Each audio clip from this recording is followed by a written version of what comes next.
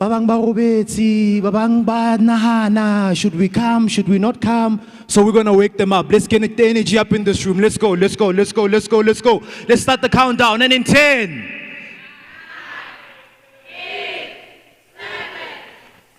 Oh. King Batachelet.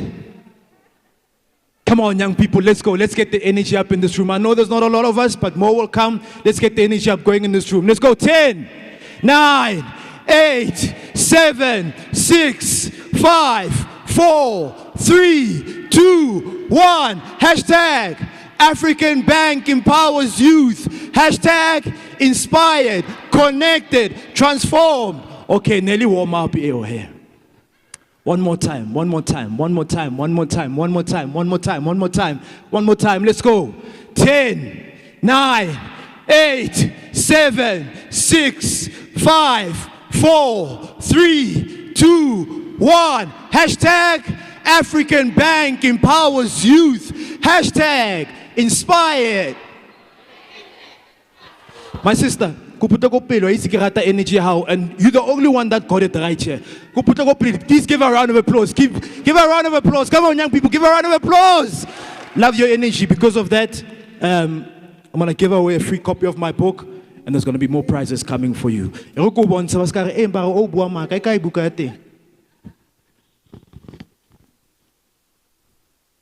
All right, that's a free book for you. Congratulations. Love your energy. Keep the energy going. Let's give her a round of applause, and then you can have a seat. Thank you so much.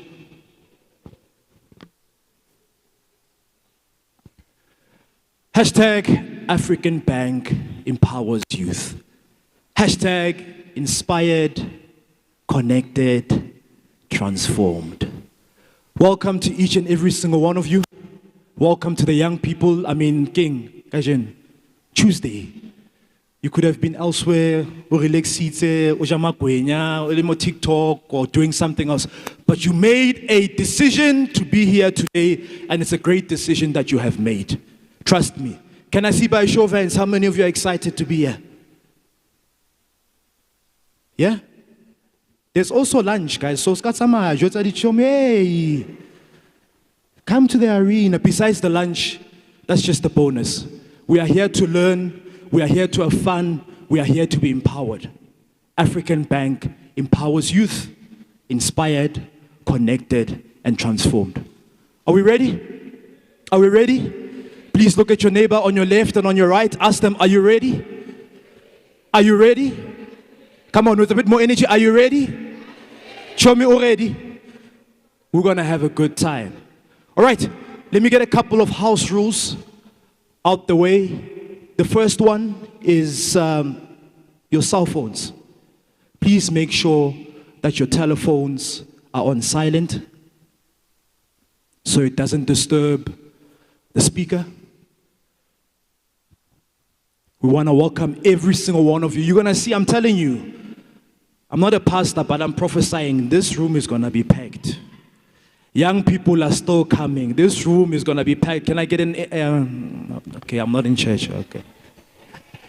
All right, and we are live streaming to our live audience. Welcome from wherever you're tuning in from. Please tell us where you're from, what you're looking forward to, what are some of your questions, what are some of the opportunities that you'd like African Bank to expose you to, retail, entrepreneurship, all right? So welcome to our online audience. Hashtag African Bank empowers youth. Hashtag inspired, connected, and transformed. Young people, can I see by show of hands, how many of you have an idea, but you're not sure what to do with the idea? Okay, lovely. Yeah, don't be shy. Don't be shy. We are here to help you. Né?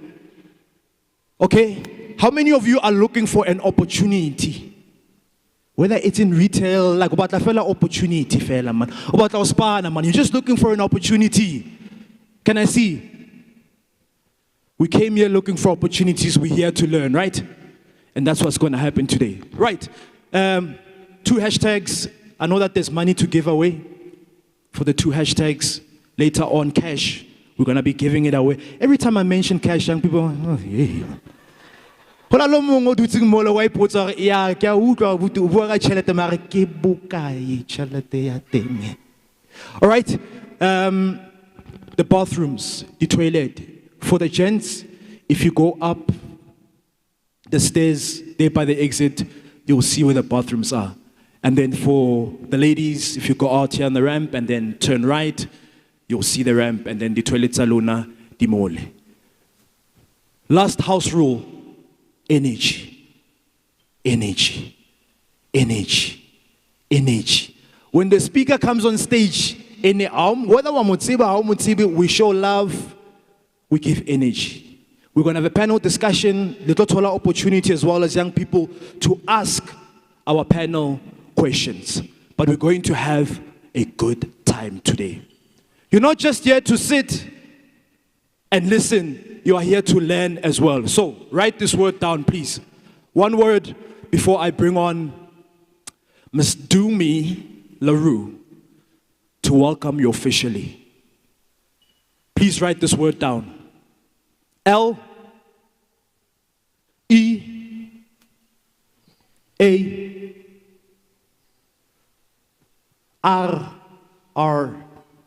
struggle. N. L-E-A-R-N.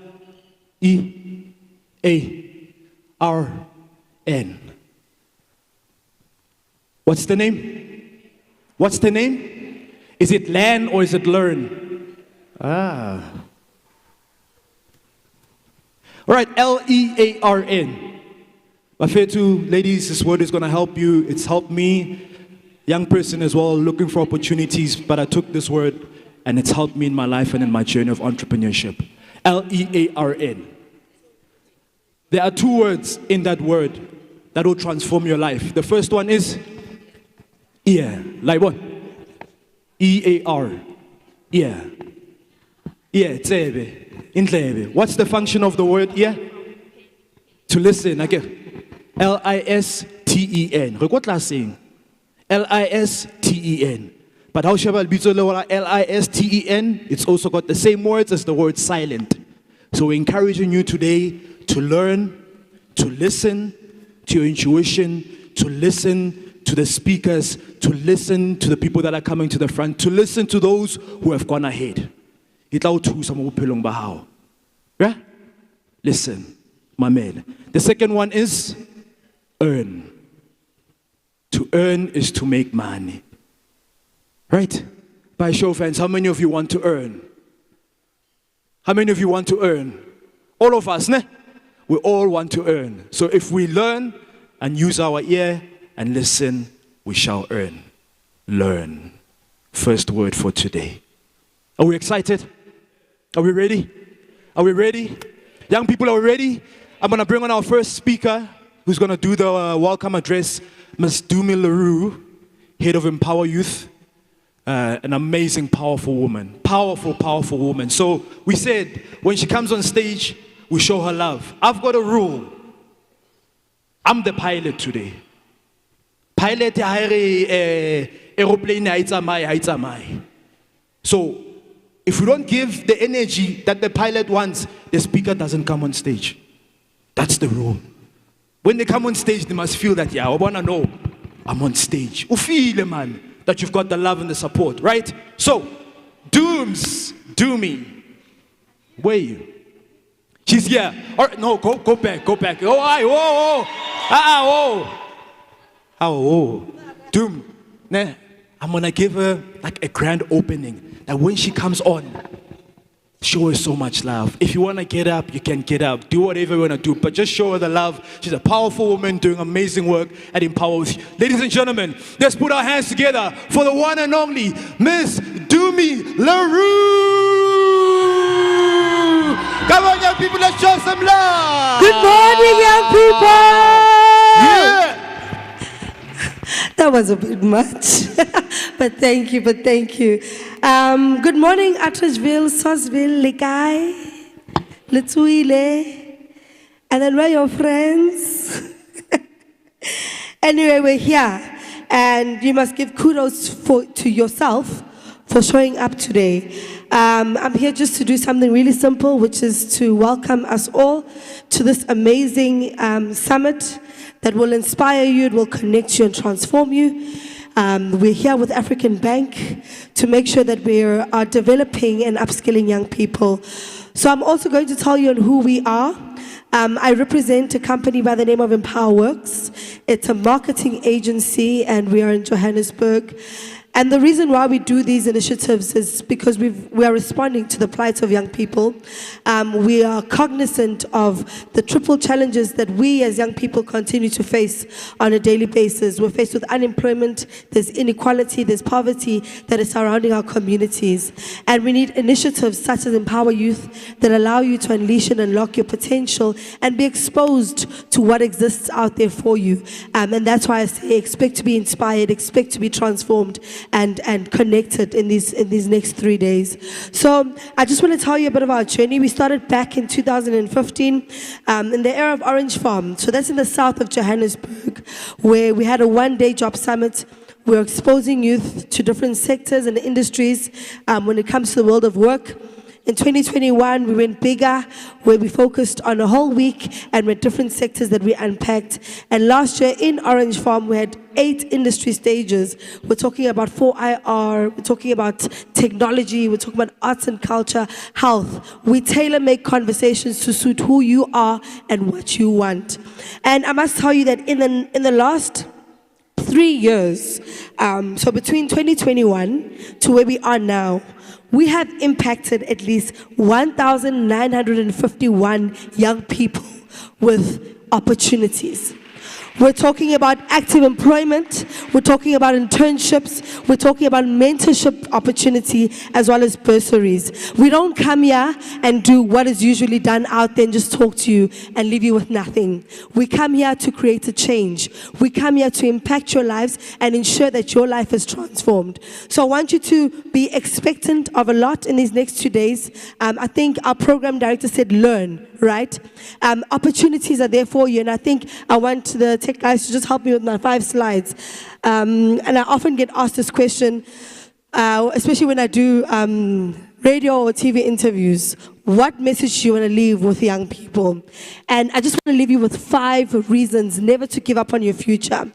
You know, as young people, we've gotten to a place where we're tired of being spoken to, and I think I've alluded to that nothing changes, but we also need to remember that we need to continue to show up, and being tired is not going to change the situation. So continue to show up and make sure that you're attending these summits to make sure that, you know, one of these summits, and this one may be the one for you, where you actually grab a hold onto your change. So why should we never give up on our future? Reason number 1, where is my thingy? Thank you. All right, so every no that you hear puts you that much closer to a yes. I'm sure we all know that email, we regret to inform you. The most depressing email, right? The most. But every no that you get puts you that much closer to a yes, because that's exposure. That means that somebody has taken time to look at your application, to look at where your skill set is. It may not fit currently, but it will definitely will fit in some time soon. The second reason is the only way to learn is to experience challenges. Is that not correct? You can only learn if you go through a challenge. You have to pass a hurdle to know what you've passed through and to learn for the next time. And that time you will know how to respond to that particular hurdle. So if the only way that we can grow, the only way that we can expand and develop is by us learning. So the challenges that we're facing now are preparing us for something that will definitely be better. Again, people are here to help you, so reach out to them. African Bank is here, EmpowaYouth is here. We are available on social media. We have a website that is operating. We have an opportunity pavilion, which exposes you to what opportunities are available for you in different industry sectors. Instead of sitting on Facebook and Instagram and following Udumi, following Upoiti, following Beyonce, looking at what they're doing to upskill and better their lives, look at what is available for you. Use your data for things that will develop you and will actually grow you. And only use that 5 minutes then to keep up with the socials. It's important still to be on socials because that's the only way that we can identify what the trends are and be able to keep up with them. Number 4 then says, if you stop, you'll never make it out of your current situation. Like I said, we're going to say we're tired of attending these things because nothing ever happens for us. What if this one may be the one for you? So up until you attend every single one of them and you learn and you reach out and you ask for help and guidance, that's the only way that you'll be able to tap into your future and secure your future. And lastly, better days are coming. Better things are definitely coming. And lastly, don't lose hope. If you lose hope, you won't be able to change your circumstance. You won't be able to tap into your future. But be aware and be cognizant of the fact that better days are definitely on the way. And what I want the technical team to help me with now, I'm going to play you a video just to show you that number that I told you about, the 1,995, I think. I must check on my phone. This video will reflect just that. We were in Limpopo in October, creating impact there. We're in KZN last month, creating an impact there. And next month, we'll be going to Mafikeng. So we're not keeping all this information to ourselves. We're definitely touring around the country to make sure that youth are being developed and they're being empowered. So guys, do sit back and watch this brilliant video. And I hope you will definitely follow us and make sure that you keep up with what opportunities are available for you. Thank you so much to African Bank for making this possible, as well as the Wholesale Retail SETA. Without their support, we wouldn't be able to be here today. So please watch this amazing video and enjoy the next 2 days.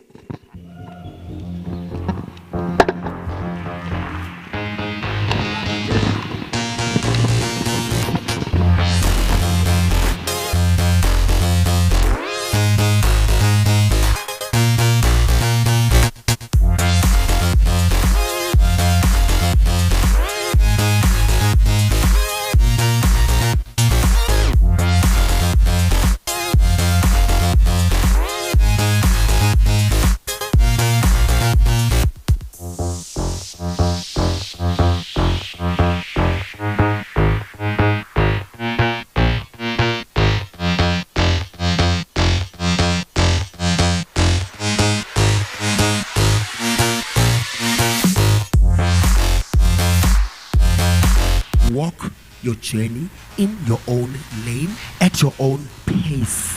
The popcorn, they get at the same time. Go panning, I pop at the same time. Mara, they are popper. We will anchor and take care of the costs for the tents, the food, and everything that will make this happen.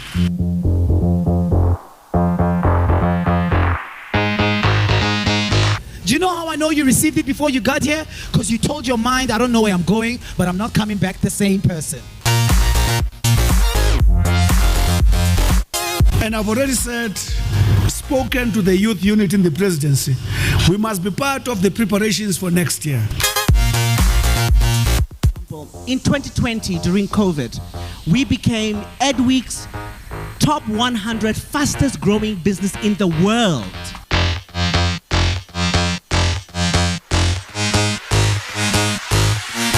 And I really appreciate the platforms and the engagement, and we're looking forward to partnering with you, because in you we see not only the future of Orange Farm, but the future of the country. Thank you. And can you give me, out of these 5 young people that must go into ICT, I will give them bursaries.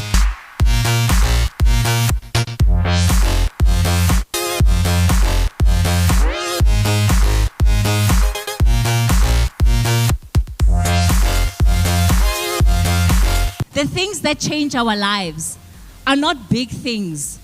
They're the things that are right in front of you.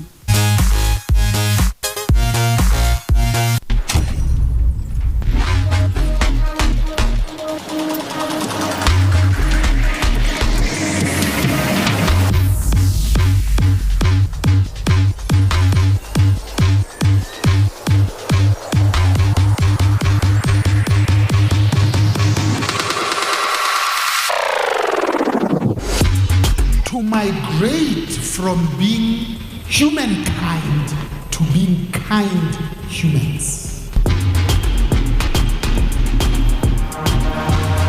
I'm going to be forcing my officials, talking to my colleague Minister Nzimande, that a concrete program comes out of this place.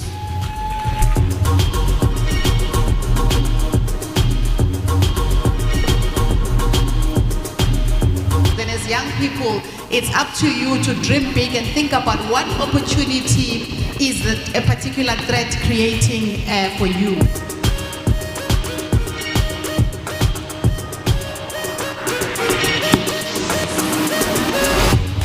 The young people by More Orange Farm, we are not going to leave you behind. We are putting down money that's going to help you with digital skills. The committee there 1.4 million.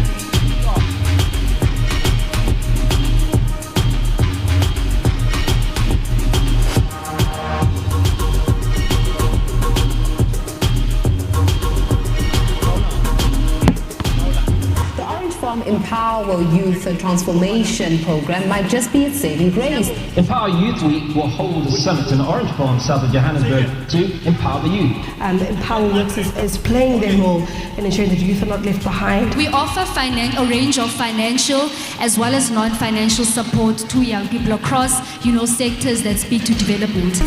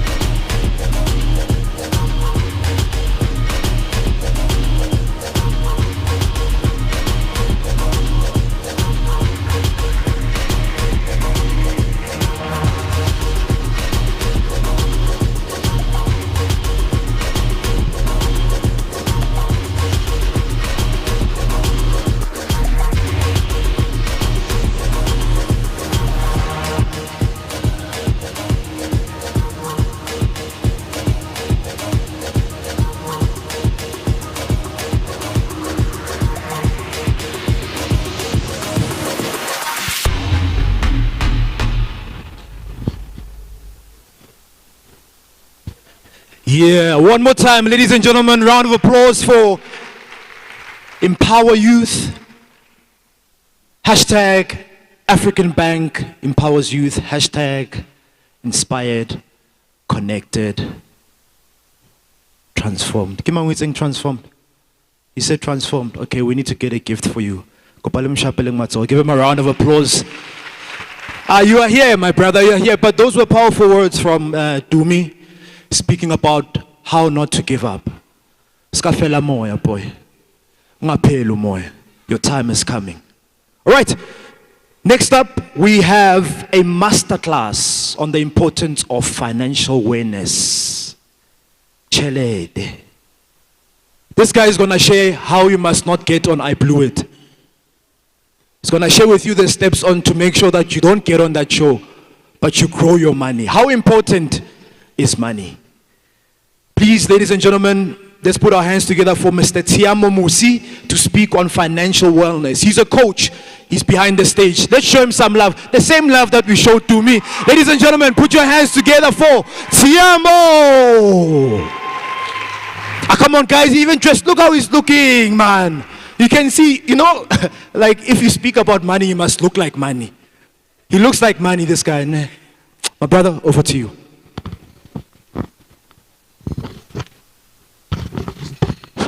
Good morning, everyone.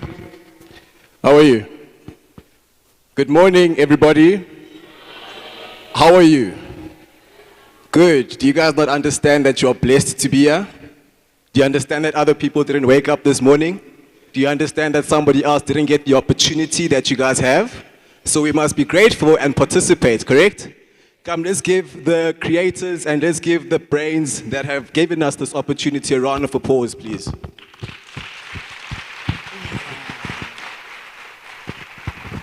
Perfect. So,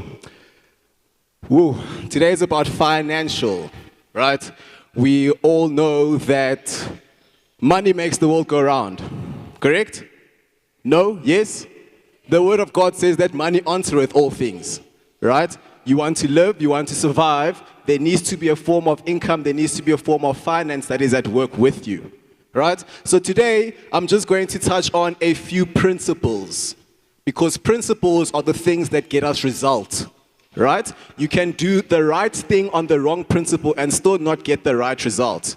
You understand that? So what we're going to learn today are going to be about certain principles and things that you can use and that you can apply to achieve this state of financial wellness.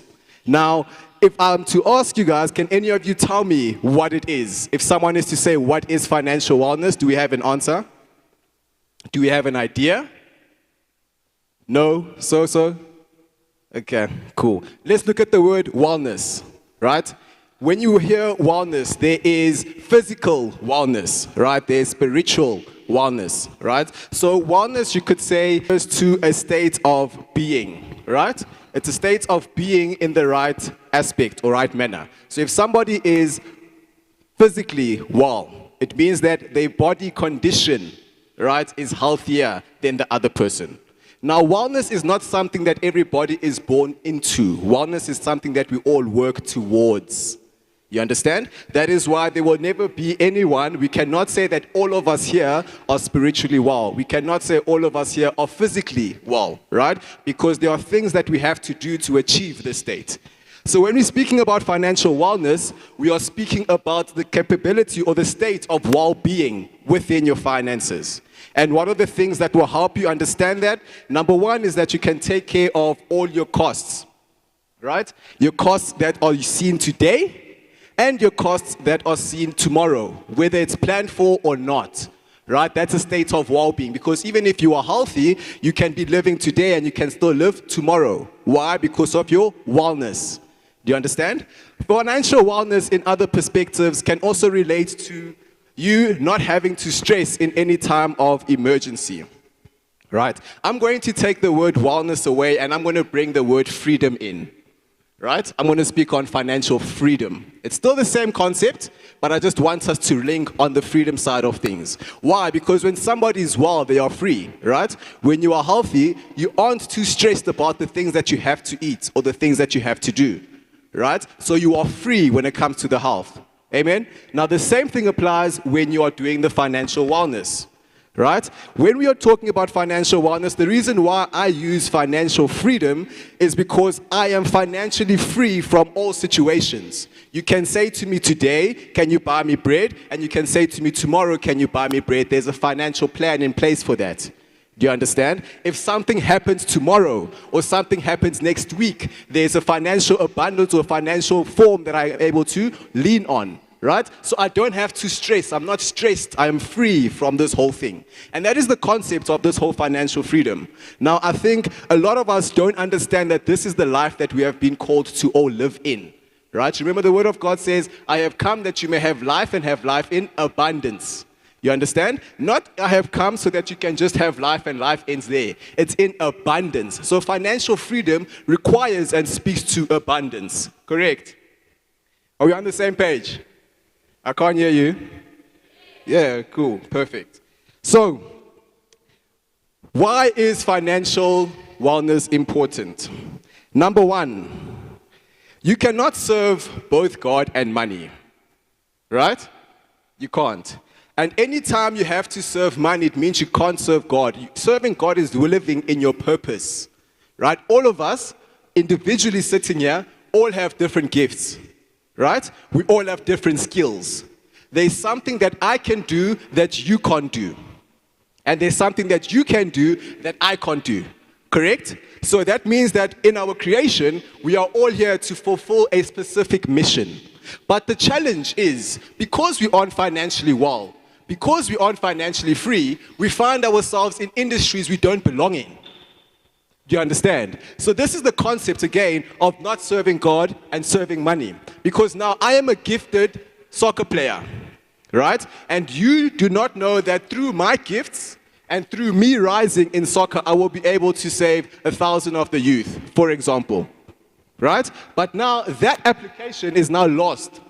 Why? Because I have to stress about my financial well-being. Do you understand? So I am going out of my purpose.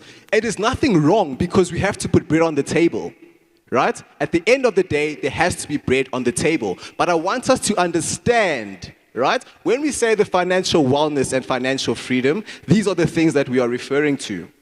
You understand? So that's one of the points of why it's important. The second thing is that money answereth all things, right? We are aware of that. We mentioned that this morning. Today, we are blessed with an invitation to get here. It costed all of us to get here.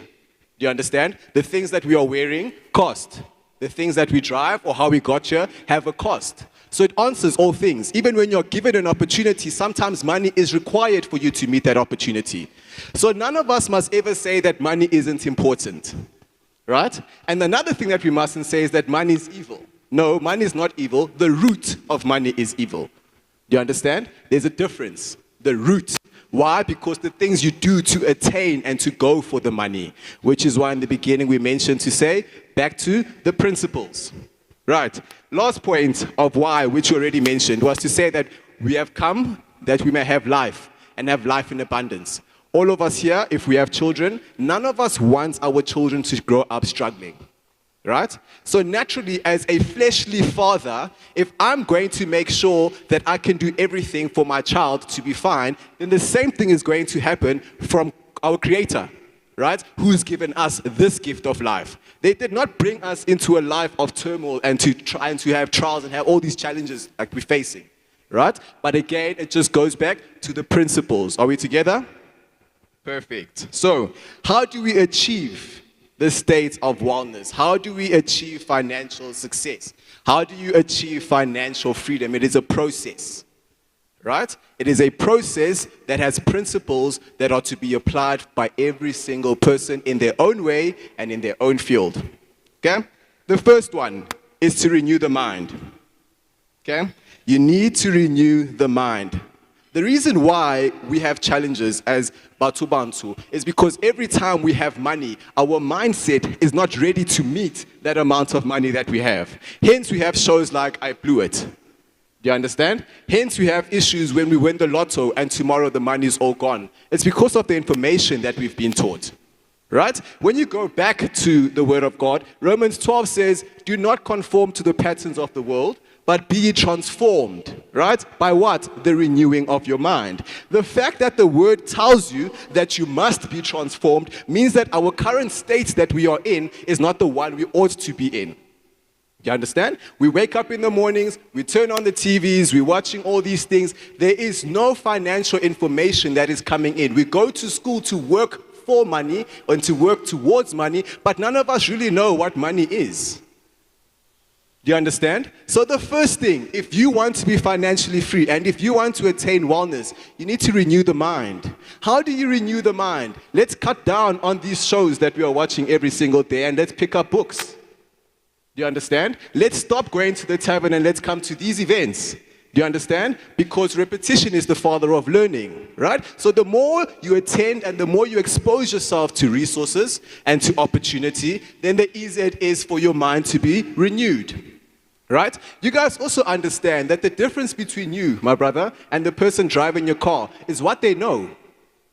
It's not because they've got 4 legs or they've got 4 eyes or they've got 2 brains. They are created in the same likeness and image that you were created in. But they have gotten information that can turn 1 million into 10. And you don't have that million or you don't have that information. So your mentality is important, right? You cannot expect to walk into abundance if you can't think it or see it here. So the resources and the things that we are using, it's our responsibility. We think that the media is on our side. No, the media is here to distract us. You go to work, you come back from work, first thing you do is watch the news. Negativity, boom. After the news, you're watching a series. The series, it's us killing each other. Now we don't trust each other. Unfortunately, right? Because of what we're seeing on TV.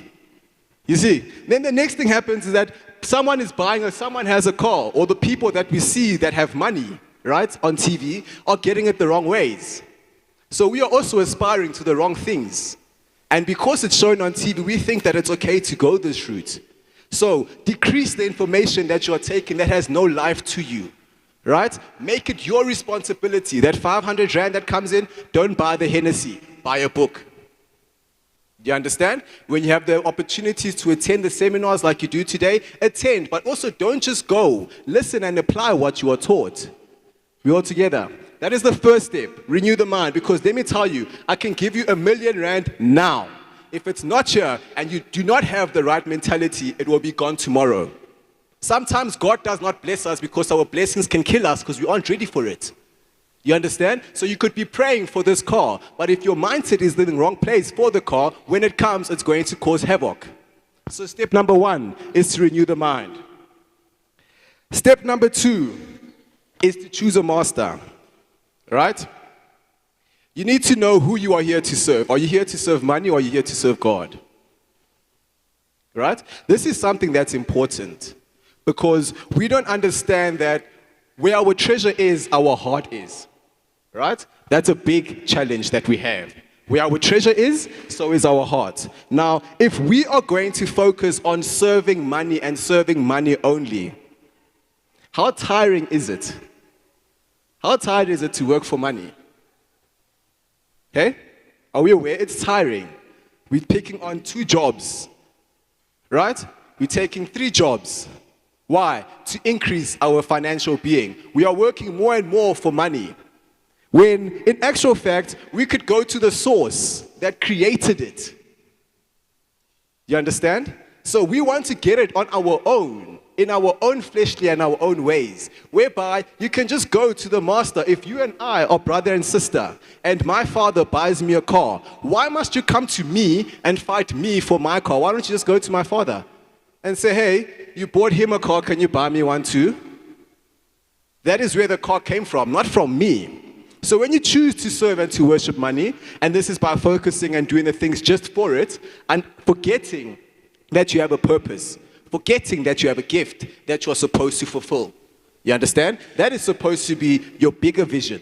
Yes, I understand getting a job today to put the bread on the table, right? But you must understand that that job is supposed to be what? Your seed for you to do what? Tomorrow to come and speak, if that's the gift that you've been given. We all on the same page? So you choose a master, because the word is clear. You cannot worship both God and money. So who is your God? How much money and how much value do you put on it? You and I fight by losing just 1,000 rand. So who is your God if that is going to cause tension in our family? Eh? These are the idols that we have set in our lives, whether we like it or not.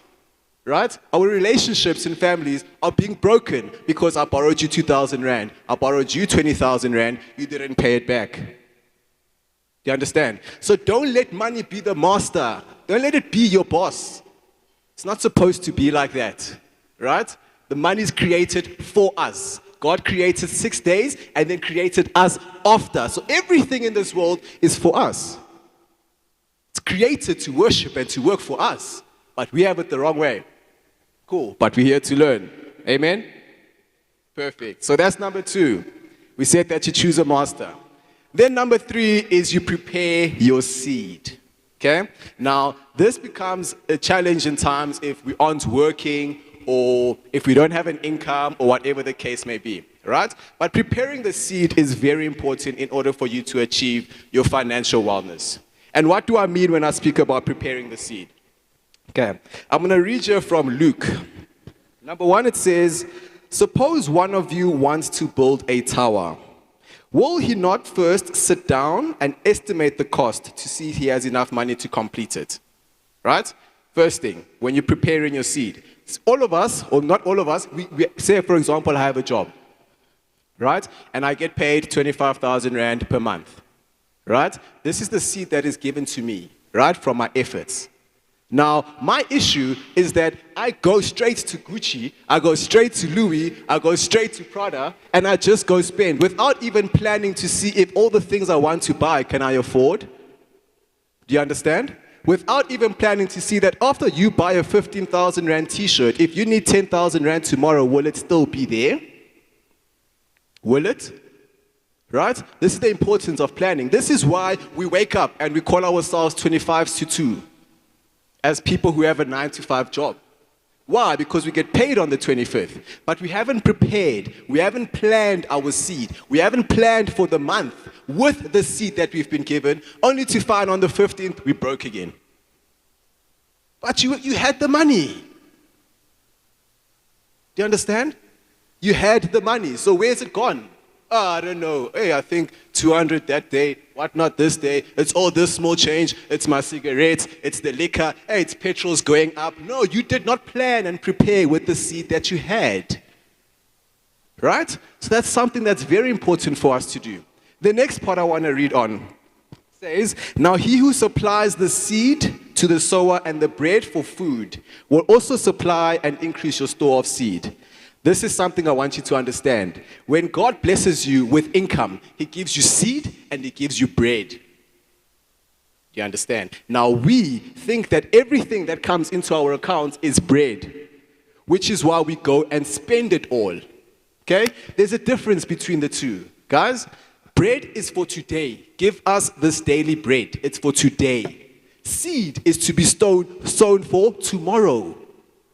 Do you get it? So in my 25,000, I must understand that 25,000, part of it is bread for today. And part of it is seed for tomorrow. Right? And how do I use the seed that I have? There's two ways. Number one is saving. Number two is investing.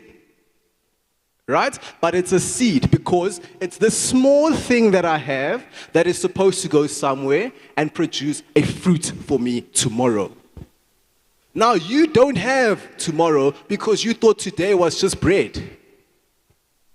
That's why on the 2nd, or on the 15th of the next month, we don't have anymore because we ate both the seed and bread. Do you understand? So this is something that we need to know. To say not everything is to be spent today. If you get your 25,000 today, you need to know that this percentage is going towards my grocery. This percentage is going towards today. If I want to party and I've said 25K, my percentage to spend is 10%, then I can spend the whole 10% and I can still not have a stress for tomorrow. Why? Because I've prepared what I'm about to spend. So why do we choose to spend like multi-millionaires and billionaires when we don't even have 100,000? And how do you expect to get to 100,000 if you can't be liable and accountable with your funds? You ask any rich and wealthy man, it is harder for them to just send money because they are accountable for every cent. It's easier for a poor man to send it to you than a wealthy man because he's got accountability for where that money is coming from. He can have 10 million in his account right now, but he's not going to say, oh, it's just 100K, let me just send it to you. No, he's going to say, okay, give me 2 minutes, give me 2 days, my PA will whatever, can I have an invoice, whatever the case is. There's a way that he's going to do it. So this is the discipline that we need to learn, right? This is the discipline that we need to instill. And all of this is given to us in our manufacturer. What's this? I call it my manual. Right? We all have our own manuals with whatever we believe, but I call the Bible my manual. These things are there. We are struggling, we are perishing because of lack of knowledge. It says that God gives seed and bread. Why don't we read? Can you see the information is important? Can you see why it's important for us to renew the mind? Because now you know that the next 10,000 that comes in, part of it has to be for an investment. Part of it has to be for savings. Why? Because when we're talking about financial wellness, we said you can spend today and you can still spend tomorrow and still have for an emergency. So that is what these things are for. Not just for let us go to the club and finish it. Not just for let me go and buy my favorite dream car. No, I buy my dream car and then I don't have petrol for it tomorrow. Why? Because I ate the bread. I didn't store the seed.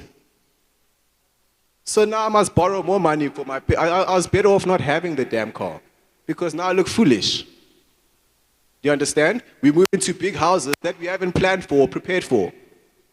This is the importance of preparing, right? Which was the third step. Are we all on the same page? Are we sure? Perfect. Number 4 is that you need to look for opportunities. You need to look for opportunities. You guys are here because you looked for opportunities. Do you understand? This is something that is very important. Why opportunities and not why one opportunity? Right? It says invest your money in foreign trade or in several places, right? And one of these days you will make a profit. So it's not going to be every day, right? It's going to be one of these days. One of these days you will make a profit. And then it says, put your investment in several places, many places even, because you never know what kind of bad luck you are going to have tomorrow. How practical is that? How practical for your father to tell you that you don't know tomorrow COVID can hit and your job's gone. But now, if you were focused only on the one job, you're in trouble because you didn't invest in many opportunities. So when your boss picks up the phone and he says, hey Charlie, we out.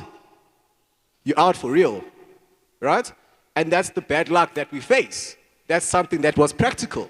We're not saying don't work the job. The job gives you your seed, but don't depend on your job, right? Because when you wake up and we face things like the COVID, which we don't have control over, there are people who went immediately under when they lost their jobs, and there were people who were still able to stay afloat a bit. Why? Because part of their money went to different places. Do you see that? The difference in our understanding with what's been given to us. It's practical to say that one day you will get the profit. So even every opportunity that you look for and that you invest in, you may not get the results immediately. But on the day of blackness or on the day of darkness when the COVID hits and they say lockdown level 1, lockdown level 5, no one can move. You still know that, oh yes, by the way, I put 10,000 with African Bank. By the way, I bought 10,000 Rand worth of EmpowaYouth shares. By the way, I've done that. So it's fine that this one's gone. Psh, it's fine. I've got one too. You ask any wealthy man, no one has less than 7 streams. This whole 7 streams of income, what that the world is teaching us is coming from here. Several places. Why? Because one day something can happen. So if you want to be well tomorrow, you need to be able to do what? To have 1, 2, 3, 4, 5 streams. Right? We on the same page? Perfect. I hope you guys are with me. Once you find your opportunities, this is our problem, right? We get scared to take them. So you guys found the invitation for today to come through, and some of your friends didn't come. Practical, right? Faith without works is dead. So you guys are going to get the fruit and they aren't. Do you understand that? Now, when you're looking for your opportunities and you need to put your faith to work, you need to understand, don't look for more work. Right? If you want to become financially well, it's not about getting 2 jobs. Right? It's not about working 2 jobs. Okay? It's about looking for different opportunities. I'll be a practical example. I am involved in network marketing, or I am involved in forex trading, or I am involved in cryptocurrency. Those are 3 streams directly for me on my own. On the other end, those are all digital opportunities. I've then practicalized and I've got a fleet in the logistics side of things. Do you understand? Now, what my responsibility was to take the seed that I had, my 25,000, and to say 5,000 into crypto, 5,000 into this. Everybody will find their own niche and their own type of opportunity, right? We're not saying that these are the ones that you must go with. Everybody will find their own type. But you must remember that you must then put your money to work for you, not you go to work. That's what I mean when I say don't look for 2 jobs. No, look for a job to put that money to work. Because when you read the parable of the talents, it says to each God gave 5 and God gave 4. Then God gave 1 to the other person. Right? The one who had 4 went and put their money to work and it came back as 10. They didn't go to work. They put their money to work. Do you understand? And then the one who had 4 put his money to work. Not went to work. Investing. Putting what I have, my seed, under the ground so it can work and grow and give me a plant when? Tomorrow. You understand? So this is the action that you will have to take. And let me tell you, not every opportunity will work. Right? But that's the importance of having multiple and several opportunities. You understand? So that if this one doesn't work, then this one will work. Can you see? Can you see that all the information that we've shared right now are just basic principles that are found in the Word, that have been in front of us for the longest of times? If I knew this 10 years ago, I promise you I would not be where I am today. You understand? Because now I'm able to apply these principles. So achieving your state of financial wellness is a process. You're not just going to wake up a millionaire tomorrow, but if you do, you won't be a millionaire the next day if you don't apply these steps and these principles. Right? This is the life that we have been called to live. You are supposed to have several streams. You are supposed to have money working for you every single time. I can stand here and I can talk to you, but I've got trades running. I chose to come serve God in my purpose and speak, while the money is serving me in my trades. Do you understand the practicality of it? Someone else has bought motorbikes and trucks. You understand? Somebody else, the camera that is being used was a seed. It doesn't mean that this has to be it was a seed. Someone bought the camera and the camera is being hired out. That's an opportunity. The chairs you're sitting on are being hired out. That's an opportunity. So look for where you can put your money to get something valuable and let it work for you. All right? Don't lack. We're not supposed to lack. But it starts here. It starts here. Right? So those are 5 simple principles that I wanted to share with you very quickly. I trust it makes sense. And if it doesn't, then go open the Bible. Because it's there. That's where it comes from. Right? That's where it all comes from. Right, guys? But it's very important that you guys apply the things that you learn. It may not seem too practical because it's theoretical. It's theoretical. There's no, here's the website, go on to this and do that and do that. But you will now learn that when 10,000 Rand comes in, when that 1,000 Rand comes in, if you can be faithful with the little principles of that 1,000 Rand and make sure that part of it is seed, make sure part of it is bread, then you'll be able to reach a better state of financial wellness. Right? We all on the same page? Perfect. So that's going to be it from me. I'm going to call up our host to come and finish. We can't have too much information, but make sure that you apply. And don't be afraid. Don't be a slave to money. Money is there for you, right? It has been created to work for you. Because all of us in this room, if we stop spending money, money has no value. Do you understand that? Do you understand that the power is with us? But we've given money the power to the point that we'll kill each other over it. There's families where money doesn't exist. It's just a medium of exchange. It just moves. It doesn't exist. So we must choose and pick a reality. If 100,000 sounds too big for us, then let's go watch movies that show 1 million so that 100,000 sounds like a little. Do you understand? God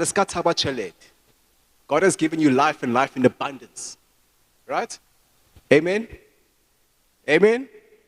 Perfect. Cool. Thank you.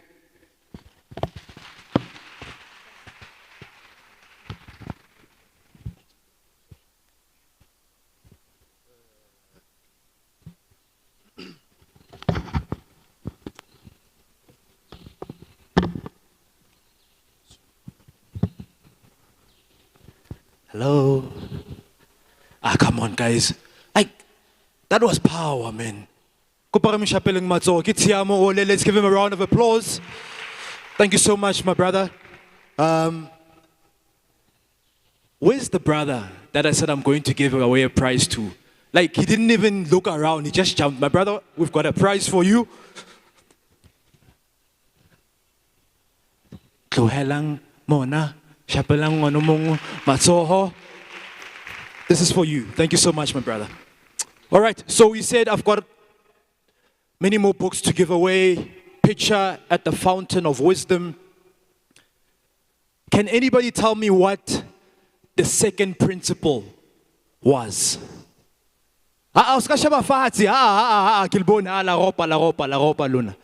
Second principle? My brother, yes. Who? Choose a master. Is he right? Is he right? All right, please come to the front, my brother, and get a prize. Please, let's give him a round of applause. Hashtag African Bank empowers youth. Hashtag inspired. Inspired, connected, and yeah, I wonder you are here today. Your name, my brother? Maurice. And congratulations. One more time, a round of applause for Maurice. All right, now we are moving to, are we still together? You having fun? Are you learning? Fantastic, that's what it's about. We're moving to a panel discussion, speaking about bridging the gap between the graduate and the employer.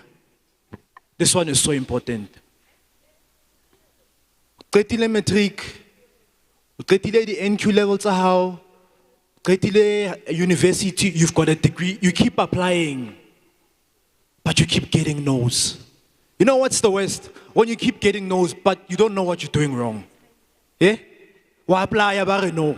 Wa apply, we regret to inform you. So what we've done as African Bank and Empowered Youth is brought specialists to come and share with us, where are we getting it wrong? How do we move from being a graduate to being an employee? I've got specialists with me. The first lady that I'm going to bring on stage, powerful lady.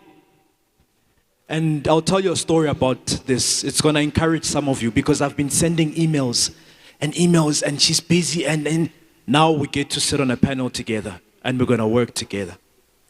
Libito laike Miss Notolo Mnisi, Senior Talent Acquisition and Management Partner and Youth Leader, East and South Africa, Nestle. Miss Notolo. Please come on stage. Come on, young people. Let's show some love. Let's show some love. Let's show some love. Thank you so much. No, I haven't introduced you. Have a seat. No, we want to introduce you. You must act like you didn't come on stage and you didn't get the love. All right. Next up is Ms. Christopher Devashka, Acting Group Executive, Human Capital at African Bank. Please, can we show her some love? Welcome, welcome. Why did it feel like the loudest who came from African Bank? Yeah. All right, and the last one, or is it two? Only two, okay. All right, so we're gonna have a discussion. First and foremost, thank you so much. Thank you. For taking your time to be here to share with the young people about your journey. And it's going to be very fruitful. So we're speaking about bridging the gap between the graduate, whether it's from school, because not everyone is a graduate from university, they've got NGF levels, and the employer. And I was saying to them, like, there's nothing more frustrating than applying and getting a no, but you don't know where you're getting it wrong. Yeah? This is going to be an interesting question. Yeah. Knox, how did you get your first job? Sure. So strangely, when I used to be in high school, one of I was a big participant in activities in high school. So if it was the debating team, I was there. If it was, public speaking contests, I was there. And I was very fortunate at that point in time that through those activities that I was participating in, I was meeting different people every now and again. One of my first jobs was ironically when I was still in high school, where I worked for a radio in my community. So it used to be a Saturday show that, was sponsored at the time by Love Life, and it was a young people show. So yeah, that's how my first job came about. I was still in high school. But as I progressed through university, one of the things that I used to do a lot of, especially during school holidays, was there are agencies, guys, and I think back in the day, the agency was called Kelly. So Kelly would offer this temp 2-3 months jobs, especially, during university breaks. So during that period, I will, sign up to Kelly to say, hey, I'm back for a month. Do you guys have a temp job for me? So I worked at a couple of organizations for those periods, like whether it was Coke, SAB. I was studying a marketing degree, by the way. So after university, it made it a lot more easier, I think, for me, when I was applying to get that, the recognition, because my CV had some sort of exposure to to work experience, which I think these are one of the things that a lot of young people don't have access to that information. We assume that we must go into university, graduate, and then you automatically get your first jobs. So some of the key critical exposures for a lot of young people is to volunteer. Every time I interview graduates in my organization, one of the things that I always even advise them to do is, as much as you can, whether you are in high school, whether you are in university, volunteer yourself to either community work, either companies that you can get exposure to, just so you can get a bit of experience, because that helps you as part of knocking in the door. I'm not saying it will guarantee you, but it does help, because when you are being compared to other graduates, you bring something that they don't, right? Which is that willingness. And one of my managers always says, when he looks at CVs, he'll be like, this person did not do any sports, or they were not in any leadership, because these are some of the things that I think people look for. Are you participating in sport? Are you active? Are you a willing citizen in your community? Because that kind of tells us a little bit about your character as well when we interview. Now I've digressed, but I was just answering your question. Ms. Christopher, how did you get your first job? Wow. And how much was it? No, I'm joking. I can tell you how much it was. Okay. Go ahead. Fabulous. So firstly, good morning, everybody, and I'm really excited that you all are here. I think it's the best decision you made today is actually to be part of this. So where do I begin? I'm a coastal girl, and growing up in, I'd say, a very open-minded family. And I knew that after matric, we didn't have a choice. And I say we as my siblings and myself. We had to go to university. But my parents didn't have the means to actually pay for our university fees. So we ended up taking student loans. And I remember going to Standard Bank. I had a Standard Bank account for the longest time. We took a student loan, and I think in my year 2, my parents were paying the interest, so I wouldn't have a lot to pay once I started working. And when I got my undergraduate degree, I decided to leave Durban, leave home, and come up to Johannesburg. And I can tell you now, the first year of being in Johannesburg, living in Hillbrow, okay, it was not for the faint-hearted, but it was really a toughening experience. And so no car, it was public transport. And I would print my CVs, and at that point, my children's father, I lived with him, we lived with his mother, and I would literally walk from Hillbrow to Liberty in Braamfontein, handing out CVs, because then it wasn't email and those sorts of things. So you're literally walking, and you're finding your way, and there was no GPS. People would just give you directions. So I know I'm giving a little bit of a backstory here, but I think, Spoo, it's important because my very first job was, it was temp jobs. So either a receptionist or a PA, and then eventually I joined a consulting firm because there were 2 individuals from SAB Miller who my ex-husband had worked with. And he said to them, don't you have a job for my wife? Because I was married at that stage. And they said, sure, send her CV. Went for the interview, became a receptionist. A few months later, became a PA. And within that year, became a salary survey remuneration consultant. And that first job, if I recall, I earned something like 1,957 rands. That was my take home. After medical aid. For the day, for the month? For the month. Yo. Okay. And a large portion of that went towards paying my student loan, which took quite a number of years to pay off. But yeah, humbling beginnings, and I'll never forget that. Humble, humble beginnings. Please, can we give both of them a round of applause? So, Knox, you work with graduates, you work with interns, and there is this notion that CVs on paper that are printed never get to the decision maker. You take your CVs and they don't see them, they put them aside. How true is that? And what's your advice for young people who are still printing CVs? Should they do it online? Yeah. What's your advice on that? So, look, I think times have changed. when I was working or when I was in university at the time, we used to submit hard copy CVs.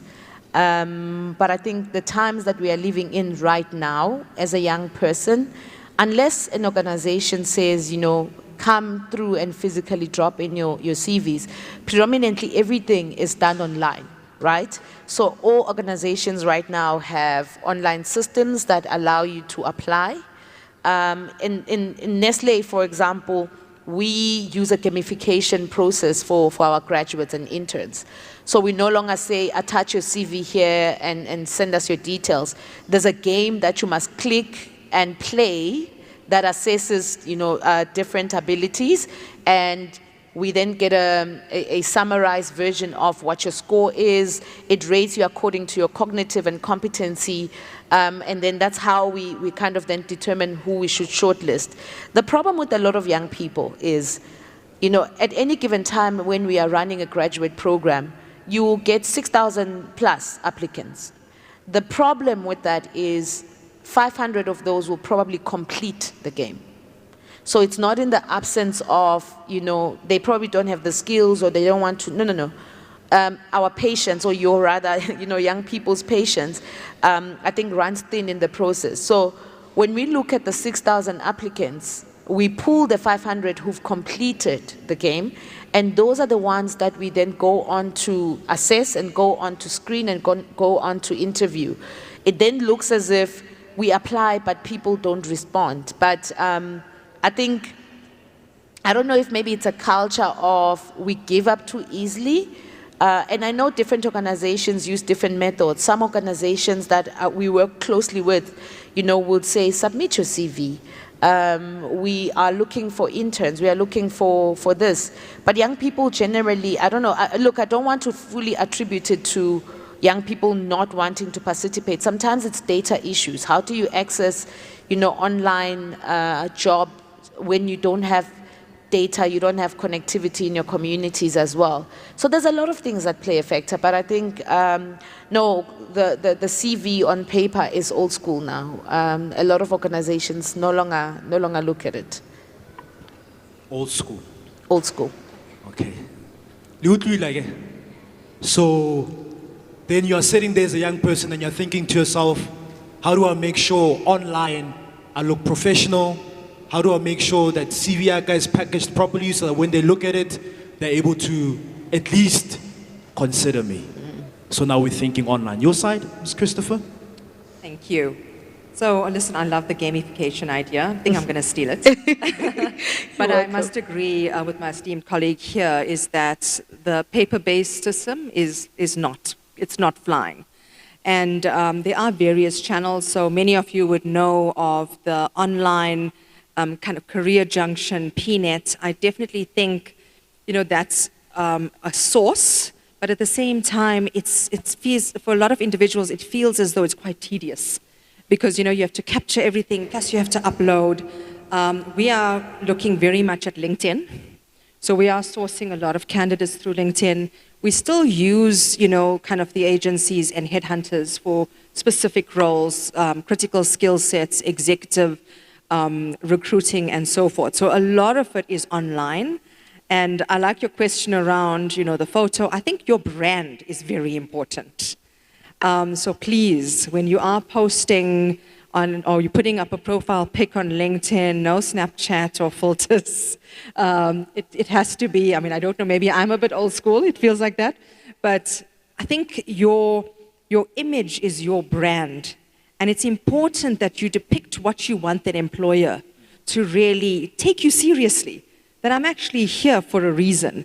And we're seeing it with a lot of graduates in terms of coming from a university setup or from a school setup, the readiness to go into the career market or into a corporate, it demands something different. So I'm not saying lose your authenticity, but think twice around, and I have asked my kids this. I said, if you look at your social media profile, is this something that you'd want your kids to be privy to? And it just makes us starting to think differently. I used to be very active on social media, and I decided, no, you need to choose the right things to post. And I can tell you, when I was also at SAB Miller, when we would have candidates coming in, we'd go straight to their Facebook page and have a look to see, okay, let's understand a little bit about this person. So various different channels that we're looking at. We're also trying to target some of the business schools. We're targeting the youth. I've got Pumi, who's in the team. We're wanting to start looking at how are we attracting young talent into the organization. And interestingly, 62.9% of our workforce are millennials. So there's definitely a space for individuals, the young talent. Thank you. So let's speak about social media, because I assume that social media, by show of hands, how many of us on Facebook? Whether you've got data or not, it doesn't matter, but you're on Facebook. Twitter, Instagram, TikTok, LinkedIn. All right. So, majority, I think about 80, 95% of the young people here are on those social media platforms. And I think many of us don't get trained on how to use them, because it's like I can post what I want. I mean, that's the mentality I used to have before. Yeah, one of my mentors said to me, "You're going down the wrong way, dude." Because what's your advice to young people sitting here around how they can brand themselves and what they should look out for in terms of their social media, so that when you go on their profile, you at least give them a chance? Sure. Look, I always attribute the difference in terms of young people to the communities that we come from, okay? I'm also from the location. I was privileged, to walk through a path that didn't see me struggle as much as some of our communities or youth in our communities are struggling. So that early information or early access to information was an advantage. But I always argue this when I speak to my colleagues as well, to say, as a young person staying here in the location, how do you know that you shouldn't be posting certain things on social media? How do you know that you shouldn't be saying certain things on social media? How do you know who you should follow and how to position yourself when it comes to engaging on social media platforms? So maybe my first advice would be, if any one of you is not on LinkedIn today, I would suggest that you create a LinkedIn profile, because that is the first part where a lot of recruiters and companies are searching for people. So that is the platform that a lot of organizations are using to source for their jobs or look for skills, depending on whatever skill set that you have. And when it comes to, the likes of Facebook, Twitter, Instagram, I think Instagram and Facebook sometimes are safe. Twitter is the devil, right? Because I think that is where most of people think it's okay to go and say whatever is on your mind to anyone. There's people who are bullies on social media. Somebody will post about something and you go and feel the need, even if you are thinking it, you feel the need to comment. But like it was said earlier, a lot of organizations, when we recruit now, when we want to understand, who this person is, I call it the Google test, right? So if you are sitting down right now and you've got data on your phone, I want you to Google yourself, okay? So Google your name and surname and see what are some of the first things that come out about your profile. It's so easy to do. When we are recruiting you, we've shortlisted you, it's easy for me to go type Noxolo Mnisi on Google and see what about Noxolo comes up, okay? Your Facebook is open, your Twitter is open, you are bullying people, and you are trashing organizations and government, and we're like, shoo, do we actually want this kind of character to join our organization? So be very cognizant. You spoke about managing your brand. Be very cognizant about the brand, your brand that is out there. There's nothing wrong with keeping some of your profiles private, but even if it is private, the kind of content that you comment on and you post about, you must, take into account that one day someone is going to hire you, or your child is going to find you. They always say, even if you delete it, never dies in the internet. The internet is forever. So even if you post something and you think, oh, let me quickly go delete it now, it stays on the internet. So those are some of the things that you need to be very, very careful about. So yeah, that would be my advice.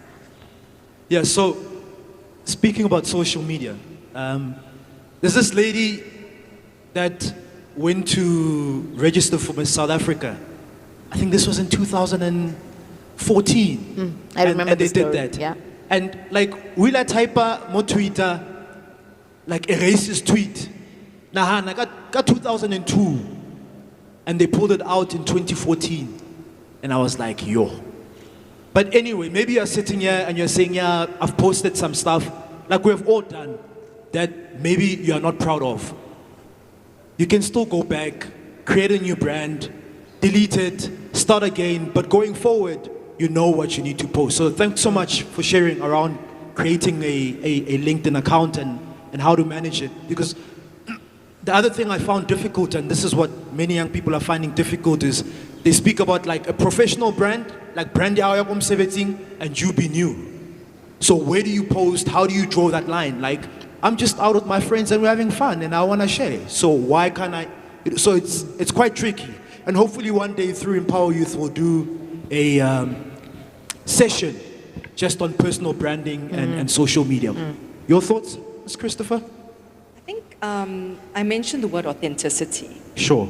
And linking into going into the market and looking for a job. Sorry, can you hear me now? Okay, perfect. Sorry about that. What I was saying is I used the word authentic, and we're talking about brand presence. And I've always, in whichever sessions that I've run with various leaders, I've always spoken about your authenticity is your superpower. And you need to encapsulate that in your profile. Because I can tell you now, each and every one of you sitting here has something unique. And you don't want to be, like the Kardashians or whoever it may be. You want to be you. And you need to actually ensure that it comes out. Even if I'm not saying there's anything wrong with having a social media presence, but you need to be intentional. What is the image that you want to portray, and how do you capture who you are? And I think that is really the essence of what we're trying to create here. Because it can be misinterpreted. Yes, we all want to post, we're having a really great jol with our friends, or we're going to this concert. There's nothing wrong with that. But if individuals are noticing a trend, geez, like this person's partying every night, even on a Tuesday night, how are they going to be in a work environment? And whether it's unfortunately or fortunately, we are in a society that's very different. We've not moved into a space where, yes, we've embraced everything. I know that, I've been asked questions as well around tattoos and piercings and how will I be accepted. For me, we want to express ourselves in a certain way, and we need to embrace diversity. But if you do go into an interview with your face fully tattooed, there's still that social stigma, and we need to break that. What I'm saying is, just think about yourself, and we always ask, where do you see yourself 5 years from now? Sure, that's always a very difficult one. I'm not a big fan of that question. But if you have to picture yourself, what does that future look like for you? Let that also come in your social media presence, is what I'm trying to highlight. Thank you so much. Can we give them a round of applause, please? So you finish off high school. Unfortunately, you don't have the funds to go to a TVET college or a university, and then udula kontlungu, uzamaspani, you are sending in your CVs. Your confidence gets knocked along the way. And then obviously when you're going into the interview, you can clearly see this, that this person's confidence, they self-esteem. What's your advice to young people sitting here in terms of how to build that self-esteem, how to build that confidence so that when you walk in there, you get the job? Knox? I love that question because it's very relevant, I think, to a lot of you guys sitting here today. And the good and the bad thing about our society right now is, of course, the bad thing is there are no jobs for a lot of young people, and that speaks to different challenges. It could be, organizations that are not hiring. But the bigger part for me would always be the skills gap, right? Do you guys even know what you must study in order for you to be employable by organizations? I do a lot of work on youth programs for young people, and typical black child story is always, I finished matric, but I don't know where to from here. There are no jobs. I can't go into university. How do I then, put myself in a position where I'm able to achieve something with my life? Guys, there is a lot of information that is available on the internet. There are programs from courses such as, or companies such as Microsoft, where they offer free certificates, okay? There are programs on the likes of LinkedIn, where they offer free certificates, where you can go in and do a short course on IT. You can go in and do a short course on administration, okay? Also, like I indicated, volunteer yourselves. So I go into LinkedIn, I find these free courses that we are running. I'll make you an example. Part of my programs that are part of my Nestle portfolios is the EmpowaYouth program. And through that, we offer a lot of free training, a lot of free engagements, a lot of free coaching and mentoring for young people. Things like that, when you add them up a little bit, bit by bit, eventually it comes together and you are able to position yourself where somebody recognizes you. I have, 5 years experience of assisting managed admin at my local community where I've raised my hand, where you don't even need to take a taxi, right? You can walk to there, do what you need to do, but you are adding that experience as part of your CV. You are doing the free courses here and there that you can find. And of course, there's always the opportunity when you pass well, there's bursaries, there's NSFAS that can also assist you position yourself into getting into universities. So excuses at the end of the day are but just that. They are just excuses. There are ways and means. The difference is that you probably have to work harder than other young people. But there are ways and means that you can get into certain programs, that you can help boost up your skill set in order to eventually be recognized to do something. And, these days, also gone are the days where everybody's trying to get a job, right? Entrepreneurship is probably one of the biggest areas that we are trying to push along a lot of young people to. Do you have a skill set? Is there something that you want to do? Maybe you are good with your hands. I don't want to study a degree, but I'm good with my hands. How do I empower myself and position myself to start my own business in order to achieve those things? Again, there's free courses that will probably teach you here and there what you can do, how you must do it, and then you start up small and eventually you grow. So there's different things that you can do, and that will be my advice. Not all of us are going to end up in corporate. Not all of us are going to end up in some senior fancy positions. I have high school friends that I see that are quite successful in entrepreneurship, in their different spaces, because I think it's all about recognizing what am I good at, what do I want to do, and then you start positioning yourself accordingly in that path, and it always works. Thank you. Knox, I love what you're saying about the trade, because we need more artisans in this country. And to Knox's point is, you don't just have to be in a corporate role. That said, just based on the question as well that you posed around building confidence, because it is quite daunting to go into an interview setup, irrespective of where you are going, whether it's a corporate, whether you are even looking for sponsorships, you're an entrepreneur, you're going into a bank, and so forth, is how do you then build up the confidence to have the engagements? The big thing I can tell you now from experience is do your research and prepare. Don't go in cold, because sometimes if you don't necessarily have a game plan, it knocks your confidence. So if you are going to an African bank for an interview or a Nestle, go onto the internet, go and research the company. You don't need to know it in depth, but you need to know enough. And if you have been in interviews, which I'm sure many of you have been, we always start off by, let's understand who you are. So just be very clear around that elevator pitch. And, you know, we talk about... Wait. If you, sorry. So, sorry to interject. Yes. That question is a killer one. Tell us about yourself. Yes. What's your advice on that? Because, like,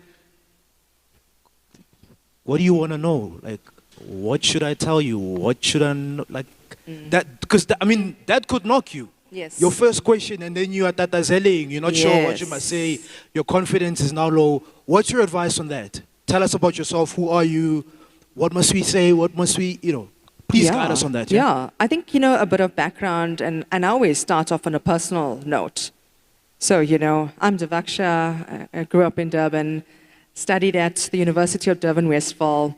So a little bit of that, but then this is now where your sales pitch comes in, right? This is who I really am. I'm a self-starter. You know, I'm eager to learn. And I'm thinking, if I'm in the shoes of a graduate, I've got no work experience. I think when you've got the work experience, it's a bit different because you can actually talk about the different things you've done in organizations. But if you're just starting up, you know, you can talk about your journey. As we've done a bit of the introduction, our first job, that is where you start. You can say, I've studied this, and this is what I'm looking for. This is what excites me. Your passion needs to come out in an interview. And that is why when we talk about confidence, it's a bit nerve-wracking because you're not sure what to say, like you freeze. And don't think about what that person wants to hear. Yeah, don't talk about what the interviewer wants to hear.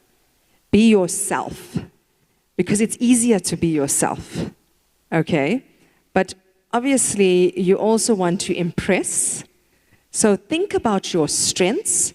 But the other thing that people don't always take into consideration is, we don't want to call it weaknesses, but we all have areas of development, right, and blind spots. And I've been in interviews this week, and I must tell you, the one candidate already started to talk about, you know, I'm keen on this job. I know where my blind spots are, but I've got a plan of action in place to address that.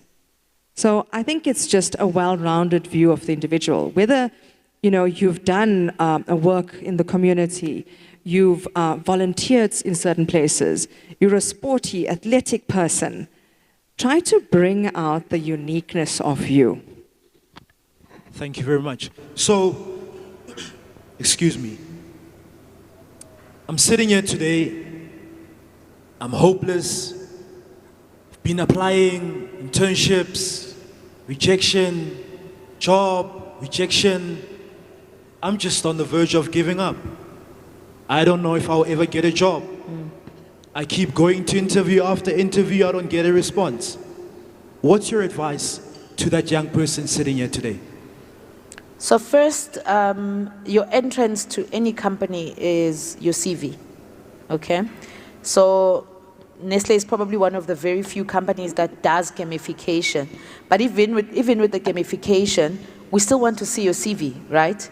A lot of young people in our communities do not know how to put together a CV. I'll speak about me personally. I don't know how other organizations work. You see these short summaries on your CVs that you write, I'm a hard worker, I'm motivated, I'm this and that. Yeah, look, there are better ways to package yourself, especially for young people, and we offer that. I'll share some of the details when we leave later on, where you guys can go and find some of the information. Recruiters go through, I've mentioned to you now that we receive 6,000 plus CVs when we are advertising for graduate programs or internship programs. If I have to go through 6,000 CVs, personally, I don't have time to be reading about your motivation and why you want, you know, and stuff. I want to see the basics that I'm looking for in this profile. Is this person meeting my criteria? You're a graduate, you're an intern, you're applying for an internship at Nestle. No work experience, right? Basic information, educational experience, extramural activities. This is where your volunteer work, your sports activities, your church activities, whatever else that you are participating in is noted. A short summary in terms of your personal information. I'm talking now to a graduate, right? For somebody fresh out of university. What makes you stand out? This thing of you guys also putting pictures on your CVs and my picture is somewhere, the background is, and it's a what do you call this? Selfie. No, not the selfie part. What's the app? Snapchat. Snapchat. Yeah, but Snapchat, it makes you glow. Yeah. No. So I think your CV must be attractive enough to get the attention of a recruiter.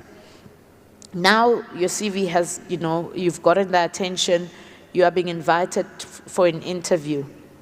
Critical things, guys, and perhaps maybe one day we'll have these sessions, because these are some of the causes I normally would give out to young people. Critical things. Arrive early for an interview.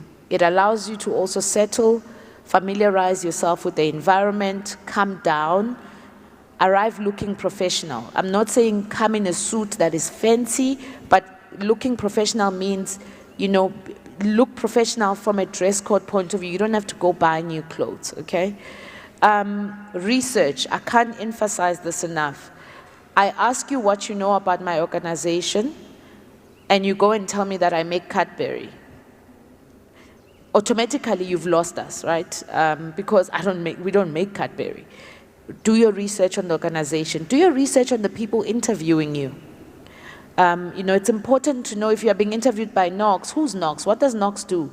It makes it easy for you to also engage, and when you are asked for an opportunity to ask questions, you can ask relevant questions, either about the organization, the process, or even the individuals that are interviewing you that will probably be your future bosses, right? So these are some of the few things that I think, a lot of young people need to Google, templates on compiling a CV so that you know how to position your CV. This 3 10-page CVs, as a professional even, I don't have a 3-page CV, right? Because you have to make it attractive enough for the person that is, screening through your CV to already identify that, okay, here are some of the critical things that I'm looking for in this person. And of course, when they contact you, guys, how you guys answer your phones is shocking. Hello? Yeah, you see this is an 011 number, or this is a professional. Be professional even, when you are being contacted for shortlisting or screening, because automatically I'm like, okay, this person is at a party, then I'm gone, right? Let me call somebody else who probably be available. So it's the little things that, will get you, what's the word that I'm looking for? Recognized, or for recruiters to look at your profile and say, and it's not always that companies are always looking for, I want a degree of this. No. There's opportunities for guys who just matric to gain experience. There's opportunities for guys who have gone to TVET college to get experience. Of course, there's opportunities for graduates with degrees. So the different categories of recruitment differ, but if you position yourself accordingly, it creates that window for you to be recognized and, a foot in the door. And once your foot is in the door, bring your best self to the forefront so that you are the one that, gets the job. I've hired many young people who came with a smaller qualification than one that has a master's degree because of attitude. A lot of the person that you need to bring into an interview is the attitude, the willingness to learn. And that differentiates you a lot from, from other individuals at the end of the day. So yeah, that'll be part of my advice. Very insightful. Thank you. Christopher? Yeah. Excellent tips. Yeah. Excellent. I think the other point that I want to raise, and Knox covered it, is around the questions.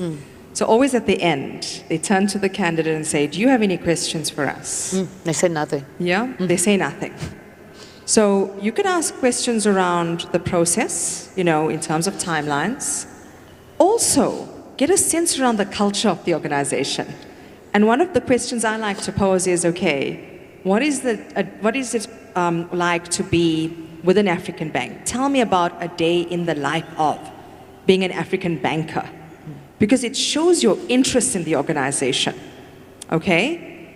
And then get a sense around the style of the hiring manager.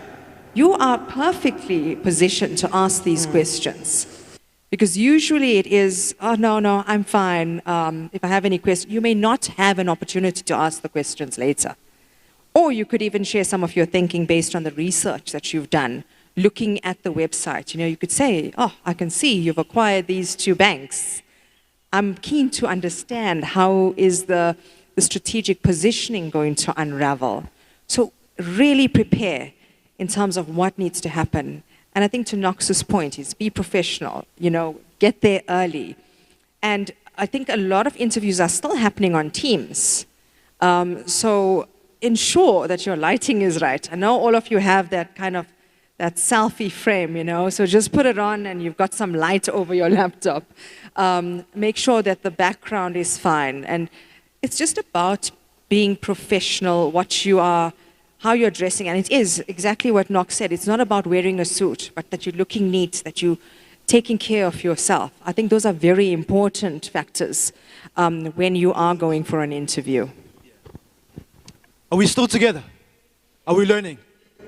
That's what's most important. So I had a meeting the other day with a friend. He's part of an organization called Harambee Youth. Harambee or Harambe? Harambe. Harambe. And so he showed me a room and I was like shocked. So inside that room, like balalidi apao, balalidi sutu, balalidi hili, balalidi dressy, but very professional clothes. Where if ulali interview and you don't have the clothes, you can literally go to them and they'll borrow you professional clothes. So please go and check out Harambee Youth. Harambee Youth. Harambee Youth. Go and check it out. If you're going for an interview, you don't have the clothes that may look professional, and you need a suit or whatever you need for that day, they'll be able to assist you. Harambee Youth. Lastly, before we open it up, I'm sure there are young people who've got questions for you. Mm-hmm. They won't grill you. I'll tell them not to. You go for an interview, we're talking about the gap, right? Employee, or rather graduate, employer. You go for an interview, you do the interview, and then, Knox, you say to me, we will get back to you in 14 days. I want to know about getting feedback on that interview, which for me I think is so important. Because in my line of work, if I do work with a client, I want to know what can I improve on, what can I get better? Because it's important, right? Because while we are interview, I go and out some interview where I just are only confident, only to find out that no, they say no. You are not as good as you thought you were. Or maybe what's that process of getting feedback? How do you go about it? Because that's very important so that you don't want to be making the same mistakes over and over again. You want to know where to improve. So if it doesn't work with Knox, then you can come to Ms. Christopher and you're better. Yeah. So that you get that job. So it's so funny because I was having the conversation the other day with my team around this particular piece, right? Generally, feedback would be people always want to know what about my CV or what about my application was not good enough or was not good or whatever. Unfortunately, there's no way a team can contact 6,000 people to say, oh, you didn't complete the game, right? And that is why usually in cases like that, you'll get an automated response that says your application was unsuccessful. Again, coming back to your positioning. I'm not saying if you position yourself correctly, you are guaranteed that you'll be invited for an interview, but it will at least give you an opportunity in some areas to be considered. If you ever are considered and you go into an interview, that is usually where they will contact you to say, either unfortunately we interviewed 5 of you, we gave the job to somebody else, and you were unsuccessful. Always ask the questions. Recruiters generally will tell you maybe, the high level of, we found somebody stronger or stuff, but ask questions. What about my interview do you think I could improve on? The problem with young people is this. You interview a young person and then of course now you go on to reject them. I want to see where did I get it wrong, Remember in an interview, especially if you are fresh out of school or you're a graduate, you are not a Knox being interviewed on your skill set of what have you done in order for the organization to determine if they can bring me on board. No. We want to see what can you do for us if you come on and become part of our internship program or our graduate program. Your attitude is everything. You know, how you approach certain challenges is everything. And that's why you'll see a lot of the questions will be around, tell us about a time when you've done this, what were your learnings, you know, what did you do differently and what was the outcome? And every time I always say when I do interviews, I don't want to see the glittery story, which is where a lot of people lie. You feel the need to lie, right? I don't want to see the glittery story. There's nothing wrong with you working on a project and that project at the end of the day was not a success.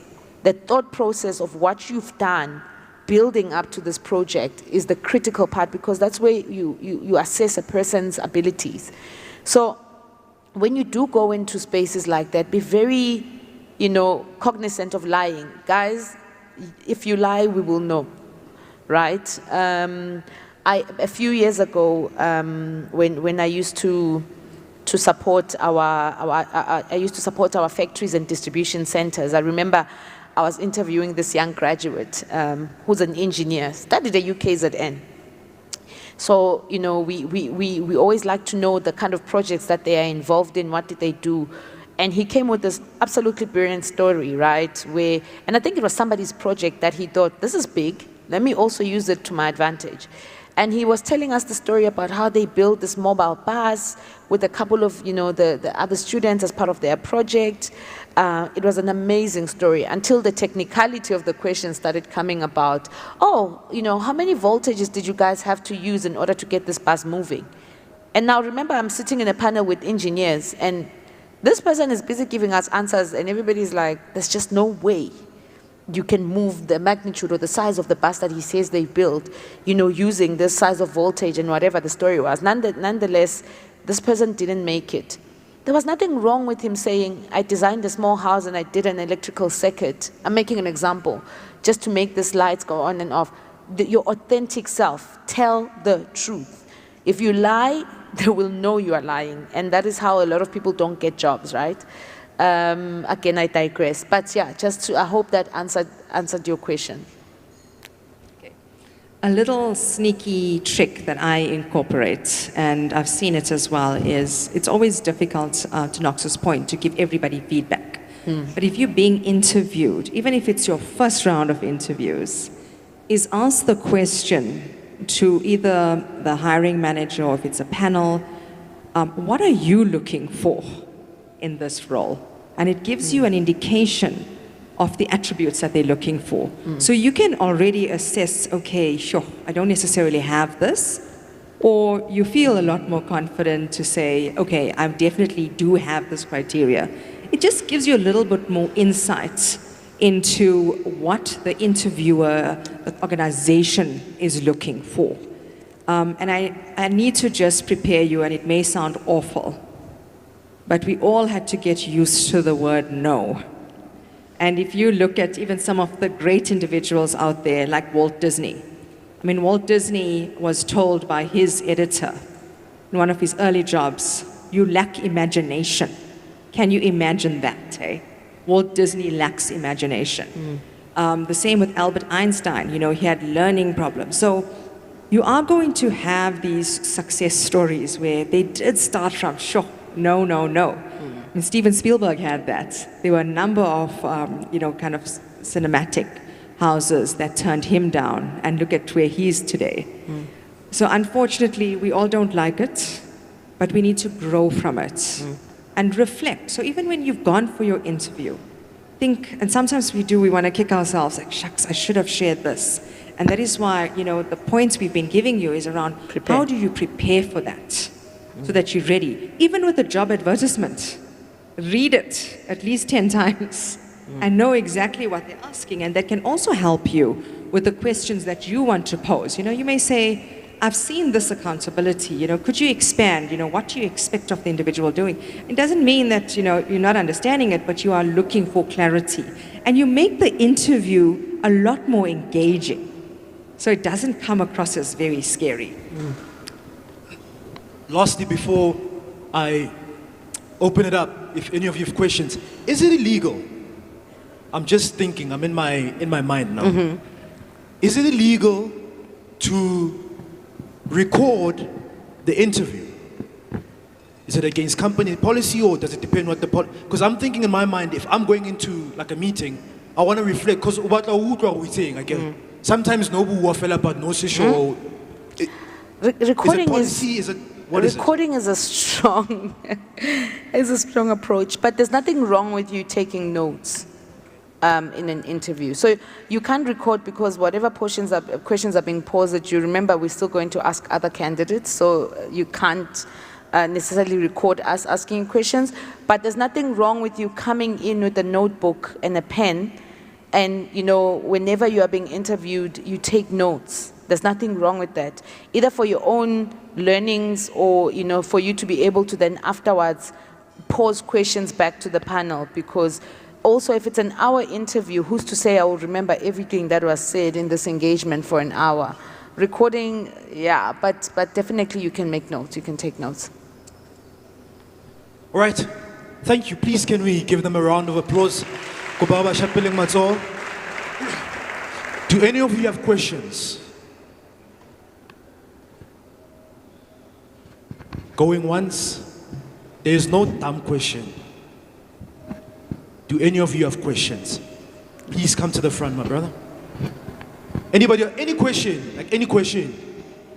So, question, my brother, please come to the front as well. Hi. Whoa. Oh, yeah. Oh, you were testing the mic. Come this way, come this way. Come this way. Anybody else? Where are the ladies? Going once? Okay, fantastic. So we've got 4, right? Gentlemen, your name, your surname, straight to the question, right? Because of time. Please come a bit closer. Yeah. Cool. My brother, you can shoot. Hi, I'm Luke Christopher. My question is for graduates who just freshly graduated and they have all this theoretical knowledge from studying.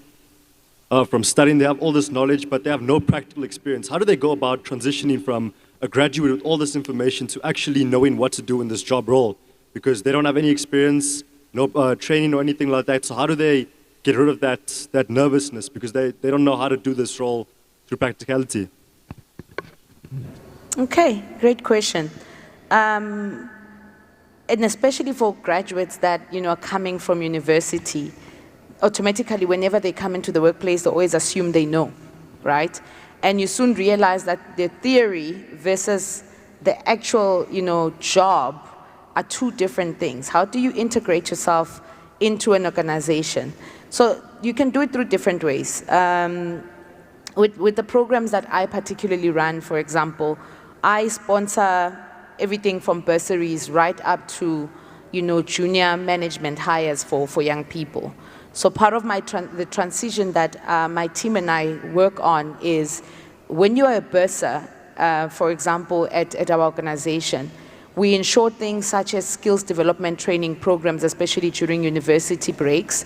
We ensure that you do maybe, dummy interview assessments. We ensure that we equip you with what kind of other extramural activities you can participate in, from extra certification, participating in webinars, and so forth. Now, moving away from my organization, I know a lot of programs, and I want you guys to write this down. All, the number 4, youth, right? So a lot of organizations, such as EmpowaYouth, it's one of my programs, offers this, right? You are a university student trying to get into the world of work. How do you transition? How do you go about it? Outside of qualifications, guys, I'm going to talk a lot about this. Go onto the internet and find extra activities that are being offered. Attend webinars that companies offer, the likes of African Bank, the likes of Nestle, the likes of other companies. They offer these things on a regular. There's nothing wrong with, maybe in a year, attend 2 of those sessions so that you are able to transition. And unfortunately, with jobs, you come to learn as you are in an organization that this is how it goes, but it helps to sometimes come with the softer skills in order to help you manage some of those activities. So yeah, I hope I answered your question. Thank you. Okay, from my side, Lukelan, I think it is important to prepare. It is scary coming into this organization not knowing what to do. A lot of companies do have onboarding, induction, and so forth. But it's the on-the-job training that's really going to allow you to sink your teeth into the reality. Part of that, and you know, I've seen many individuals, I've personally done this, is get to know the organization. Ask the question, and you can actually use your youth and your newness to your advantage. Because no one's going to think, and as Spoo has also said, there's no such thing as a silly question. I would say in the first, have a 100-day plan. I know we talk about this at an executive level, but I think that everybody should have a 100-day plan. What are you wanting to achieve? Get to understand what are the requirements. Have that engagement with your line manager. Speak to HR if you need to. Get to know your team members. Understand what they are doing. And I promise you, it's an exciting opportunity. As much as it seems daunting, you almost feel like, sure, how did I even get from university or school straight into the work environment? And the other thing I wanted to mention earlier is identify a coach or a mentor. Either someone within the institution that you're working, it could be someone outside that you truly admire, that you need to work on your areas of development, to prepare, to bounce ideas off. You may even have a best friend where you can run all of your ideas by. So it's just about the preparedness and the discipline that you need to instill to get what you want. Thank you. Thank you to the both of you.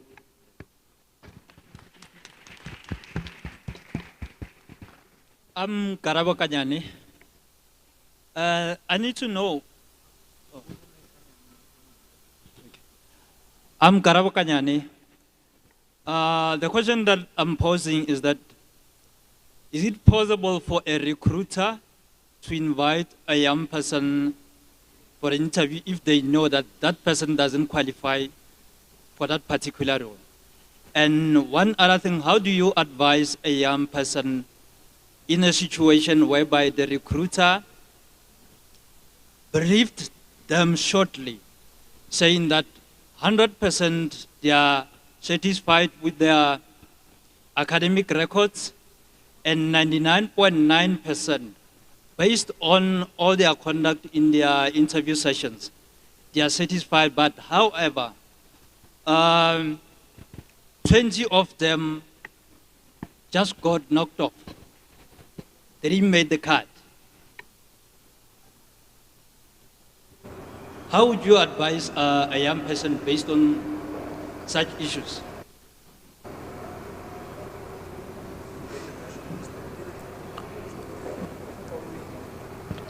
I got the second question. I want him to ask the first question again. Well, the first question was, would a recruiter invite a young person to an interview if that person doesn't meet the requirement? Okay, so no. I think if you are shortlisted for any job that you've applied for, it means you meet the minimum criteria, and this is where it gets tricky. Minimum criteria. It gets you into the door, right? Maybe you've got the qualification that they're looking for, or like I said, we looked at your CV and we thought, maybe this person has potential, let's bring them on and interview them to see how they perform.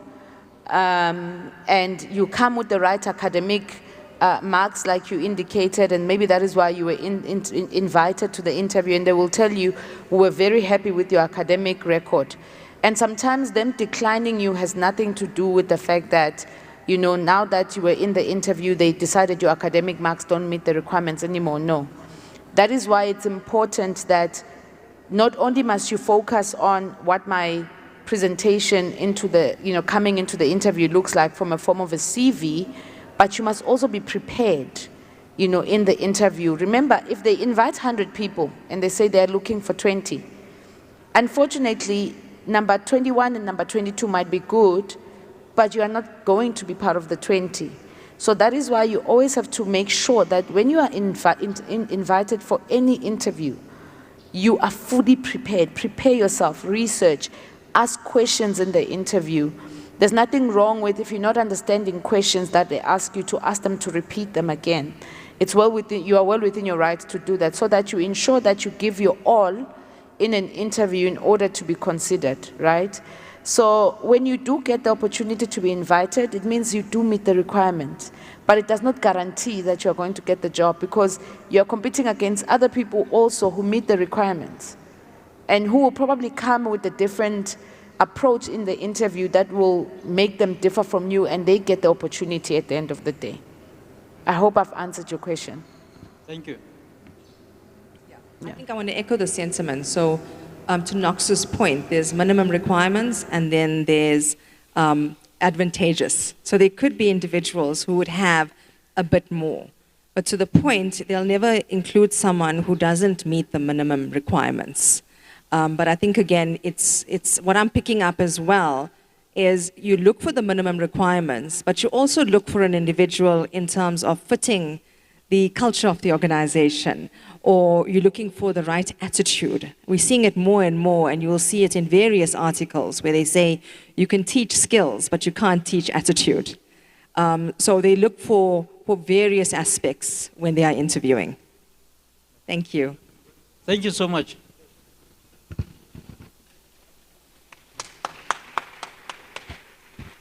Thank you for the time. The name is Maduba Mrauzi. Just to give you a little bit of a background. So the question that I'm coming with is based on my own experiences. After matric, I was lucky enough to be accepted by a university back at home in Venda. But when I got there, because of financial problems, I couldn't register. But the little money that I had, I decided to start a small business. The big challenge when starting the business was I was coming from a system that is already programmed to program your own mind to be an employee, not to be an employer. And with that happening, I was already programmed as to what time to wake up, what time to do something, when to ask when you need to do something. And now I am at a position whereby I need to run everything by myself. And because of that, I have to be very honest, I did try a few businesses. Some of them I ran them straight to the ground, but I did run them. And I take that every single time to put it as my own experiences in my CVs and everything. But after failing with some of these businesses, I chose the safe route of going back to school. And then went back to school, and luckily for this year, I'm doing my final year in TUT. Now the challenge now is, even though I managed to finish this degree, I still have that passion to start the business again. And I am afraid that there is a possibility of repeating the very same mistakes. And as much as there's programs like this where you learn and you get mentors and other things, even with that, there are differences in people whereby you need more than that probably. Or because you've been disappointed before, you still need that fire to be ignited again. Now, I guess the question would be, when it comes to someone who is at that position. Knox, I heard you say something like we encourage youths to go into entrepreneurship. And now we need to be encouraged into doing that, but what happens when someone has now been disappointed before when trying this route and now wants to go back? What advice would you give to the person? And how would you advise the person to now conduct whatever they are doing or whatever business they are going to be running at this point? Your story is actually quite impressive. And let me tell you already, he wants to be an entrepreneur. But let me tell you already, Mlaudzi, I think the first part is you've already done something different already. Education might not be the all ends all in terms of acquiring skills, but it is but the core foundation. So already by the virtue of the fact that you've now gone back to school, that you've already learned how to do certain things differently than when you were not coming in with an educational qualification. A lot of people that I know who are running successful businesses started in corporate, or they started with working for somebody in order to learn some of those fundamental basics. If the destination is Johannesburg, there's different routes to get to Johannesburg, right? You can take the highway, you can literally drive inside. But fact of the matter is, I'm going to Joburg and I'm going to get to Joburg. And I think the problem with a lot of young people is we want our things to happen now, right? You guys want to start a business that's going to be successful today. I already want to start making millions. I already want to buy my GTI today, and I want, and that's not how things work. You need to be able to take different paths to get to where you are going. I'm happy that you're a graduate. Please share your details. There's nothing wrong with starting your path from working. It will give you the fundamental basics in terms of learning the fundamentals of how to manage your life. Because when you are working, you learn to manage your life. You manage your job, you manage your responsibilities. But fear is just that, it's just but fear. You need to be able to take the leap into doing things differently. Like I said, do other extra courses, do other, learn about entrepreneurial skills. There's a lot of courses that are out there that you can do to also empower you in order to do things differently. But already you're on the journey, and I don't think you should stop. Thank you. I just wanted to add to that. Sure. Yeah, I think Google is also a beautiful thing. So there's lots of leadership tips that you can actually include in your style. And I think, shifting from an employee to an employer, it's quite a transition. But everybody had to start off somewhere. And I think don't be so hard on yourself. And you need to maybe unlearn some of the behavior and start thinking like an owner. So what does this really mean for you? And I talk and I punt coaching and mentoring quite a bit. You know those individuals, those business people that are successful. Go and have a coffee chat with them. And networking is critical. That's the other piece I think we didn't really touch on too much, but just start creating a network of individuals who you can learn from and who can learn from you. Right. So, yeah, we can clap. I think that deserves a round of applause. My brother, you said you've got a business, right? Who else runs a business? Or has got a business, legally or illegal, or registered or unregistered? It's a business. You're selling, you're making money. Kubabon, can I see? So you don't want to leave. If you've got friends who are running businesses, tell them to come now. Why? Because we are giving away 3 massive prizes, courtesy of African Bank. 12 months ESD program, Enterprise Supplier Development, for free. For free. So you don't want to leave. We're going to have a competition later, pitching competition, and we'll tell you more about it. All right, our last question, and then we wrap up the panel discussion. Hello, my name is Letlhogonolo. So my question is based off entrepreneurship. I studied entrepreneurship, and I finished last year. I did a 3-month in-service training. So with that training, I saw that I have the knowledge, but I don't have the skill. As much as we can want to open businesses and all of that, it takes a lot of knowledge that we don't have. We just have the book knowledge and the passion, but we don't have the skill and experience. So I wanted to know, how do you go about, finding and getting that experience? Because finding a job with the qualification that I have, where are you, what are you looking for? Marketing and stuff. So it's quite difficult for me to look specifically for a specific, job. So advice for that would be very helpful. Thank you.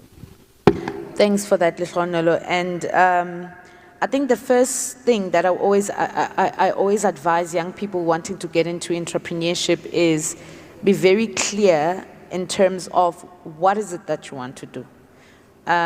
We fortunately, live now in a world where, because of the digital exposure that we have, if you are doing hair, if you are doing nails, if you are selling a certain product, it's very easy for you to position yourself in different social platforms, for example, to create that visibility for people to know what you do, right? And like you said, how do I go about it? I'm fresh out of school, I want to be an entrepreneur. First part would be identify your niche. And don't change it because it's not popular, or don't change it because, but other people are doing this, maybe this is what I want to do. This is what I want to do. I want to run a beauty business, okay? I'm clear on that. Where do I want to run this beauty business? My community, it will probably be easy for me to set up my business at the garage at home because I don't pay rent. But now how do I create that visibility for people to know what I do? That is where, extra causes, I will talk a lot about this, guys, because it really does play, a factor.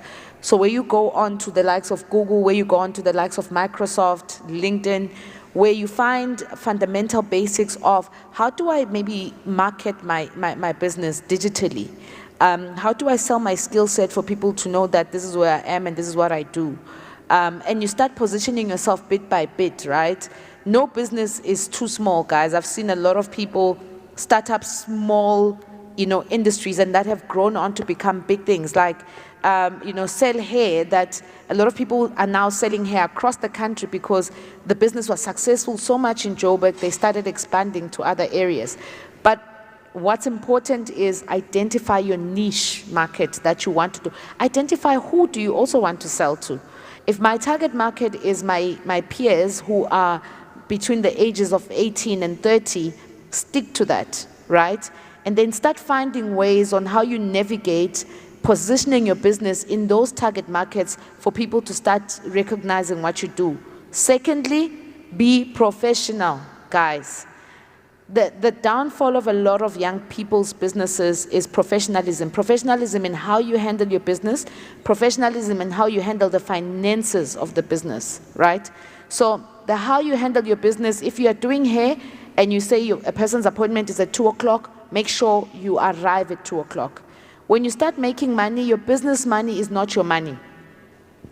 You need that money to go back into the business in order to make it a better business for, exposure, for creating that, what you call this market for your clientele. You do exactly that. So some financial management courses are also, very important. Do a certificate here through LinkedIn in terms of how do you go about managing financials for your business. Those small things will eventually help you build up your business to, where you eventually want it to be. But like I said, again, there's nothing wrong with also starting somewhere where you volunteer, where you work in order to gain and learn the fundamental basics before you eventually, go on to running your business. Because I think that's how a lot of people started their businesses. They didn't go straight into it. They started somewhere and started building themselves up to this, what you call this business. I think from my side, you also don't need to do all of it alone. Is you could identify individuals who could support you, who have certain strengths. And, we talk a lot about leadership and how do we actually grow ourselves. It's by surrounding ourselves with bright individuals. So you may feel like, sure, I'm not great on the market research side, but you've got a friend or a family member who's excellent. It's about connecting with those individuals to say, how can we start pulling this together? It's still yours, but it's okay to also ask for a bit of help where you need to. So that's just what I wanted to add from that perspective, which I think, again, it's very exciting. A lot of organizations as well are looking at innovation and to Knox's point around the digital agenda. It's huge. So with digital comes innovation, and we're looking for kind of bright thinkers. And also remember that when Coca-Cola started, they only sold 25 bottles of Coke in their first year. Right? So again, it's starting small, having a game plan, and sticking to it. Right. Miss Christopher, Miss Mnisi, Knox, thank you so much. Thank you. That was really fruitful. We were here for just over an hour, hour 10 minutes. Did you enjoy that? Can I see by show of hands how many of you learned something new? How many of you are inspired? How many of you are connected? How many of you are transformed? Amazing. Please, can we give them a round of applause? Thank you so much. Thank you. Very much.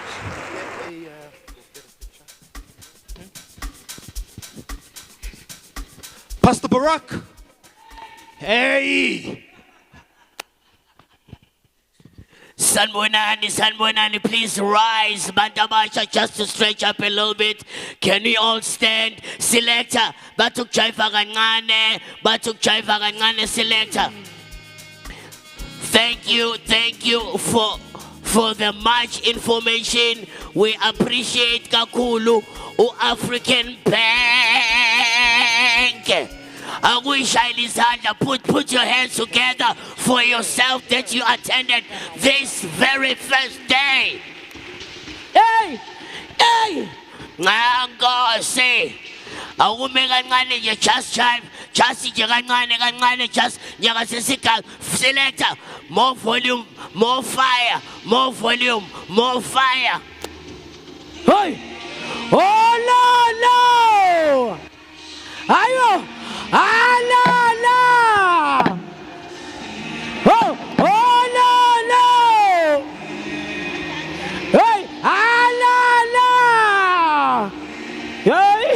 Yeah.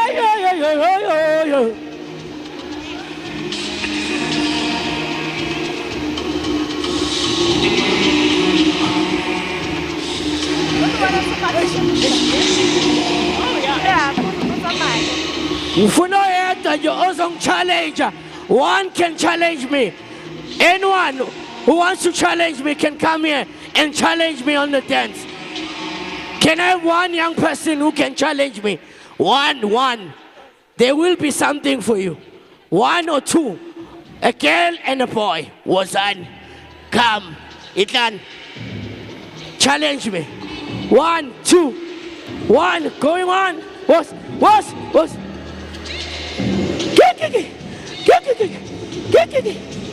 Funuga. Coming there.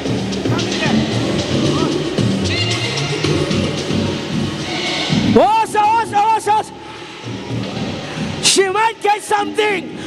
I'm a look, she said. What's? Yeah. What's?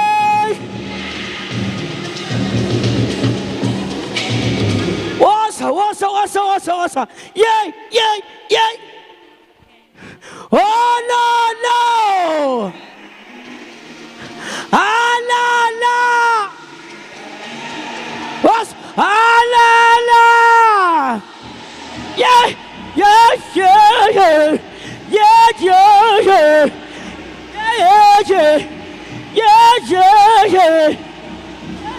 Yeah, what's?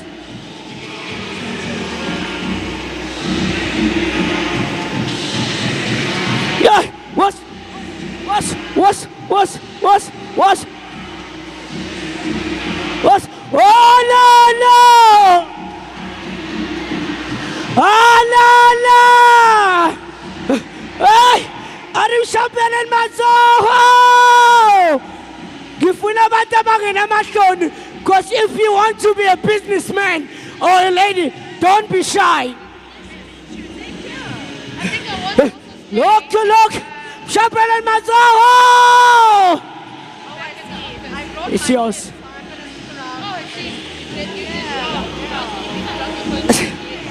Another one book, another one. Wasa. Yeah.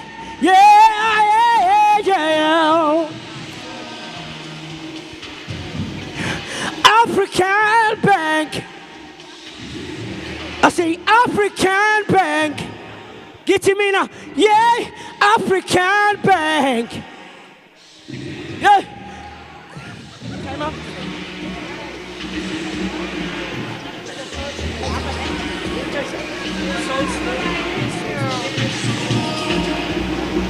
All right. Sanbonani Saltsville. Okay, outing Zame Futi Sanbonani Saltsville. Okay, Mina AM is very, very simple. Lana nipete imali. Right? Yeah, sonke siyayithanda imali. Ukhona omunye wathi, hayibo uyayithanda imali. Bambuza bathi hayibo, kanti wena uthanda ini amanzi? Ukhona umuntu ongayithanda imali la? Akekho. Okay. Sizokwenza ngifuna nikhumbule something ne. Nikhona ku social media ngithi? Nikhona ku social media, right? Okay. Program director lana uninike ama hashtags I2. Angithi. The first one ute hashtag African Bank empowers youth. Niyayikhumbula? Ngicela repeat it.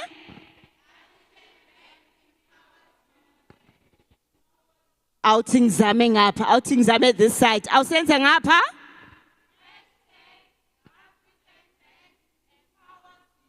Yes, now nikumbu. Oh yes, they're even on the screen. African Bank empowers youth. ASBini iti hashtag inspired, connected, transformed. And then AS-Tatu iti hashtag EYW, which stands for Empower Youth Week. Now here's the thing.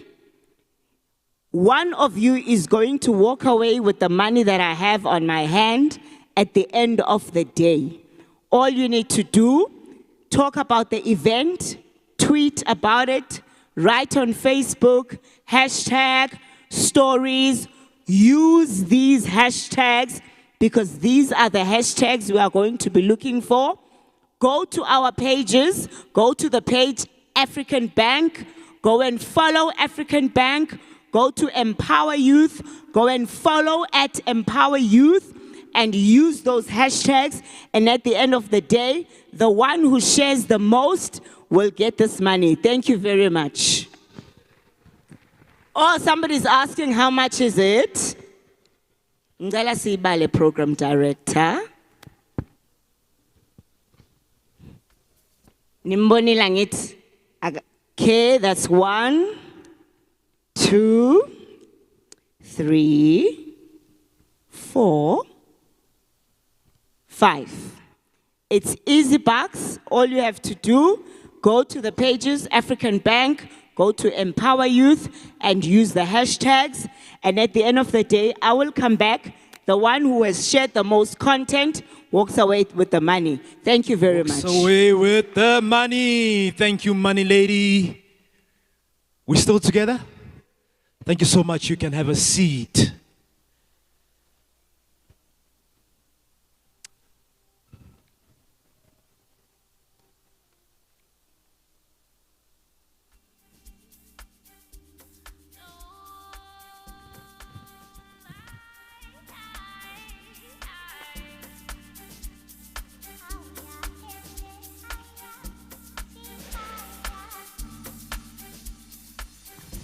All right, I see slowly but surely before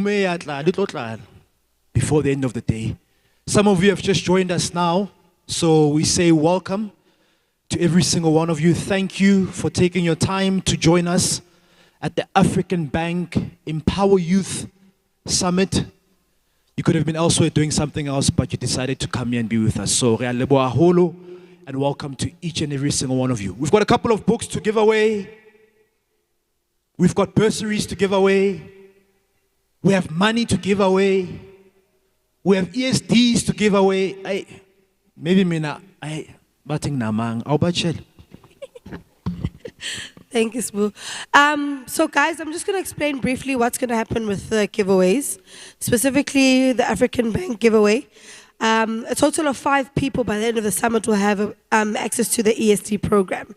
So we're going to take 3 from here today, but you have to meet the criteria. So just before you guys break for lunch, I'm going to come back on stage and share what the criteria is. If you meet the criteria, you're going to go to the back desk, to myself or to Salem. You're going to give us your name and your details. And then later on, we're going to then pull some names from a hat, a draw hat. Those 5 people will come on stage and do their pitching session. It's an elevator pitch. So while you're seated in the room, start preparing everyone your elevator pitches if you would be interested. So by the time you do put your name down, then you're already on your way to ready. And then the second thing is we've got All Connections, which is looking to give 4 bursaries amongst the 2 days. So 2 today and then 2 tomorrow. So again, those two will be taken from the audience here. What's going to happen with that is during lunchtime, we've got a number of exhibitors, Africa Tikkun, we've got GCRA, we've got African Bank, WNR-CETA. All of those people are there outside for you guys to go get information around the opportunities that you can put your names down for, especially if it's in your field of interest. So during lunch, go do that, and then all connections is there. You'll be able to also inquire with them for the bursaries that will be given away today. So, like I told you in the morning, we're here to give away opportunities to transform your life. So make sure that you're getting inspired. We're giving you the connection so that you can be transformed. Thank you.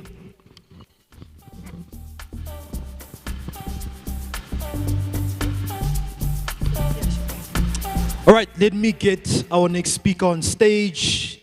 Keynote address by Ms. Edna Montse, Group Chief Transformation and Sustainability Officer at the African Bank. She arrived a few minutes ago. Let's show her some love. Let's show her some love. Let's show her some love. Let's show her some love. Ladies and gentlemen, please, let's put our hands together for Ms. Edna Montse, Group Chief Transformation and Sustainability Officer. Come on, guys. Dumelang. Dumelang bageso le kae? Naketeng. As they said, my name is Edna. Those who know me call me Mutalepula. So you are free to use whichever name. I'm from African Bank, and I'm here today to really talk to you about African Bank, about youth, about entrepreneurship, and how those things really link together. So I'm going to ask you to participate, right? So that I can check how much you know about African Bank. So could I please ask everybody to stand up? So I'm going to be asking some questions throughout my conversation with you. This is a conversation, and so I expect for you to answer as we engage.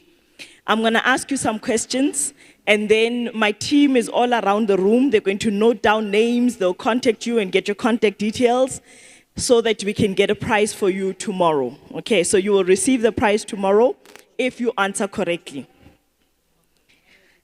How many of you know when was the first branch of African Bank opened? What year was that? If you saw the advert with Ricky Rick, you would know the answer. Yes?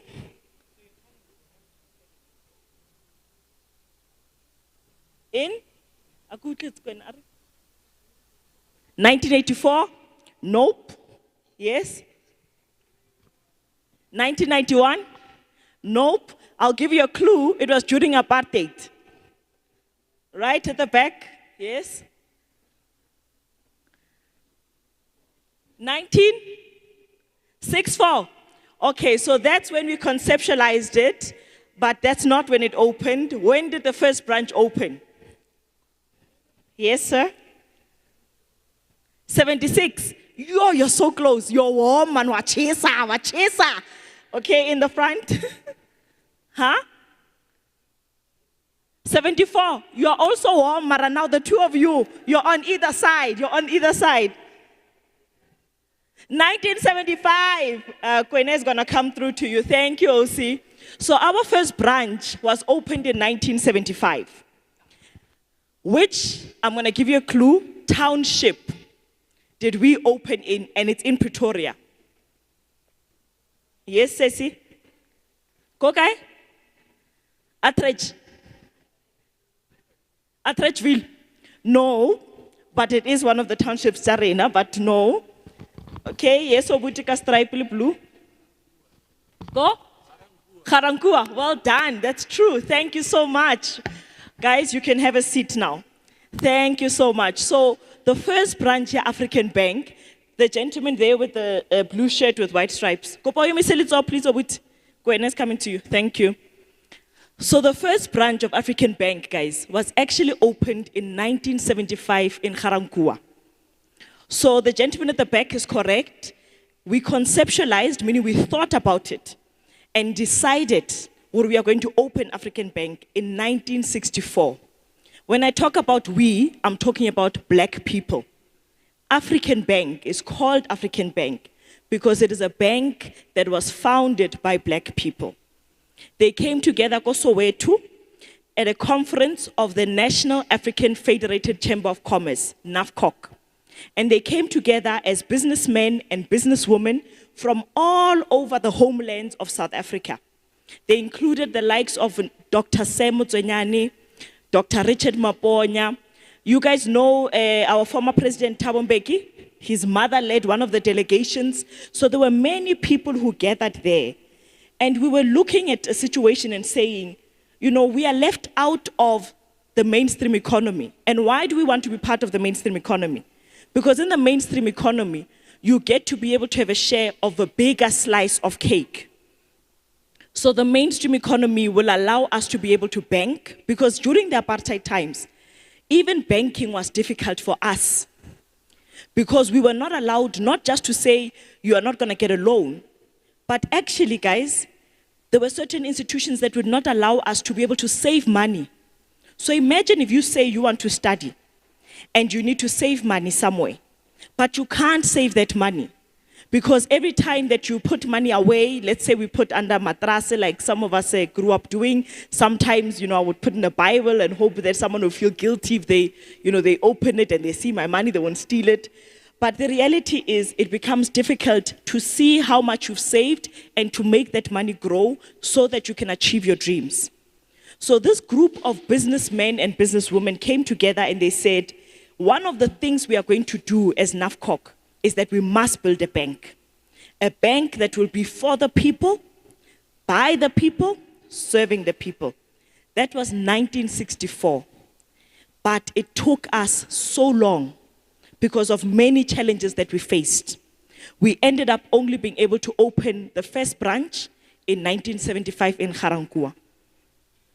There are some lessons to be learned from the story and the heritage of African Bank that I would like for us to discuss. So one of the things that happened after 1975, do you remember what happened June 16, 1976? Anyone want to take a guess what happened June 16, 1976? Yes, sir?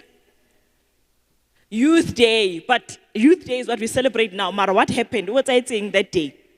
The actual 1976. Let me give him a chance to explain. Why do we have Youth Day? What happened that day? Okay, we'll still put your name down because you got the date right. Mr. Letsogo, okay, the man in front of him.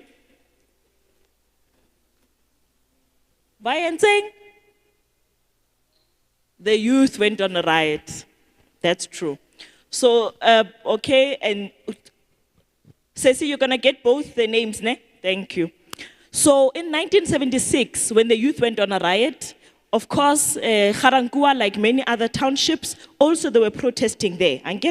What do you think happened when they got to African Bank in the complex, amongst all those shops and everything where African Bank was situated? Do you think they burnt the bank down, or do you think they protected the bank? Yes, sir, with the white shirt. Ladies, ladies mantombazana,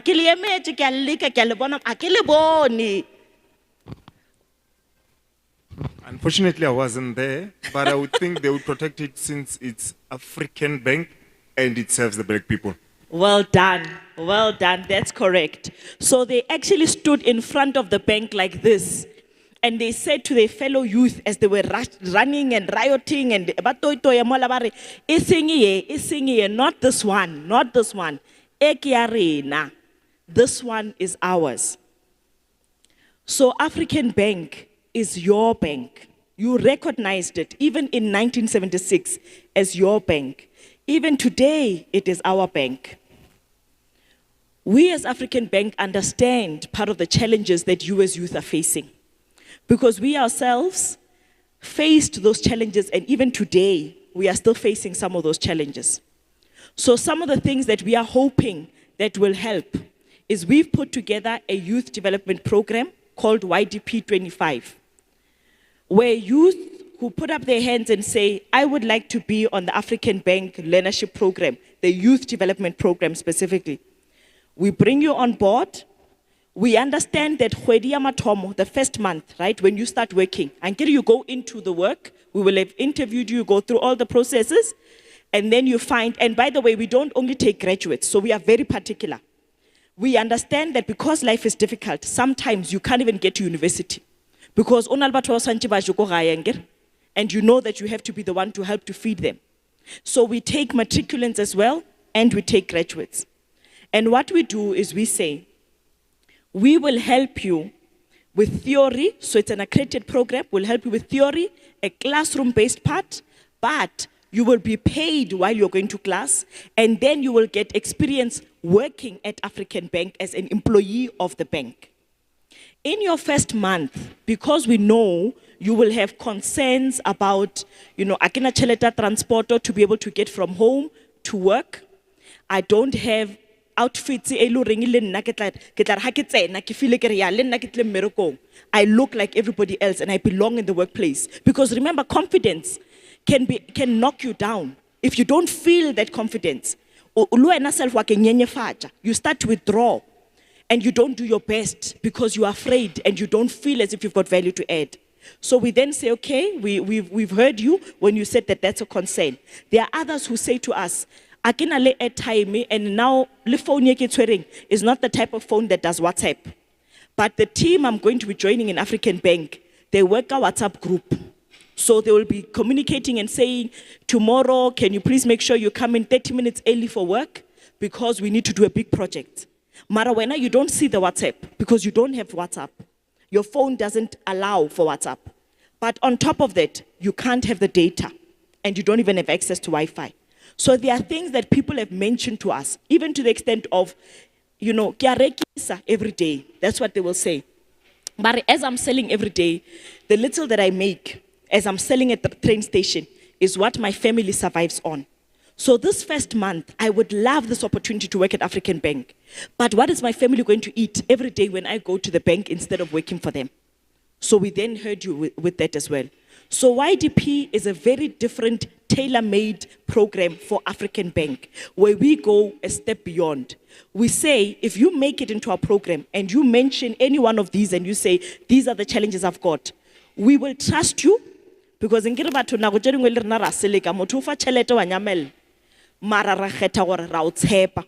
so we will give you the money, not as a loan, not as an advance, but as part of saying, we believe in you. You must have the audacity to believe in yourself. So we will then give you that money for the first month of transport. We will give you the vouchers for you to buy groceries for your family at home, so you're not worried about them eating while you're at the program. We will give you the voucher for you to go and buy clothing, go to shop home, so that you can be able to say, I now look like the rest of my colleagues. So when I walk in, hey, Ola Okare didn't know that he's coming to work. Does that make sense? But how we started to develop this program is because of engagements like this, where we talk to you and you give us feedback. Because we don't know everything and we can't fix everything. But so what we are asking of you is to work together with us. In as much as we have the audacity to believe in you, you must have the audacity to believe in us and have the audacity to believe in yourself. So now that we've spoken about the youth development program, I want to understand from you the parts that I've mentioned. For example, I've said, so there's the classroom-based, so you're gonna get a theory part where they teach you certain things and then they assess you. That's part for the accreditation. Then there's the workplace one, where you actually learn while you are working in the job. So you are learning hands-on. Then we spoke about the assistance that we give, which is, do you remember the assistance that we give? Akuti? Okay, maybe let's mention them. What assistance do we give? No one wants a prize. Yes, OC? To buy your clothing while you're going to work, and smartphone for you to communicate better at work, and smartphone iberekisang sis. Smartphone uses data. Aha. And yes, I've started with groceries for you to assist with groceries, to assist with transportation as well, to assist with data and a smartphone for you to communicate better. Thank you so much.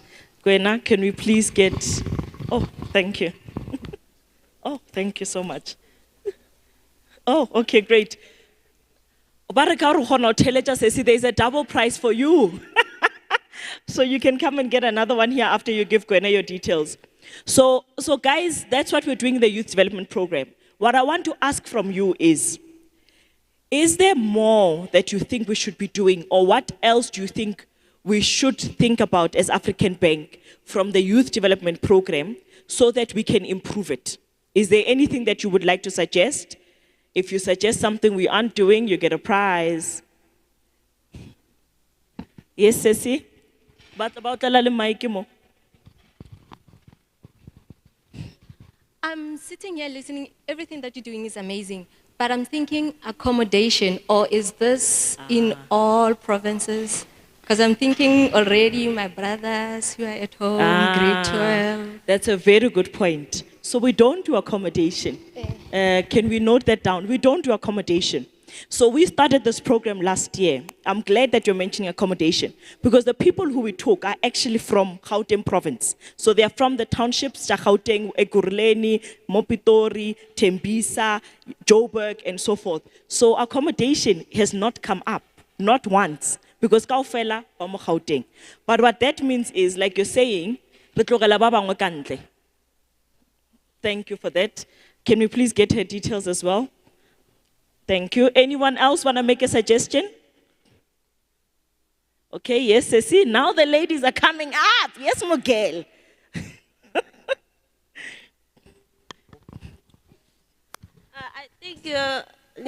I think you can do scholarship for the metric plans. Okay. So a scholarship we already do. So that you saw my colleague Devaksha Naduchi, I think when she was speaking, the lady who was speaking when they were having the panel just now. So we do, as part of HR, actually do give scholarships to people who apply. But the other part we do, so Dr. Sam Mutsuenyane is our founding chairman, right? He has got a foundation called the Dr. Sam Mutsuenyane Foundation. African Bank donates money for the foundation to also give scholarships and to give an entrepreneurship grant as well. So we do for both ways, because we know not everybody wants to work in a company. Some people want to work for themselves. Okay, but thank you so much. Any other suggestions? Or comments or anything that you want to say about youth development, okay? Okay, I think African Bank can create some sports events so that the youth can stay away from drugs. Okay. Okay. Okay. So last year, we actually worked with the Special Olympics. So for our South Africans with disabilities, and we did it all the way in Limpopo for the National Sports Games. But we haven't done any other sports outside of that. So I suppose now we will have to think beyond. So thank you for that challenge. Yes? Hello. Hello. I found that learnerships tend to be retail banking specific. Okay. Like for instance, if... Sorry, so you say that they tend to be retail specific? Yeah, retail banking specific, like Okay. sales Yes. and stuff. But then what if somebody's not interested in that, is more interested in corporate? Are you open to that? Is your learnership accommodative to that? Yes, our learnership is. And it is across the entire bank. So for example, in the YDP program, 2 of the learners sit in my space. And I'm not in retail banking, right? So we've also got those who are in HR. We've got those in finance. So you would say, where is your interest? However, I want to say, so yes, so the answer is yes, it's across. However, what I want to say is, growing up, so I grew up, I was born in Tembisa, go Tembisa Hospital. And literally a few months, like maybe I was 2-3 months, I could say, I was then moved to Limpopo, so my grandparents raised me, my grandmother specifically. And I went to school in rural Limpopo. Mamulele Primary. I didn't know even a quarter of the things that I know today. So going into work, when I did my first learnership and internship, I actually worked for free. So what the ladies were saying, yeah, I worked for free with my first few jobs. I worked for free so I can gain experience. That was my payment. But what I thought I wanted to do is not what I'm doing today. So as a result of that, what we are thinking about doing, and maybe you guys will share your thoughts on it, is to rotate people. Whether they spend 4 months, maybe you choose 2 places or 3 places. You say, I like IT, but I also like HR, and I also like business banking. Then you spend 4 months in IT, 4 months in HR, 4 months in business banking. The downside of it, which we have to consider, is that you don't get enough time or what the area is about, right? But the positive, so you don't get to really embed yourself and understand very well. But the positive is you get just enough, if you really apply yourself, you get just enough exposure to be able to say, hey, IT is not for me, or yes, IT is for me. So it is one of the things that we are considering for the FY24 group. Okay. Any other comments, or must we move on to the next? Okay, there's somebody at the back.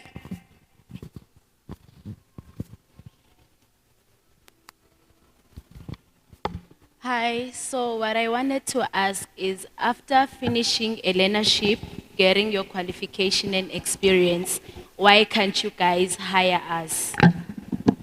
And also, or maybe if we can say, maybe after finishing the learnership, you designate people to guide us through accessing employment opportunities, or following up on where are we with after obtaining the qualification, or are we getting the opportunities that we're supposed to be getting? Okay, so our first group started last year, so they are only going to complete during this year, right? So when they complete, then we will assist them with placement. We cannot absorb everybody, because remember, this is a 1-year learnership, ne? So everybody gets an opportunity, but we do absorb some.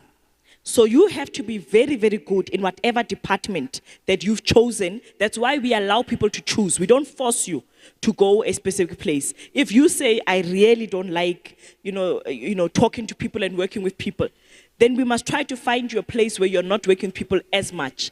Of course, the reality is in life, you are always going to deal with people. But at least we try to minimize so that until you get used to it. But because we can't absorb everybody, so our company, in fact, any company in the world, is not big enough to hire every single person who comes to it saying, I need a job. Because in South Africa alone, for example, we've got millions of unemployed people. But the people who we've trained know our business better. So when we then have an opportunity in our business, they are the first people that we go to. It just might not necessarily be exactly the job that you were doing during the internship, or exactly the job that you dreamt for yourself. But because we know we can't hire everybody, we teach entrepreneurship in the program. And we then assist you to be able to develop and grow within your own business if that is your interest. So that after the program, you don't sit back and say, I'm right back to where I was before. You've been developed in your mind, you've got an accredited qualification, you either have a job or you have now gone into entrepreneurship. Does that make sense? Okay. So, Kwena, did you get the details? Okay, great. So thank you, guys. So that was the youth development piece. One of the other things that we do is enterprise and supplier development. As you heard, they were talking about it earlier on. So I just want to share a bit about this. You know, in life, there are some of us who've got this idea and who say, I want to solve a specific challenge that is being faced in my community. So I was watching a video clip that was sent to me a couple of days ago, where there's somebody in rural Venda who takes cow dung, boloko, what home, cow dung, and they actually through a certain process, they turn it into gas that they can use to cook. Can you imagine that? So what one would see as waste, they turn into gas that they can cook with. That means potentially they can solve a problem in their community, especially now ka load shedding, because next thing but it happens. So now, here is somebody who's got a potential solution. So there are some people who then say, this potential solution to this problem that is faced in my community, I want to work on it as an entrepreneur. I want to work on it as a business person. There are others who say, I want to work on it, but I need safety and guidance from a company. And so I want to bring that solution to a company and ask them for assistance or maybe work with that company. Entrepreneurship allows you to be able to do that. So today we have got a company that we work with. They're called 22 on Sloan. They are here. They are going to be listening to some of you who've got some amazing ideas or who've got businesses already. Together with my team, they'll be listening to you pitch. And after you've pitched, we then get all of your contact details. We then do the next round of reviews, and we will then be able to select from here in Sourceville participants who will form part of our African Bank Enterprise and Supply Development Program. This is a year-long program. At the end of this program, if you've done well, you've been able to look at, how to improve your business, how to write your business plan. They help you with all of that. And they are there with you every single step of the way. We have got a financial incentive at the end. But they also have got access to a financial incentive. They introduce you to different companies that you pitch to, because now you will have gotten much better, so that they can fund you. We as African Bank are part of that funding panel. We will also fund you. When you have gone through the program and we see that you have gotten to the stage where this is a really good business, this person has started it, what do they need? Then we can be able to fund you from the Enterprise and Supply Development Fund. We have got a company that works with us that is called Bright on Capital that gives interest-free loans, but we also give a grant. So the grant is not a lot of money, because I don't want everybody to think that now there's going to be many, many, many grants. It's not a lot of money, but it's more than enough to inject in your business a large enough amount that is going to make a difference in it. So I really hope many of you today will participate in the pitch sessions, because you never know when the day that your preparation meets an opportunity that then sparks up your success. It might be today. You must be the one to raise your hand and have the audacity to believe in yourself, because we are here because we believe in you. In terms of our entrepreneurship, we also have a grant that we give out together with the Dr. Sam Motswenyane Foundation. So if you, for example, decide, well, I don't want to apply through African Bank, you are also able to apply through the Dr. Sam Motswenyane Foundation, because we then transfer funds to them for them to help entrepreneurs. Equally so, like I said, for bursaries, for them to also help those who say, I've passed my matric and I don't have say, can you please assist me? Okay, so we've got partners that we work with, because as African Bank, we understand that it's important to work with an ecosystem and have alliances. We work together, Lebato. And isn't that our way, to be honest? Isn't that the African way? It takes a village to raise a child. We work together to do everything. So I want you to challenge yourselves to put up your hand and say, I would like to participate in the youth development program, or I would like to participate in the enterprise development program. What do I need to do? Is that a deal? Deal? Great stuff. Okay, so we've covered enterprise development. Any questions around enterprise and supply development and how they work? So maybe let me just delve a bit more. There's a difference between enterprise development and supply development. Enterprise development means African Bank if we are the ones developing you for enterprise development, we are not buying directly from you. We are developing you. Maybe later we'll buy from you, but also so that others can buy from you. For supplier development, you are either already a supplier to African Bank, or you are then going to graduate from being an enterprise development beneficiary and graduate to supplier development, which means we now buy directly from you while we are developing you. And the lovely thing about our enterprise development and supply development programs, we don't kick you out unless you really, I don't know what you will have done to kick you out. I don't know. But we've never kicked anybody out. So we don't kick you out. Even if you make mistakes, we expect you to make those mistakes. And if you are part of our supplier development, for example, so you start on enterprise development, we develop you to a certain extent, and we say, now you are ready for us to procure directly from you, to buy directly from you. We put you on supplier development. And get? Now, as you are supplying African Bank, if, for example, let's say, we buy scones, and we buy them for our meetings or for events like this, and your scones are salty, we don't say we're not going to use you anymore, because I get you a supply development beneficiary. We instead say, yo, what's up again? Woody, let's why little man is too much. Can we please suggest that we get a chef who we will pay to help you so that you can be able to bake better and not add so much salt? That is the development part. But all other suppliers don't get that because they are not on the program. So the ones who get that, who we go the extra mile for, are those who we are developing. So that is part of the benefit of the enterprise development program. And once we are starting to procure from you and you're on the program, it means that now we mostly then use you. So if you're a person, like we say, you're a baker, we then start to order more from you than other suppliers who bake but are not on our program.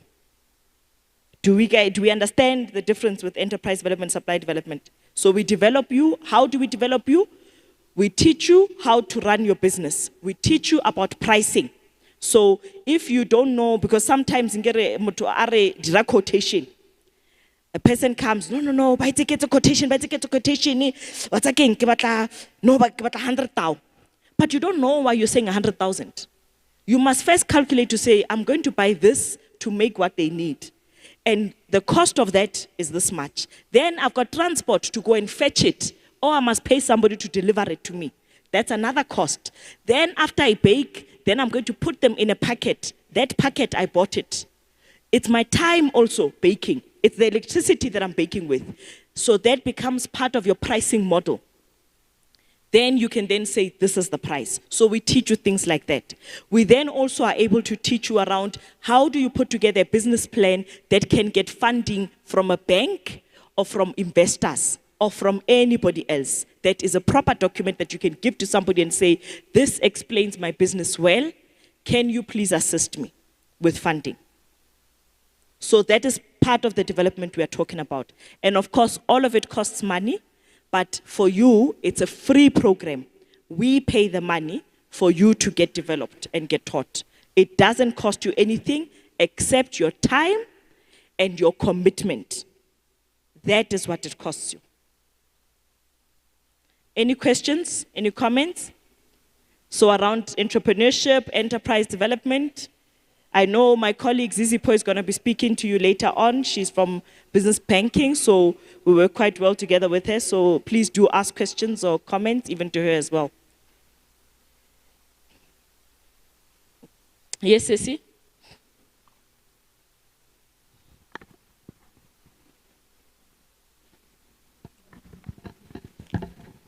I didn't hear you speaking about like requirements, like what is needed for a person to qualify for those programs. Okay. So the youth one or the entrepreneurship one? Or both? Entrepreneurship. Entrepreneurship, okay. So the entrepreneurship program is for companies or entrepreneurs whose businesses make either 0 to 10 million rand a year. That's category 1. The second category is those who make between 10 and 50 million rands a year. So basically, you must make less than 50 million rands a year, 10 over. So that's not the profit, that's the money that you actually make how rekisa. Okay? That's one. The second category is that it is for black-owned enterprises. What do we mean by black-owned? We mean African, Indian, colored people who are South Africans. So you were born in South Africa, or you were South African by descent. So maybe by the time you were born, you know, both your mother and father, who are both South African, were overseas in America on a trip, and you decided to come early, you are still counted as a South African, and therefore you would qualify, okay? So it is for black people, African, colored Indian people of South African descent. Okay, that's the second category. Bongani, is there anything that I forgot? Sorry, Bongani is from 21 Sloan, the company that helps you develop. Those are the two, ne? Yeah, so those are the two categories. So it must make less than 50 million, and it must be a black person who owns the business. Okay, 51% minimum. So if you've got a partnership with somebody who's not South African or who's not black, but you own 51%, you can still qualify. Okay. Okay.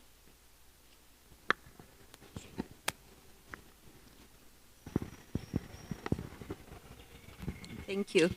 I think what I would like to add also is that it must be your own company. You must not be distributing like your aloe vera or what's the other one, Glenridge. So you mustn't be a distributor of those kind of products. It must be your own company. Thanks, Venile. So Venile is from our team. She's our enterprise and supply development specialist on our team. Good afternoon. I wanted to find out the criteria for the youth development program and what is the application process. Thank you. Okay, thank you. So Kwena is here. So you can speak to Kwena after.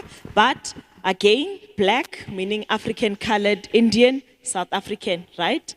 Youth, meaning up until the age of 35. 35. You can't be employed right now as a full-time employee. So for example, I wouldn't qualify. I'm 25, guys.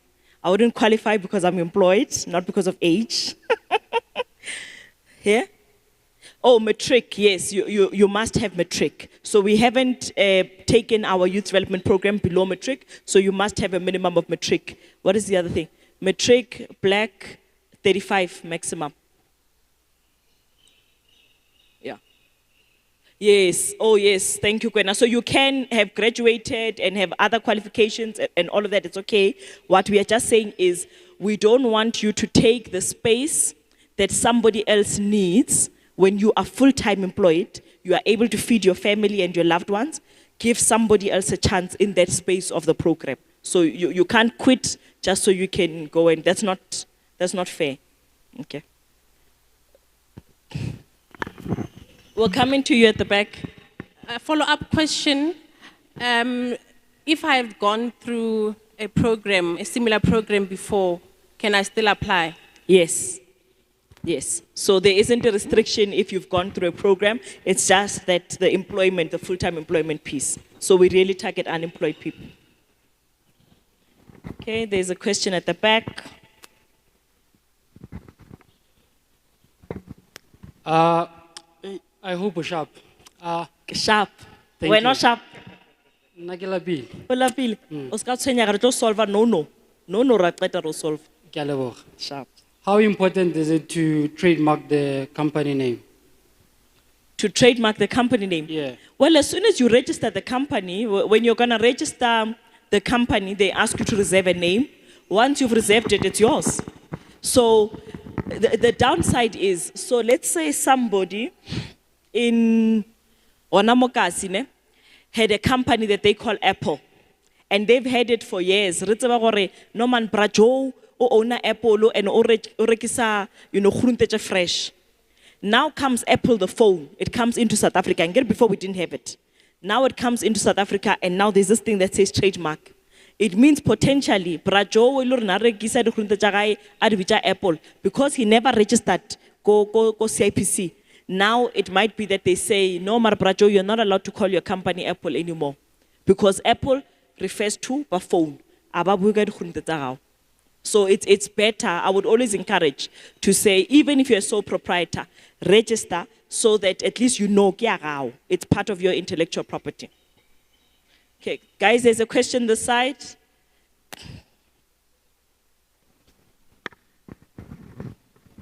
Anamo. Ashe. Yebo. Lebitso la ka nna Emmanuel ene. Okay. Ke tlhakele mo Mshungu. Yeah, so I wanted to ask if regarding the story about the bargaining, this empowerment, let's say in funding. Ne? So when it comes to funding, is it possible or fund like NGOs, companies? So the NGO already funder, that sits in my space as well. So it is funder under corporate social responsibility. So you would come, so similar to Yaneki Wanka Dr. Sam Mtsonyane Foundation ke NGO. Ona le engwe le yona re fundang re tsa program le yona ya dikolo. So we build schools and classrooms in rural areas and townships. So na le one children, learners with special education needs, so disabled learners in Tembisa. We've got in Eastern Cape, we've got Kovale and so forth. We're actually going to do now one Kopitori. I just forgot the name. Go? Yes, no, I'm saying the school in Pretoria, but so Rafanda the NGO. So you come to us, Mara, I don't know if I tell it fail. You must tell us what you're going to do. The criteria is you must be registered as NGO. Part of what the team is working on now is to make sure for those who, you know you'll be doing good in the community, ne? Mara also register. But it doesn't take away actually you've been doing good work. We actually help you to be able to register so that you are now having the documents. But so the criteria, otherwise, if you've got registration and everything, you must be registered, you bring your NPO certificates and get your NGO certificates. And then the other part is minimum 75% of the people who benefit from whatever we are giving you must be black. So African, colored, Indian, South Africans. So meaning if what amor naware, it's a sports day, and a sports day say it's because kokasiaka, baba busy drugs because they don't have much to do. So I want to do sports tournament day in these different areas, and it will run maybe over 8 weeks. Get like 100,000. 100,000 EU. 75% of it minimum, 75,000 randa. Isanchi eko batho ba batsho. So meaning how reka the outfit, if reka the t-shirt, the cocks, what o rekela batho ba batsho. Does it make sense? Because remember, African Bank, for the people, by the people, serving the people. I'm sure you will have heard me many times referring to Tabagore, if it's black, if it's black, if it's black, African, Indian, colored. It's because that is something that's very important to us because it's our heritage. But we do fund, and we have funded already some NGOs. So please speak to Kwena, raise your hand. There's Kwena, Otlabwale Kwena. Then there's Cecilia also. Oh, there's Cecilia. So you can speak to either one of them, and then they can be able to assist you there. Any other questions? Okay, to the side.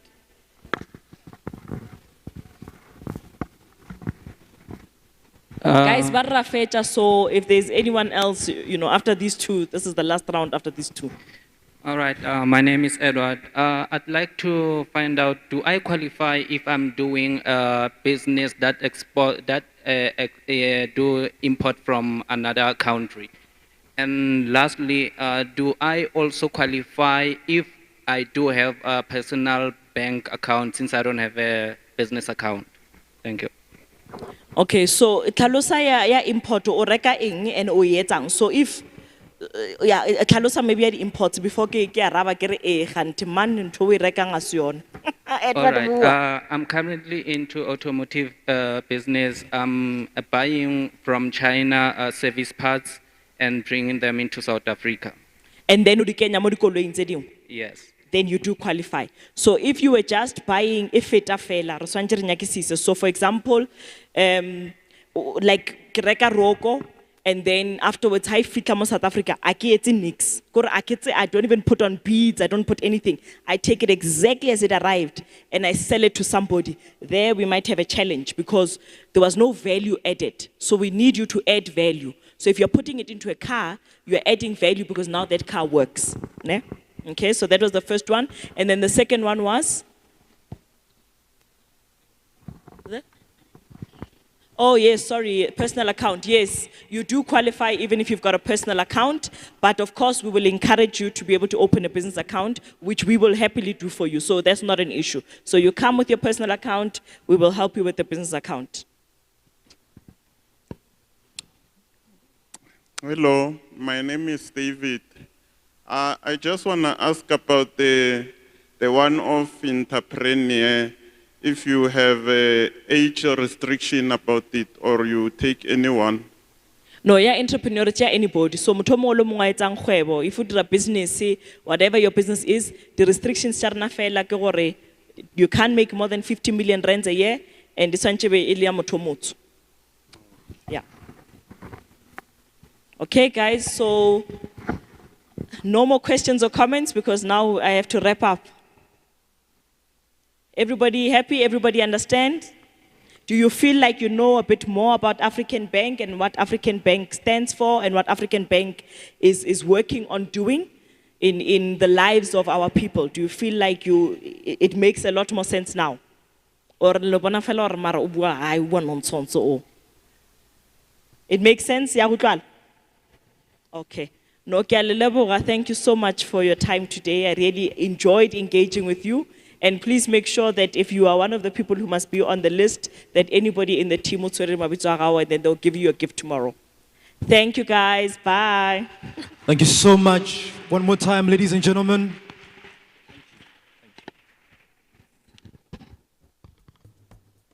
Hashtag African Bank empowers youth. All right. So, can I see by show of hands, how many of you are entering the competition? All of you? Some of you? All of? All right. So, Mbali, where are you? Mbali's at the back. There she is. She's waving her hands. Please go and see Umbali if you'd like to register for the competition for the African Bank ESD program. This is going to help. Our next panel discussion is speaking about the perfect funding model and meeting the requirements. Many of us go, we look for funding, we don't get the funding. Why are we not getting the funding? What are the requirements? We'll find out from our specialists, which I'm going to bring up on stage. Mr. Don Mashela, Head of Business Development at SIFA. Mr. Don, thank you so much. Please, can we welcome him on stage? Welcome, sir. Right. And next up is Ms. Zizipo Nyanga, Managing Executive, SME and Platform Banking at African Bank. She's coming to join us on stage. Please can we put our hands together and welcome Ms. Zizipo. As she comes on stage.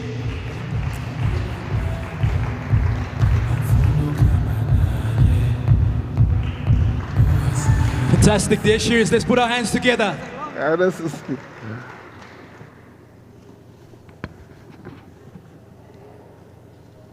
Ms. Zizipo. That was a long walk to freedom. Long walk to freedom. Mr. Don, you all right? Thank you so much for joining us to speak about this topic.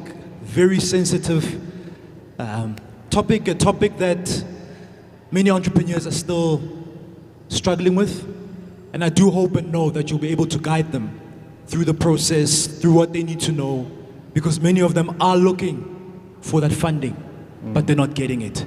So, just share with us and share with the young people, what are some of the different types of funding? I think this is important because we just think funding, money. But I assume that there's different types of funding that an entrepreneur can apply for. Ms. Zizipo, what are some of those different types of funding? Thank you. I hope you can hear me. So I think I will start with what Edna spoke about earlier, which is enterprise and supplier development funding, which is something that people don't know much about. In there, there's the non-financial support and the financial support. In there, there's grant funding. There's also zero-rated loans because corporates have to play a role in developing entrepreneurs. And then you go into the debt finance that is offered from a business banking side of things, where you can get a term loan, you're getting a loan to fund your business, your working capital, or you're getting a loan, asset-backed finance, because you want to buy equipment to conduct your business. Or you've got debtors that are paying late and you want to access that money from your debtors, your customers, and we offer invoice discounting. We give you money against that invoice for you to be able to have that cash while we wait for the payment. And we also do overdrafts where you can have access to a bank overdraft facility to tap onto as and when you need. So there's different kinds of funding, from grant funding, zero-rated loans, normal loans, and there's also equity finance where you are buying a shareholding into a business. But I always advise people, a lot of people would say, I'm unemployed, there's high unemployment rate, and they want to start a business. And you ask, why are you not starting a business? The first thing would be, I don't have money. But if you were to look very, very deeply, you would find that someone would actually be able to bootstrap their business and start with what they have where they are. The skills that you have as a sole trader, you can start and say, I'm going to start doing nails, or I'm going to start baking, or I'm going to do A, B, and C, offer a service. And then you graduate into a much more bigger business where you start registering a company and you have all the systems and people that are assisting you. So it's always important to assess your funding needs before you approach banks and other funders, and know exactly what African Bank offers and how exactly to apply for that funding. Fantastic, thank you. Didn't know about the others, so also learning. Mr. Don? Thank you. Dumela, just to contextualize, SIFA, Small Enterprise Finance Agency, we are a government version of African Bank with very limited offering. In a way, we just provide funding, as you're saying, that we've got different types of funding. And my sister has elaborated on all of them. We provide some of those. But I'd like to talk about what has, like a recent development, as in a way. You'll know that government used to provide grants. The Department of Small Business Development used to provide grants. The department does not provide grants anymore. The funding that we have is what we call blended financing instruments. So in one program, you'll find that we combine a grant and a loan into one instrument. And the reason we do that, because if you're providing a grant to a small business person and you don't have proper monitoring and evaluation, the grant may not be used for the purpose intended, and the impact will be very, very minimal. So at SIFA, what we do, we provide what we call blended financing instruments. Like I said before, a combination of a loan and a grant in one instrument, because you coming to apply, and then we are measuring you on the issue of sustainability on the loan part. When you qualify, the loan is cheap. I'll unpack those instruments, but you also get with that a grant component into one thing. So we've got a program which I believe is relevant for today, called the Township and Rural Entrepreneurship Program. Now, this program, it's a blended finance instrument up to a maximum of R1 million to support businesses that operate in township. I think the earlier panel was talking about we need artisans in the country. As a business person, you need to be solving certain problems.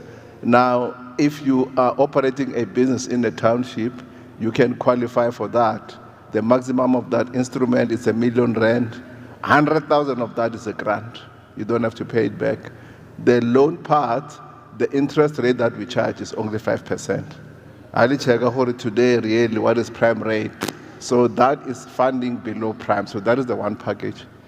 The other one is for businesses that are in manufacturing.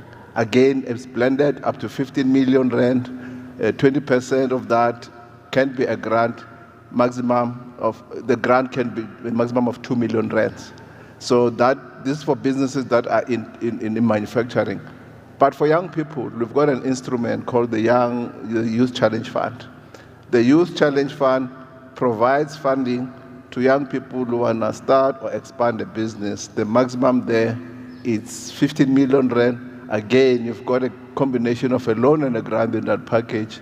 The grant can be as high as 40% and the loan can be 60%. So I think in addition to what my sister is saying here, we've got those blended finance instruments where we're combining a grant and a loan into one package just to enforce that issue of discipline. We don't just give you a grant and walk away. We combine that in one instrument. Thank you. So a lot of the entrepreneurs that are sitting here will get told about, like, must go and put together a business plan. Are you thinking, where do I start with the business plan?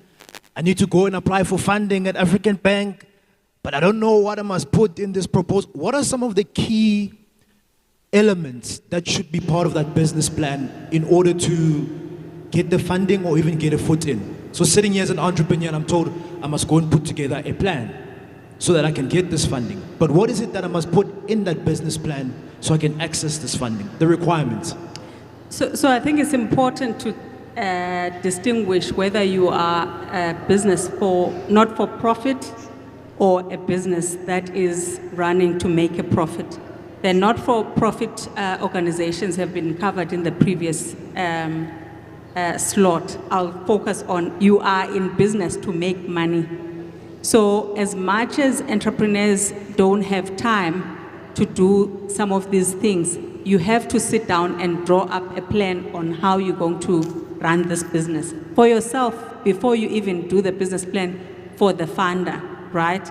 So what are the key things that you look at in a business plan if you are in business to make profits, to make money? Firstly, you have an idea, a business idea. Is this business idea profitable? What determines the profitability of the business idea is one, markets. Who am I going to sell to? I might be passionate about knitting scarves because my grandmother taught me to knit the scarves. But the scarves that I'm knitting, is someone really interested in buying them? Right? We've seen the market of traditional, products with beads and all that stuff. A lot of Africans in particular are really coming back to that point of saying, let's wear the beads and the traditional attires and all that stuff. You assess the market, who is interested in your product or your service, and who is going to buy this so that I make money. Linked to that access to market is the pricing. There's no point for you to be in business if you are going to lose money even before you go and deliver the item to your client. So pricing for entrepreneurs is very important. I'm buying this product at 50 rands. Am I selling it at 20 rands? Already I'm losing money. Am I selling it at 100 rands? In that 50 rand extra that I'm getting, am I going to be able to pay my employees, pay myself, pay petrol to get to where I need to do? So your overheads must be covered by your pricing so that you don't lose money even before you start. And then technical talks to your ability to do the job that's at hand. So if you are manufacturing something, you are baking. Edna earlier spoke about someone who would bake scones and they are salty. Clearly there's a problem with the technical expertise in baking there. So do you need training, technical skills as the entrepreneur to know how to bake? Do you need equipment? Maybe your equipment is not the right equipment. We grew up, doing scones in a certain way at home, right? But when you are doing scones for the customers, you need certain sophisticated machinery. So your technical capability talks to your skills, your equipment, and the needs in terms of actually producing that product or a service. And then the third thing is access to finance. Do you have the money to do these things? So you would have gone and looked for quotes to say, how much machinery can I get? What are the quotes? What are the costs, pricing, and all that I've said? Do I need someone to finance this business, or do I have my own money that I can start with? If I need finance, how much do I need for 12 months to pay myself salaries and also the people that work for me? How much do I need to pay rent? How much do I need to pay extra, operational expenditure? So those three elements, I would add then the ability to have business development capability, because that access to market, saying who am I selling to, at what price and how much. You need someone to continuously develop a pipeline for your business, for customers to come through, so that you can then determine whether you're making money and you are able to repay the loan if you did take the loan. So when you're approaching funders, other people would go to consultants to do business plans. There's nothing wrong with that if you're not an expert, but there's everything wrong about a business plan that the consultant will talk about from A to Z, but the business owner knows nothing about it. And yet you want to be entrusted with millions of rands to do the very same business. So one might call it a business plan, one might call it an operational plan. Whatever it is that you do when you get into business, have a plan that you are following and tweak it as you go along, especially if you want someone to put money into your business. Thank you. Mr. Don? Yeah, the choice of this seat was very strategic for me, because you'll do the hard work and I'll just say Kilamileo. No, I think to add on what she has just said, the preamble of your business plan stroke funding proposal, the first thing that you need to ask yourself before you even put it in writing, whatever, is to say, entrepreneurs solve problems. So the first question to ask yourself, what problem are you solving with your business? The applications that we get at CIFA, people looking for funding, someone is selling a product, a service, or a commodity. That is the marketing part of it. But just understand, ask yourself the question, what problem are you solving? Once you can answer that question, you can commercialize that your solution, and then you have a business. As I was driving here, you're seeing some guys with car washes, and they're washing cars because they might have identified a problem where people don't have time to wash a car. That is a problem in its own right. As a country, it's not a secret, we're going through a rough patch. We've got a problem in terms of power generation. Entrepreneurs are sitting somewhere thinking about a solution for that. So it's a question of actually doing that, what problem are you solving. The other thing is, I want you to picture three things, because in addition to the business, which we will say it's a jockey, we also look at the horse, the person running the business. Now, there's three things that we measure in there. The first one is that, do you have God-given talent to run that particular business? Because business is about talent. There are certain things you can like doing, but no, that thing is not meant for you. So you need to check that, the issue of the talent. The other one is about the passion. Do you have the passion to do that kind of a thing? Kick the blankets out of bed 3 o'clock in the morning and go and run that thing because it's running in your veins. You must have a passion for that. The last one, which is very critical, there must be a business model. So you've got a solution, you are talented, you've got passion, but there must be a business model. Somebody must be willing to pay you for the solution that you are providing.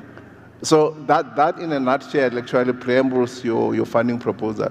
But what we have done as CIFA, just to make it easier, all the elements that she has just mentioned, you can go on our website. we have got what we call a funding proposal. We deliberately don't call it a business plan, because a business plan is about running a business. But as a lender, we're just looking for a funding proposal. You are pitching, you want money, you want us to invest in your business, you're going to pay us back. How are we going to do it? So if you go on our website, it's easy. There's a document you can download. Under what we offer, it says template. You'll download that document. It says funding template. It covers most of the things that she has just mentioned, and I won't repeat them. Thank you. Please share the website. Website, I'm assuming that people know our website. It's www.sefa.org.za. So if you just type SEFA, S-E-F-A, it will pop up. That was just for those who don't know, but majority know it, right?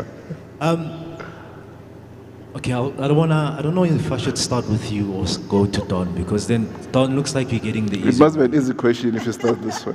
Okay. You have entrepreneurs, Don, that come to you and they knock on your door, they'll see you walking and they've got proposals and funding. What are some of the mistakes that you see entrepreneurs making when applying for funding? Look, I think it's quite a number, but I'll talk to the key one. Because when you apply for funding, all the questions that we're asking is just to answer the question of affordability. Can you afford this loan? You know, it's about numbers. You know, you've got projections, cash flow projections, and your income and so on. So at the end of the day, can you afford this particular loan? What we have seen, one is people don't do proper costing. I think you've covered that. The issue of costing and pricing is a problem. You know, because you may know how to do this flower arrangement and so on and so on. The issue now is you need someone, probably even a cost accountant or someone who understands the issue of costing. Because to do something like this, and you're saying to yourself, I'm selling this argument's sake for 200 rands. You know, how much is it costing you to make this thing? Not just the material, but also your time. So when you check the issue of costing, it's very, very crucial. You find people, maybe someone is a hawker sitting in a corner there selling potatoes, whatever that's selling. You need to understand really to the very bottom end of it to say, if I'm selling spart or cod, you know, the potato that I'm putting in there, you must cost it. You know, because if you don't, you sell everything. At the end of the day, you're not making enough money, and then you're just busy. You know, you're busy and you're not making profit. So the issue of costing is very, very key. The other issue, as I was saying, that we provide funding based on the future, on projections. We do check your financial statements if it's an existing business, but that's just for us to get an idea in terms of your business, how it's been running. But the future, where the business is going, that's where it's important. So when you do cash flow projections, projecting turnover, it has to be realistic. You know, it cannot be thumbsuck. Someone will say, okay, I want to start this kind of a business. It's a restaurant. I'm projecting 100,000 rands per month as turnover. Okay, tell us more. How did you get to that number?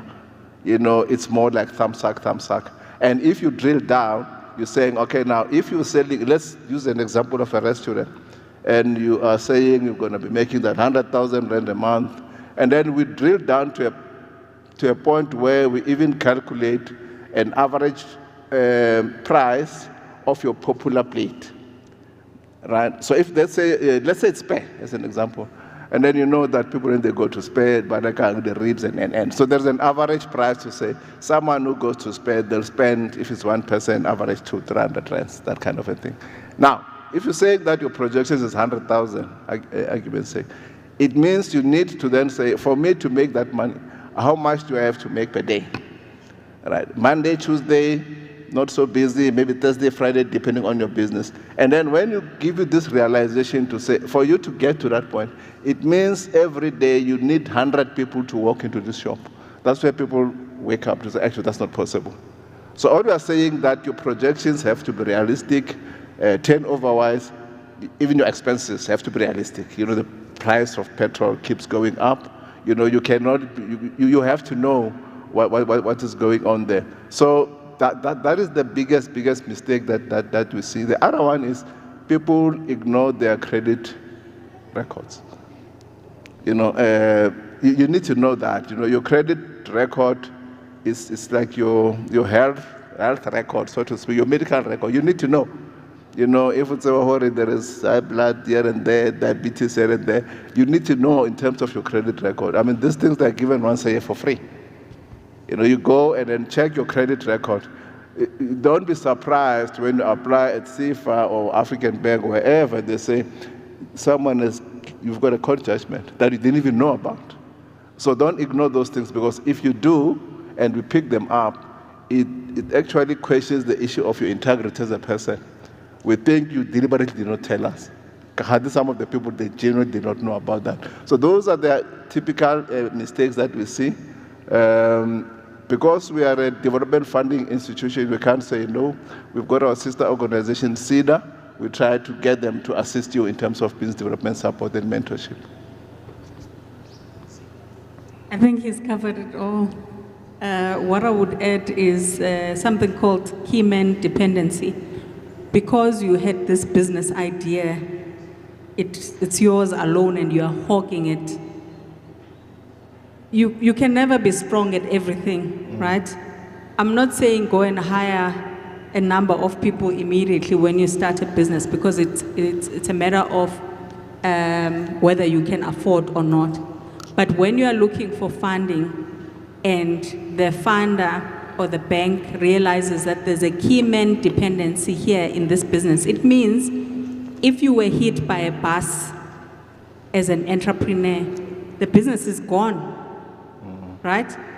How do you then make sure that even if you are the main character in this story of this business, how do you make sure that you have someone else, we call it succession planning, someone else in your business who knows how to bake that special cake that is so popular, that is your number one product. So that even if you are sick or you're taking leave or whatever happens to you, there's someone else who can carry on the business. So transfer of skills and also the ability to say, I can't let the business depend entirely on me, because you're not running a business then. If something happens to you, the business is gone, right? Then the other point I think has already been touched on in terms of pricing. Pricing, you are in business to make money. You are not in the business of activity. So the other thing that people would, the mistake that people would make as entrepreneurs is to be in the business of activity. I'm just happy that I am receiving these orders. I'm receiving orders, you know? But the orders are not making any money. You're losing money or you're not making money. And you wonder, why have I been in business for this long and nothing, I've got nothing to show. The third one is faking till you make it. Don't do that. Be realistic. You can't go and rent a property somewhere in, let's say, in a certain place because you want to be seen to be a successful entrepreneur. When the lights are off and you are alone as an entrepreneur, you know that you're actually not making money. You cannot afford to rent a space in that place. Because you've gone to the funder looking for funding, we scrutinize every line item in your financial projections and realize that, no man, this person is not going to be able to afford a loan. That time you have decided to take overheads that are not necessary for your business. And therefore the bottom line, you are making a loss because you are trying to fake it till you make it. Know what it is to bootstrap your company. Until such a time when you can afford certain things, do what you can afford at this point in time. Sales, not activity. Yes, that one. Mr. Don, your last words to entrepreneurs who are looking for funding, what's your last advice to them? Yeah, I think for me really to come here and spend time, I'm a business development person at CIFA. So we need clients. I can't come here and say, after this activity, okay, Don, you were there, what did you get? So I think the last thing, if you liked, or not you liked, if you think you stand a chance in terms of you've got a business, you want to apply, it's more of access. How do you access us as CIFA? We have got a loan origination system, which is easier. You can visit our website, which is www.cifa.org.za, and then under that, you click under apply for funding. You can do it now as I speak, and then you can apply online. So the reason we're doing that is, and as you can see, the discussion was not about what is CIFA's eligibility criteria, because that portal is a pre-screening portal. It will ask you all questions about your business. If you are eligible to apply, it will give you access to our application form, and then you can upload all the documents that we do require. And I'll request that one thing that the portal will ask you, where did you hear about CIFA? Just click other, and then put this activity in, because then we're able to then say, when you come to an event like this, you're able to generate business as well. Thank you. Sure. Thank you so much. Ms. Zizipo? What was the question? Parting words, last advice to entrepreneurs who are knocking, who need the money. And they're going to come to African Bank. Yes, African Bank is open for business. The business banking arm of African Bank is Green Road Bank. You can look at our criteria on www.greenroadbank.co.za. That's a business banking arm of African Bank. Parting words, I would say that failure is part of success. Entrepreneurs need to have appetite for failure. You fail, forward. You don't give up. And those failures, you learn from them because they're going to build you as a future business. So fail forward. Fail forward. Mr. Don, Mr. Zizi, yeah, got it right. Thank you so much for your time. Thank you so much for joining us. Did we get something out of it? King Gary, hello, hi. It's funding. Did we get something out? Yeah, funding is depressing. Yeah? All right, please can we give our panelists a round of applause? Thank you so much for coming. Thank you so much for sharing with our entrepreneurs. We really, really appreciate it. There's just one more presentation and then we go on for lunch. Please come for a photo. Mr. Don, you must come for a photo so you can show them that you were here as well. We're going to get a photo and then we've got our last presentation and then we have lunch. Shout out to Peli FM. Thank you so much for coming, guys. I really, really appreciate it. Peli FM in the building, 95.0.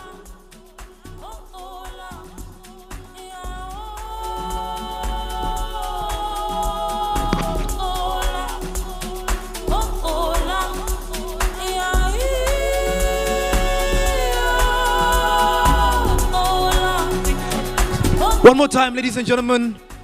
Massive round of applause for Ms. Zizipo and Mr. Don. Really, really appreciate it.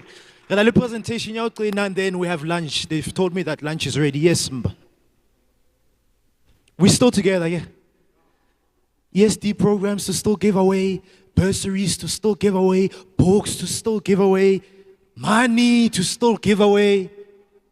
You don't want to go home. Trust me.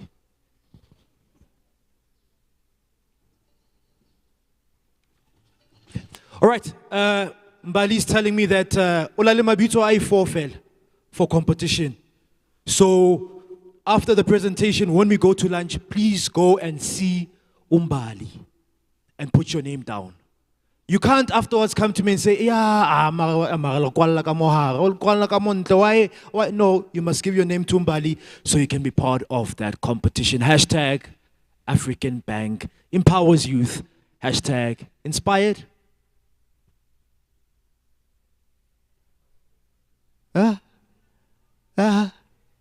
Inspired, connected, and transformed. All right, our last speaker is a friend and a brother. His name is Bulelani Balabala. He's the CEO of a company, or rather an organization called Township Entrepreneurs Alliance.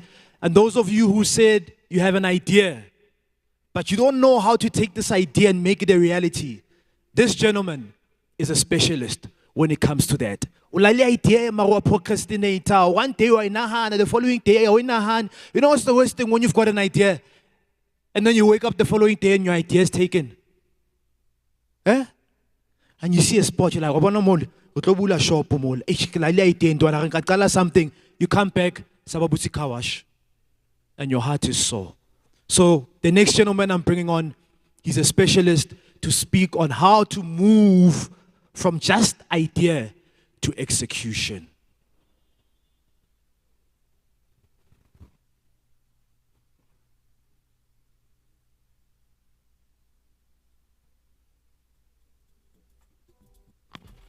All right, he's coming up on stage. And show him some love. Ladies and gentlemen, let's put our hands together for Mr. Bulelani Balabala. Mr. Get Things Done himself. Come on, guys, come on. It's the last presentation. Let's show him some love, young people. Let's show him some love.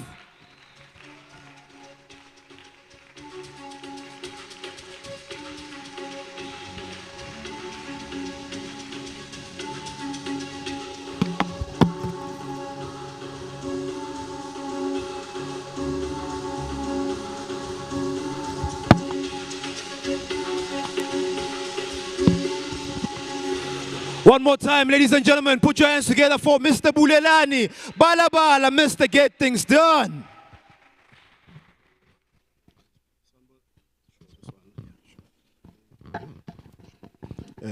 Sanbonani, Ninjani.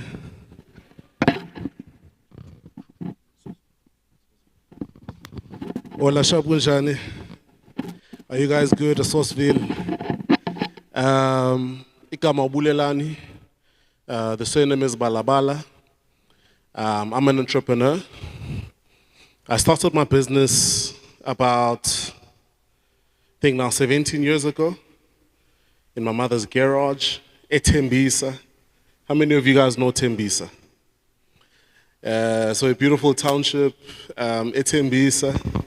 And when I started back then, really my highest grade then was grade 9, right? And I started this business, and when it started back then, it was an internet cafe. And you can imagine about 17 years ago, you started this internet cafe, Ekasi, Etembisa.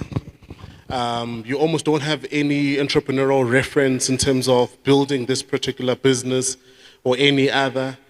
Today you have concepts like mentorship being thrown around the room, although they might really not be easily accessible to a bunch of individuals, but there's such concepts that are put out there.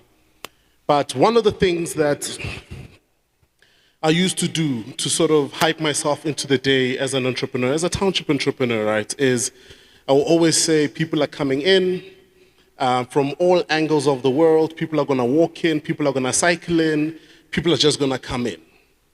And then the craziest thing that will happen is that you'd have more people coming in to ask for directions than people actually coming in to make photocopies.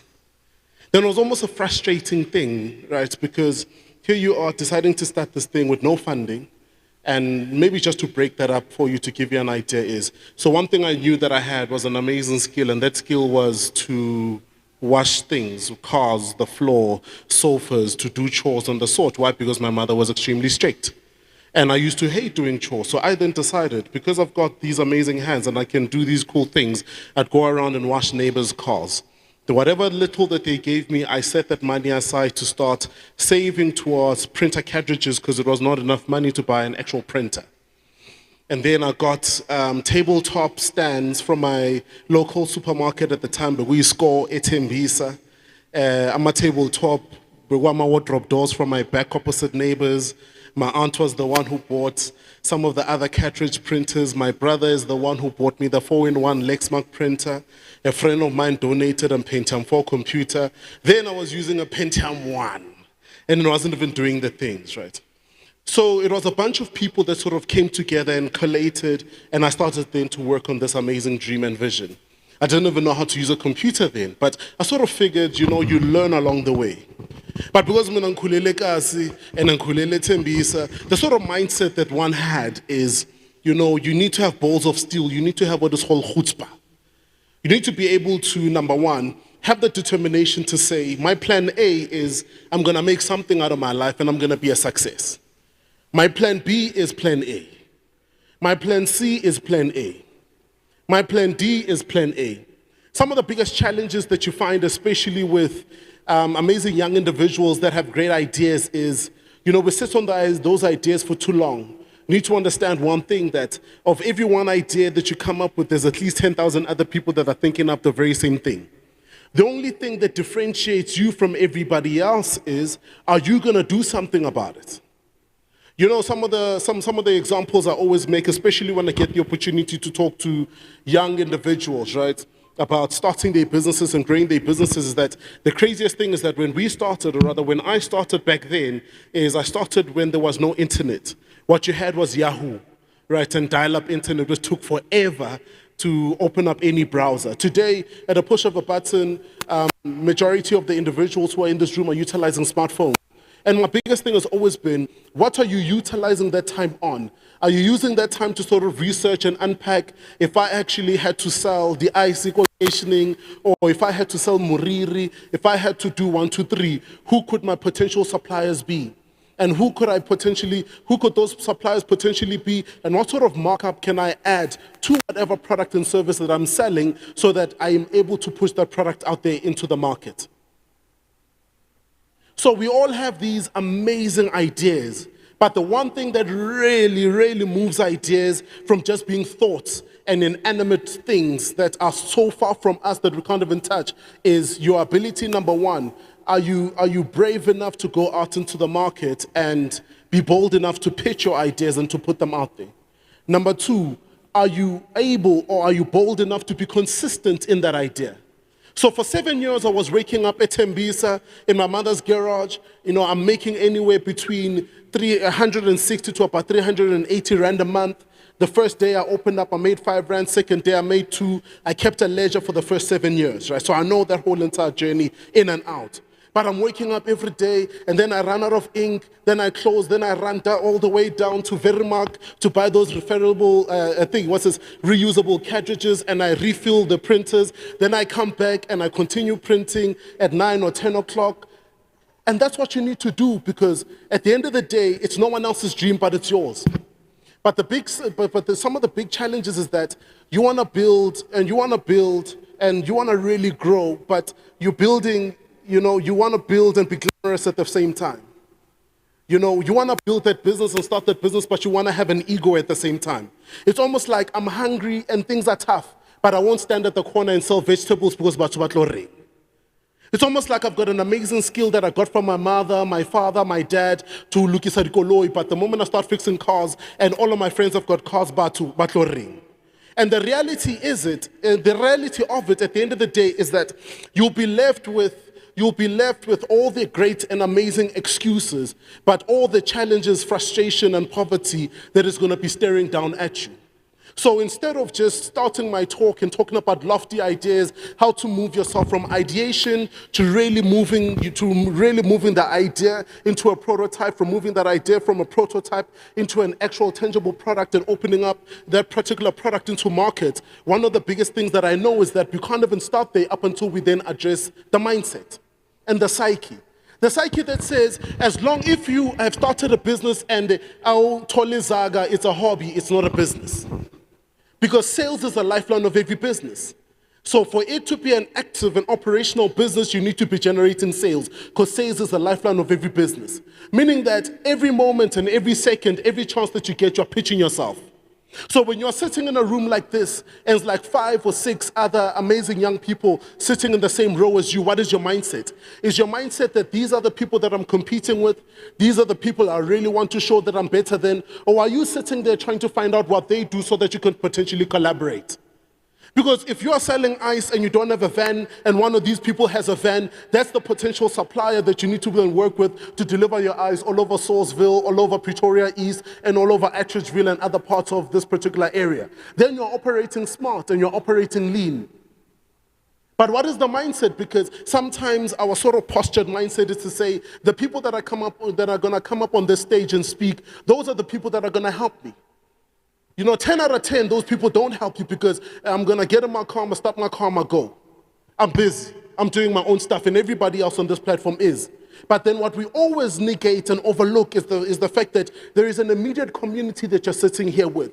The challenge is how you've always perceived these people is that these are just neighbors, or these are just other people who are in business. But the moment you're able to shift your mindset and you start to be able to see that no, the lady who has a salon could be my potential client, or could be someone I supply to if I'm selling water, because she's got 3 or 8 individuals, ladies coming in to do their hair each and every day. Could I not potentially put a fridge there and sell the water to those people? So now what you have done is you have done what is called market access. So that's how they throw amazing and big terms like market access. Now you are able to open up and access their market by doing simple and basic things. So you've got an option. Are you gonna go to Josie, Ulostoka, or the and then it would be in, and then you don't want to be able to collaborate and push your product and push it out into the market? Or are you gonna take these very same products and services and push them out to other individuals that you know, and then you are able to access better markets? Learn fast, fail fast. Learn fast, fail fast. Learn fast, fail fast. The quicker you start working on that dream, the quicker you start working on that idea, and the quicker you fail is the quicker you know what not to do. Because all of us sit there, and I think you'd see it, right? And I mean, I've seen it from the moment I was younger till today. I mean, I'm 35 today, right? And I see it till today that, you know, it's not the most talented that win. It's the people that are consistent and are willing to show up. Because I don't know if you guys have these conversations, but till today I have these conversations with friends that, oh my goodness, did you see that lady who's singing and who's winning all these amazing awards? Don't you think that Tandy from down the road could sing better than her? But it's not about Tandy singing better than this lady. It's about, is Tandy willing to show up? It's not about whether or not that individual is the best entrepreneur. At the end of the day, it's about whether or not they're willing to show up. There is no such thing as a perfect product. No one has it. No one has it. There's no such thing as a perfect product. There's no such thing as a perfect service, and there's no such thing as a perfect life. The moment we're fixated around perfection as opposed to being fixated around solving for the problem, you must remember something, that the problem consistently evolves. That is why there's no such thing as a perfect service. So what to yesterday was a perfect service, today is an absolute service. No one needs that actual offering any longer. There was a time where we needed Kodak and to go out into the stores and print out those pictures. We don't need them anymore. There was a particular time where I used to run services, and one of the biggest products that used to make me money in my internet cafe was actually printing out CVs. Now they don't even need to print out any CVs any longer. Then we made a lot of money from fax, and now you don't need to fax any longer. You know, you could do it from your phone, and there was fax to email. Now the individuals, the whole entire value chain is totally disrupted. So if you are not willing to disrupt yourself, you are constantly going to be disrupted. You know, the simple thing about life or entrepreneurship in general is adapt or die.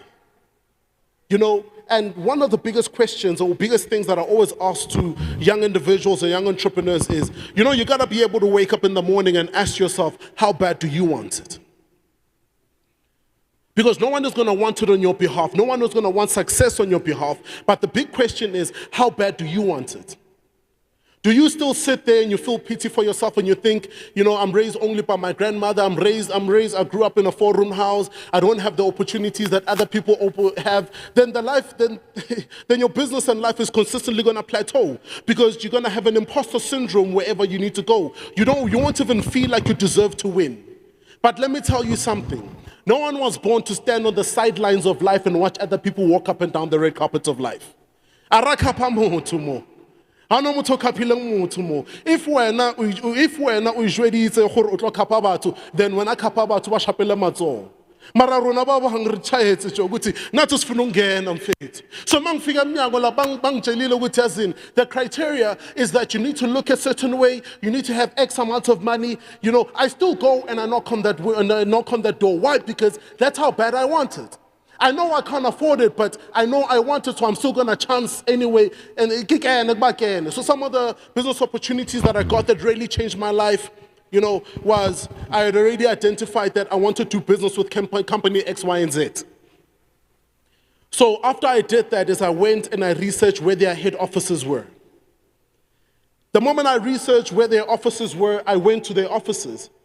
And one of the two skills, right, that you won't be taught at business school is some of the intricate or key individuals that you need to really have on your side as allies in any business, you really to get your things moving, is the security guard and the receptionist and the cleaner.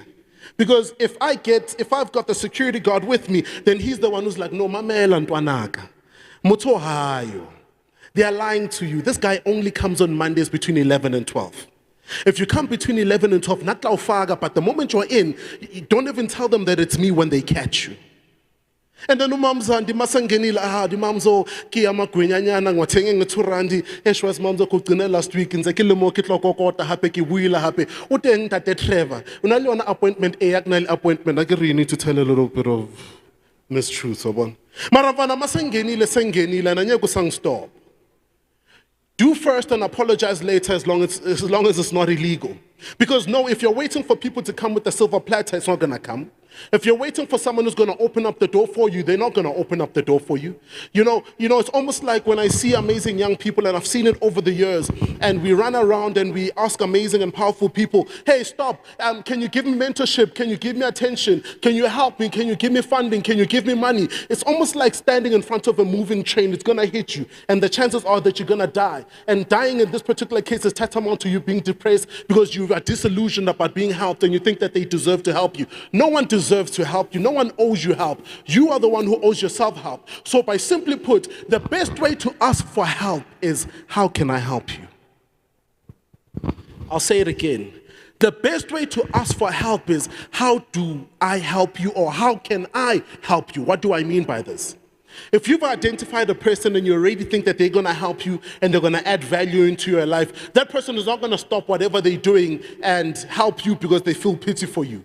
But the moment you're like, no, Mara, event nice more, it hosted African Bank, EmpowaYouth, there's WRC, there. No, but I see an opportunity here. There's day 1, there's day 2. No, but who's the head of the event here? Can I come tomorrow and volunteer my services for free? I'll even pick up the cans and I'll clean up. No, actual fact, I could have organized this event, but instead of coming there and saying the same thing that every other events person could have said is, can I come and do you guys need any help with anything? I'm willing to show up. The people who are willing to show up are the people who are able to spot the gaps and show up are the people who consistently be remembered. And when the people are remembered and you have owned a social neurological part in the individual's brain or someone's mind and you are remembered, that's when opportunities actually come. You know why? Because people do business with people that they like. And one of the best ways to be liked by people is to see gaps in whatever they have in their businesses and their lives and to close off on those gaps. So start to see your clients, start to see gaps as pains.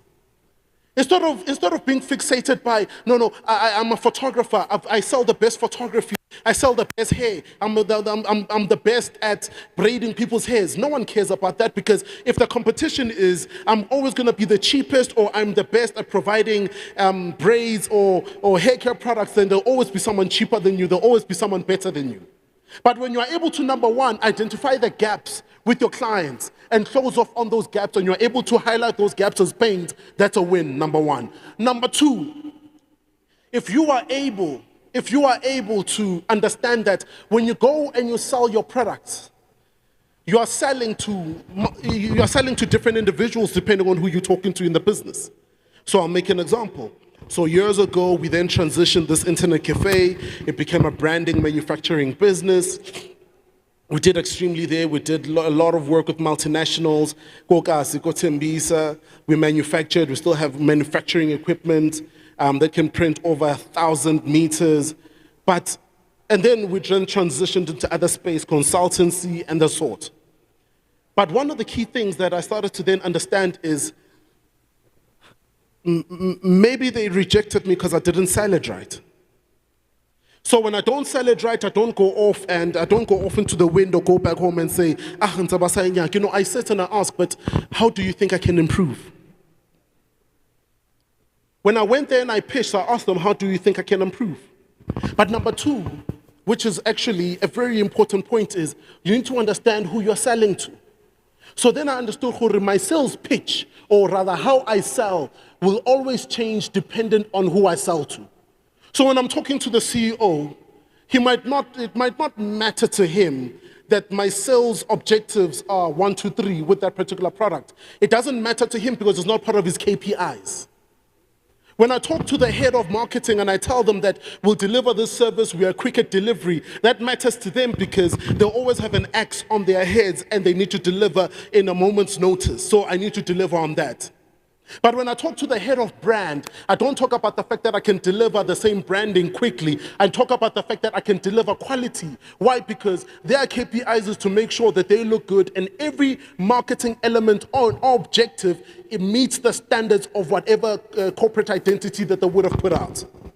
You understand what I'm saying? And if I'm selling to someone who's in the event space, who's managing that company's events, the biggest thing that they want to know is, are you going to show up on time as a service provider? Are you going to be able to set up all the branding? And are you going to be able to manage it in good quality and then make sure that it's visible? So the same company, but the pitch differs depending on who I'm speaking to.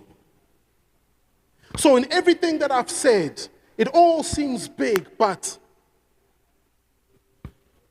own your story. Everyone who's a young business individual in this room has a story. Every single one of you have a story. The challenge is you're looking for a great story. The challenge is you're looking for the best story. But everyone in this room has a story.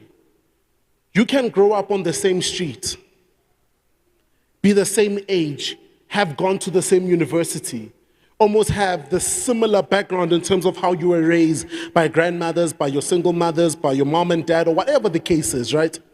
But your story is always going to be unique and different from everybody else because you are a unique individual. So sometimes when we sell externally and we don't fuse our own personal journeys and stories into the products that we are selling. Then so a couple of years ago, someone was asking me, I sell peanut butter.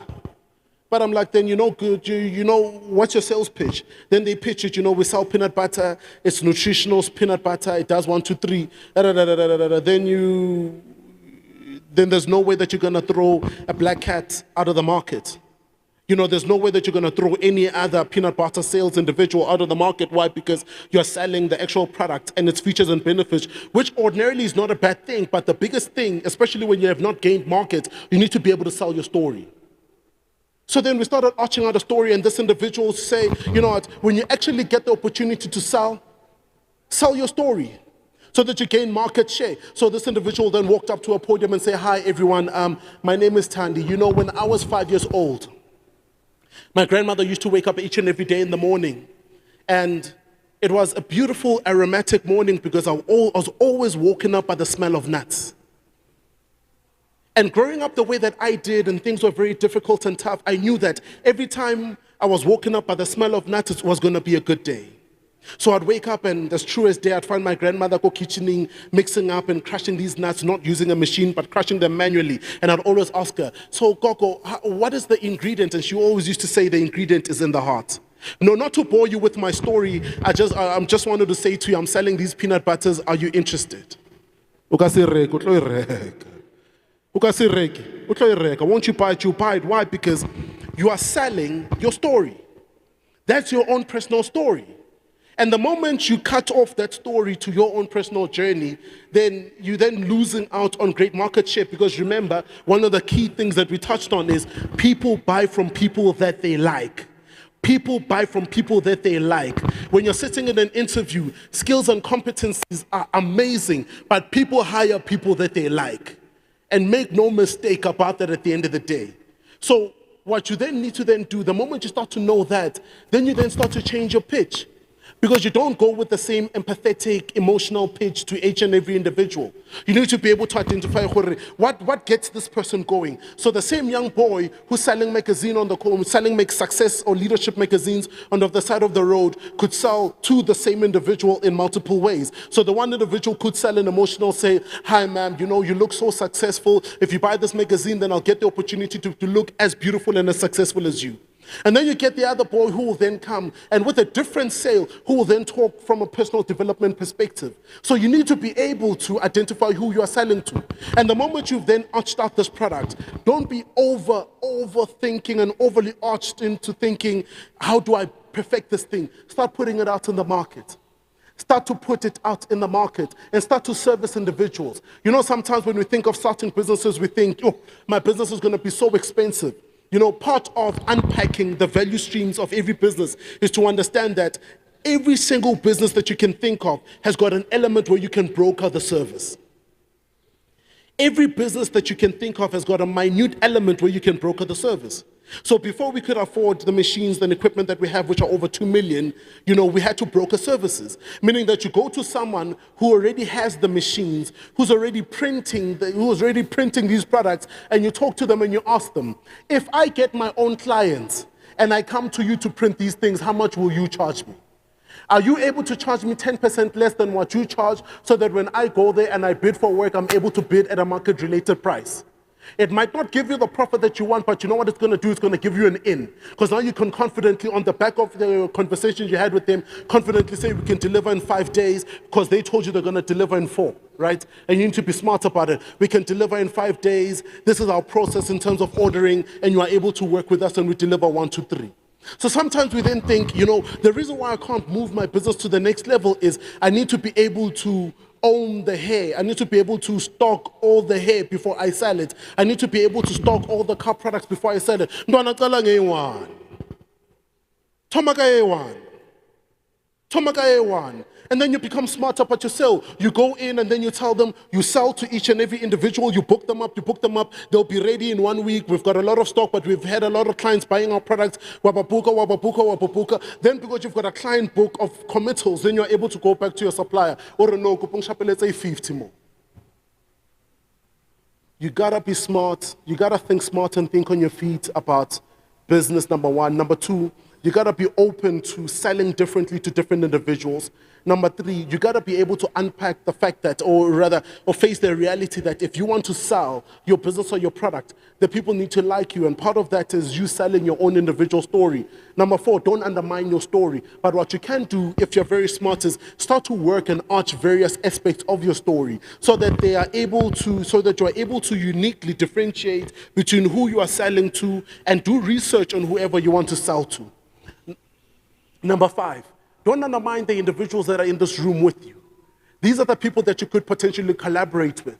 These are your collaborators, because when you sort of talk about opening market access and being able to really get your product or your service to where it needs to go, these are the people that you have in this room that can give you legs and give you mouths. But don't go to them and say, you know, I've got the best product, I've got the best service, I do 1, 2, 3. I think that this can benefit you by selling it, and I'll give you a commission. It doesn't benefit them. In actual fact, you're giving them a job. But if you're able to sit with anyone you want to partner with, any brand you want to partner with, any individual you want to work with, collaborate with, and partner with, and say, I have spent time studying you. I have seen that your product does 1, 2, 3, 4, 5, 6, 7. I think that the benefits for you working with me is 1, 2, 3. And I think that the benefit for me working with you is 1, 2, 3. And this is the plan of action that I think that we could work on. Number 4, this is how it benefits us. If you don't do that, then it's one-sided. And then remember always, the best way to ask for help is simply, how can I help you? And the answer to that would have come from the research that you would have had, would have come from taking time to study the individual, the brand, or the client that you want to work with, and taking time so that when you're sitting there with them, you're able to show that you've studied them, the actual aspects of their business and their business cycle that you have unpacked and you have studied. But with everything said and done, talk is cheap, numbers don't lie, and the proof is in the pudding. And it all boils down to one simple thing: simply getting things done. Now, I'm about to get off this podium, but before I do, let's give it some energy. I'm going to ask you guys to just stand on your feet. We're going to do something really cool. I just need you guys to say this after me: get things done. Nah, man, you guys need to say it with some effort and oomph. Say it after me: get things done. Nah, man, you guys aren't even serious. Your neighbor can't even hear you. You know, because at the end of the day, there's a lot of speakers that are going to come here and say amazing things. My job was never to tell you anything new, even though you might think that you've learned something new. But my job at the end of the day was to encourage you that of the things that you might have heard, read, or been taught by your parents, by those older than you, by everything that you would have seen on TV or whatsoever the case, is that all of that doesn't matter if you're not going to put any action behind it. But the real catalyst, the real thing that's really going to change your personal journey, your entrepreneurial journey, is by you, moving away from complacency to actually going out there and getting things done. And going out there doesn't mean that you're going to win. It means that you're going to fail a lot of times, but you're going to win in the end. Why? Because you're consistent and you know the art of showing up and failing, learning fast and failing fast. So I need you guys to say this after me. Get things done! Nah, man, you guys, I can't even hear you. You guys gotta say this with me with energy, with oomph. Get things done! Nah, man, you guys are sleeping. I think you guys are hungry. I need you guys to say this after me one more time, one last time. Get things done! Because at the end of the day, talk is cheap. Numbers don't lie. The proof is in the pudding. You need to get things done. Have a beautiful day. Enjoy the rest of the conference.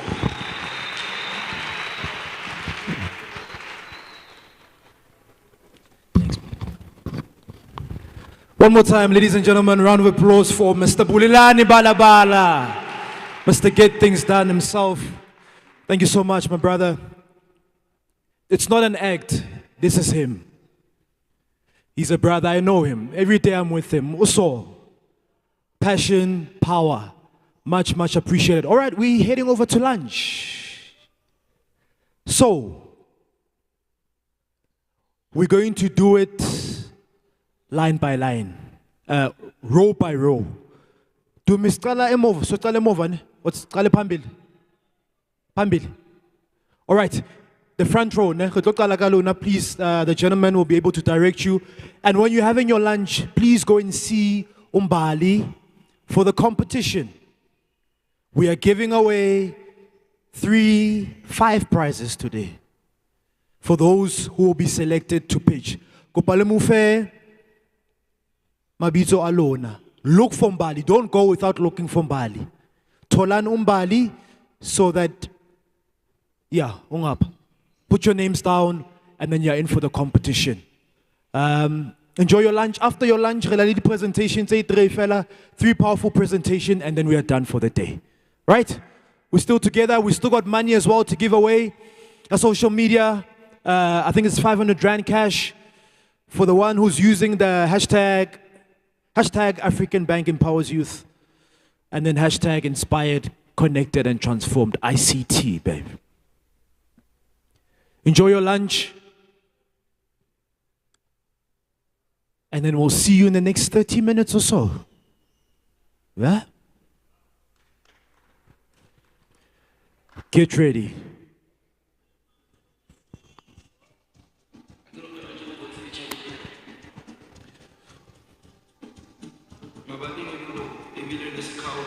All right, just 30 minutes of lunch, and then we come back, we do the presentation, then we wrap it up, and then it's a wrap. Then Rafeta, high. Hashtag African Bank Empowers Youth. Hashtag Inspired, Connected, and Transformed. This is Empower Youth.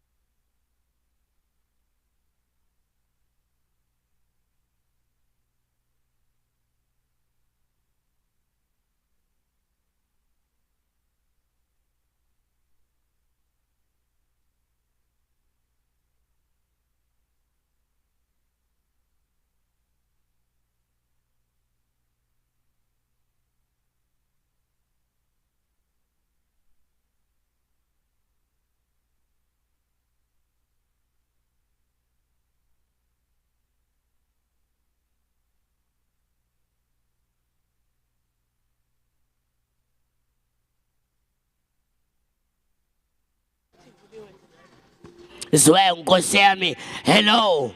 Lunch is over. Let's get back to business. Everyone outside, come inside. It's going down. Oh my goodness.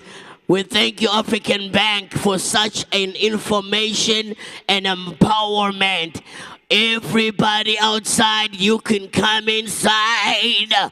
Then we're gonna start the journey. Are you good? Are you guys good? Are you guys good?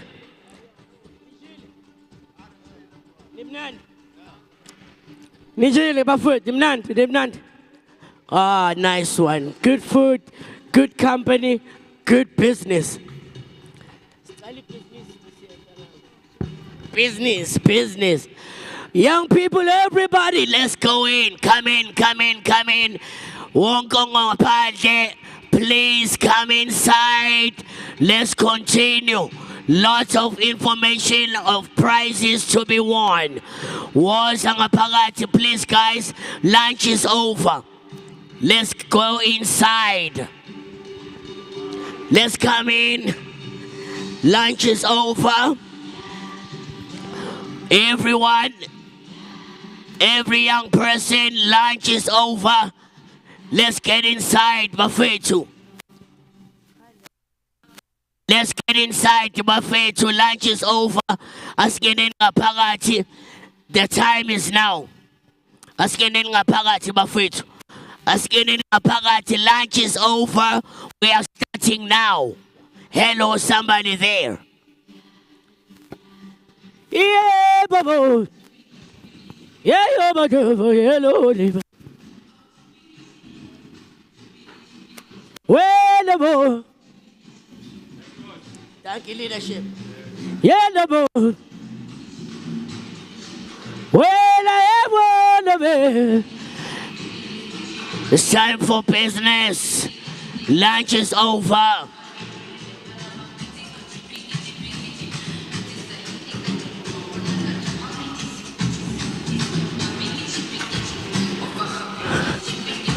Lunch is over, more business to come. Let's get inside, everybody. Yeah, yo.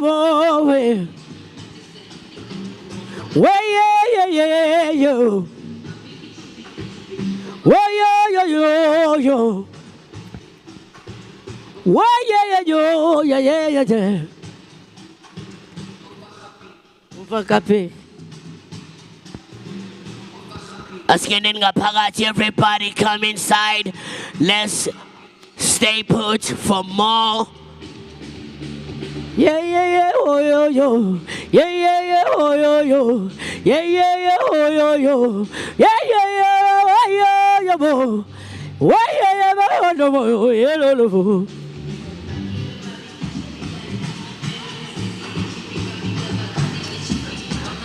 Everybody inside. The journey continues. Yeah, Naba. Why?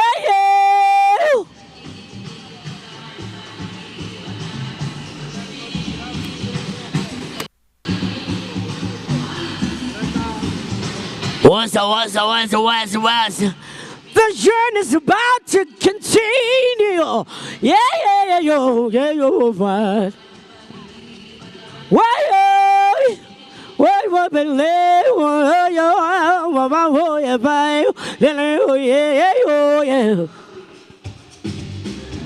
You don't care what to say.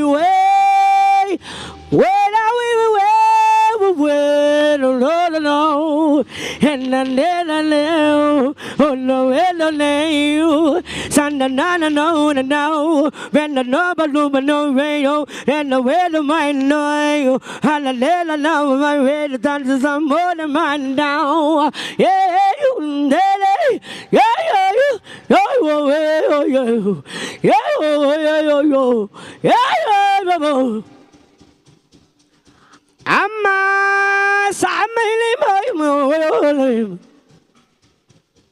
all right, everybody inside, we are going to continue with our program.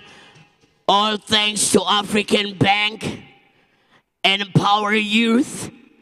Everyone is going to get outside and in this building very empowered of how to become a business person. Hello, are you there? Are you guys good? Hello, are you all right? Are you good? Yes, not so good. Are you guys good this side? All right, that's fine. Hey, people after eating, they disappear, né? People after eating, they vanish. It's like they came for food. Oh my goodness. Bapa Bantu, Bapa Bantu, oh Bapa Bantu. Oh, Papa, Bantu, hello, oh, lo, hele, me, oh, hele. Bapela, Bantu, oh, Papa, Bantu, yeah, no, oh, no, oh, no, yeah, oh, yeah, oh, yeah,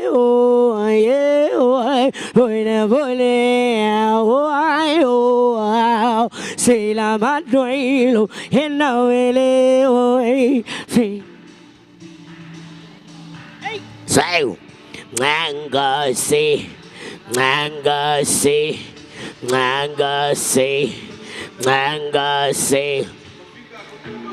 All right. Selector. All right. Selector.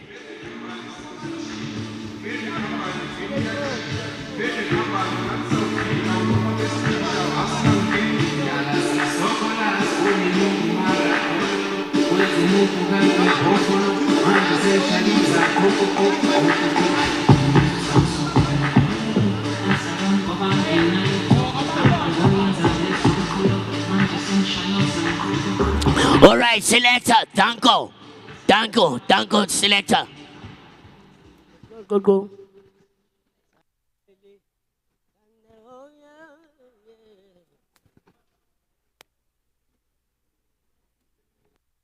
Israel. Do you have a micro? Yeah? Yeah, that's why I wanted that to see. He's preparing the mic as well. Right, I'm gonna call Paley the musical to come forward. Guys, are you ready? Please come forward and give us some entertainment. Paley the musical. Put your hands together for Paley musical. Come on, somebody. You can take the stage.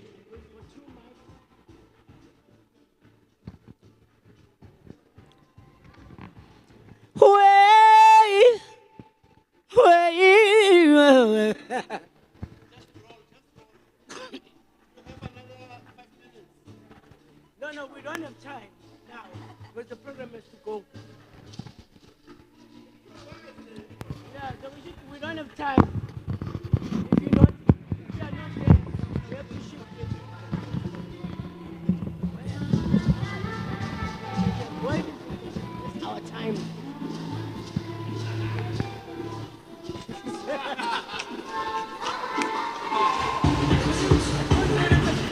I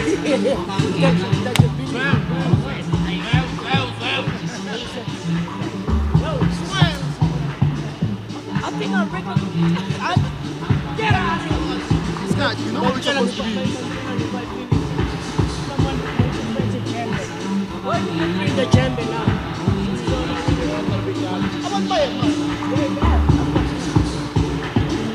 And you told them there's 3 more sessions. I heard you. Then it's done. I heard you another hour. Yeah, oh yeah.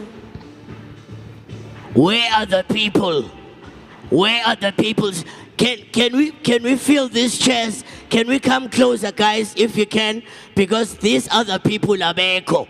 They are not the Mission Impossible.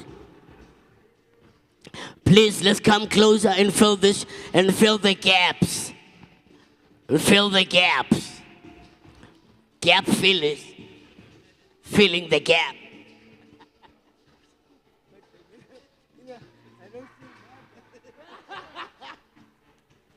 Come on, let's move closer. Did you cut the chamber? Oh, there's the chamber. Are you guys ready? Yeah. Are you ready for Pele Musical? If they are ready, please come on stage. Welcome with me. Pele the Musical. Asibapeni izandla sibashapeleni matsogo. Pele the Musical. All right. Waiting. Waiting for a name to be called. Your body's shaking me with the belief. And I never, ever for.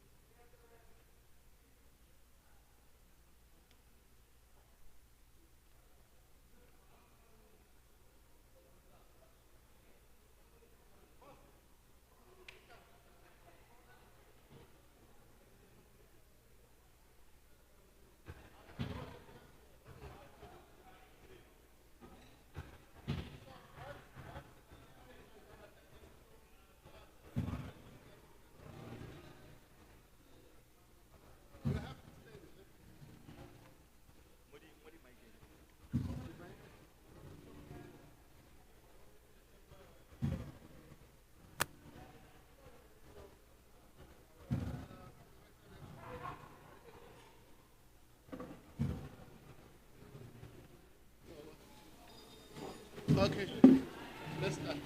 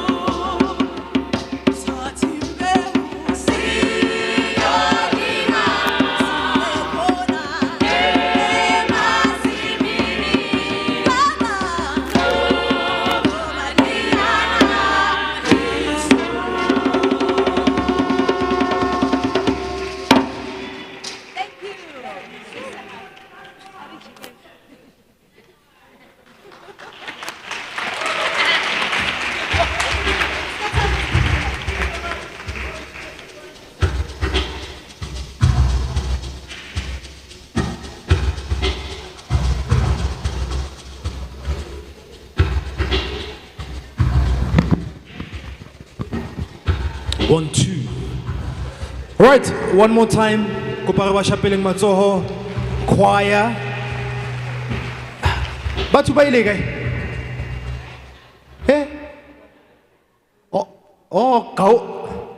Mr. Masisa, I think we're going to have to do lunch more for. After I started using the product, 4 o'clock. Baobeti. All right, you are here, so thank you so much for sticking with us. Please give yourselves a round of applause. Please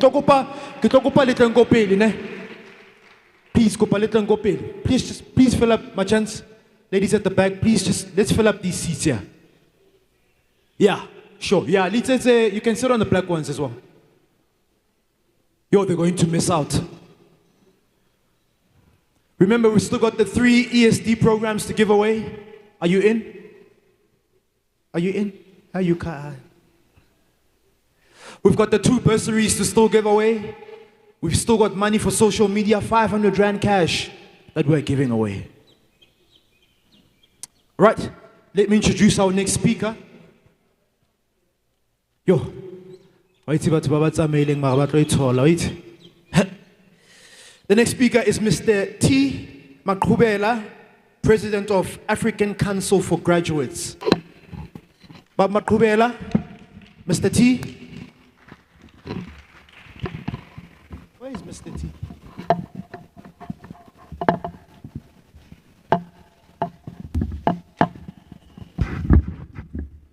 Just give me a second.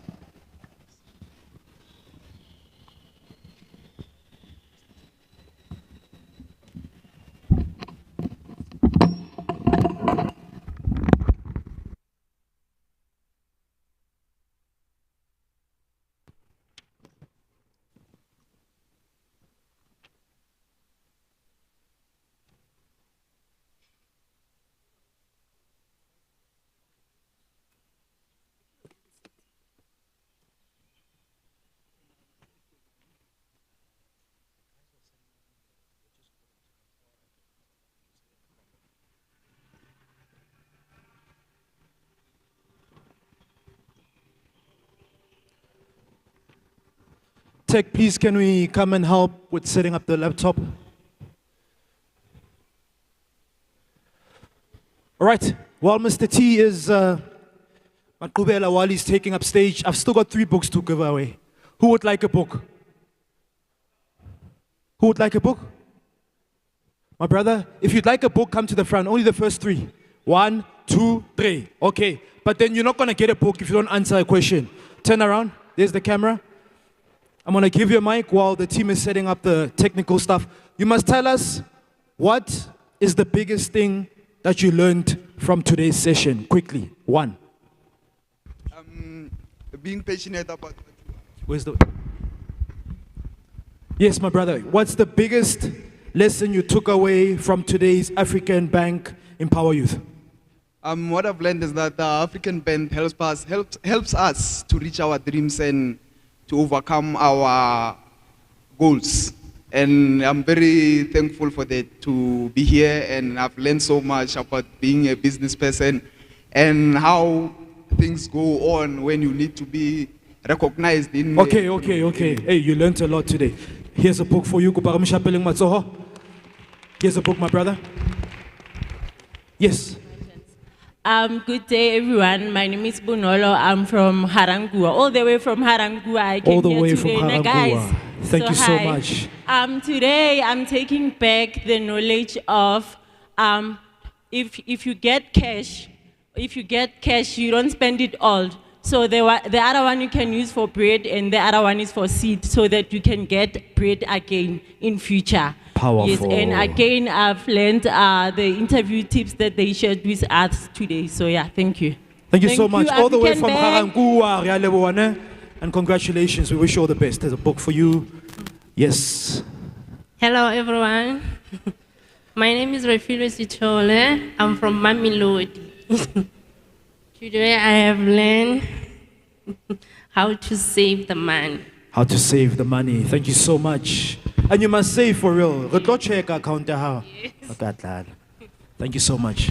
Congratulations. There's a book for you. Ah, no, bafethu, let's get last two. No, I've got. Zogalang. Ow. Quickly, gents. What did you learn? Okay, today I've learned about how can you get funded if you want to start a business. Fantastic. Are you in business? Yes, I am. Business I registered when. It's a small business. Don't worry, my brother. Just hang on. I've got a book for you. Let's give him a round of applause. My brother, lastly from you. Take, are we winning? What did you learn? Hi everyone, my name is Edward. Today I learned a second rule. What I learned today is that financial breakthrough is very important and never think about it, just do it. Just do it. All right, congratulations, gents. You can go. I just wanted to hear what you learned. Gadal, I've got books for you, just hold this. Here are the two books for you. Thank you so much. Thanks. Please give them one for you and one for you. One more time, a round of applause for our audience. Technology. We're good. Fantastic. Mr. T, Makubela, Bob, over to you. Good afternoon. Good afternoon. Are you guys well? Please give yourself a round of applause for being here. I work with graduates. I work with students from universities and TVET colleges, even from private colleges. Just by show of hand, I'd like to see how many of those that are amongst you have completed their degrees, diplomas, and are still unemployed. Please stand so that Mihlali can assist me. Okay, wonderful. I'm counting 3 people. I have 950 internships. So please liaise with the lady over there. She is Mihlali Matinjwa, the one in green, with a green, beautiful top. She's from the South African Council for Graduates. Please be seated. I would like to ask you, please move closer to her so that she can take your details. Number 2, any of you who have completed the coursework, but they need to do in-service training to graduate. Please stand.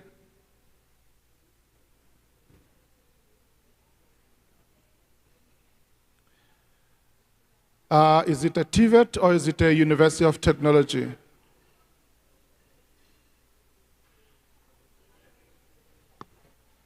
It's a learning school. At what level is your entry? You're not sure. Okay, you'll register there. Lady? Do we have a roving mic? He's getting it. Thank you. Because when we come to events like this, please give them the mics, yes. Thank you. We want to make sure that you leave here with something tangible. And big up to EmpowaWorks together with the African Bank and WNRCTA for putting this thing together. Do not be worried about the empty seats. Even if you had to be 1 or 2 people, they will still come. We've been doing this work since 1997, so we didn't start yesterday. So we understand there are dynamics in every community and in every society. So please tell me your name, your qualification, or what it is that you're studying towards, and how long have you been studying it, and what do you need to graduate? Refilwe Sithole, Financial Management N6. Financial Management N6? Yes. Okay, where did you do that, Refilwe? TNC. Tshwane North Yes. College. Okay, Yes. wonderful. So please go see Mihlali. I almost said Mudiekh. Mudiekh is on the other side. Yes, madam. Maleka Maso. Yes. N6 in marketing management. You're studying towards it or you've completed it? Completed it. You've completed it from a TVET? Yes. Do you have your national diploma? No. So- Need an in-service training. So you need it to get wonderful. Please move closer to her. Now, the last question I'm going to ask before I commence with my presentation. Anyone who's running a business here, you have at least 12 months of operating in your business, 12 months or more. May I see by show of hands? Please stand and start on the far right with the roving mic. Tell me, what is your business?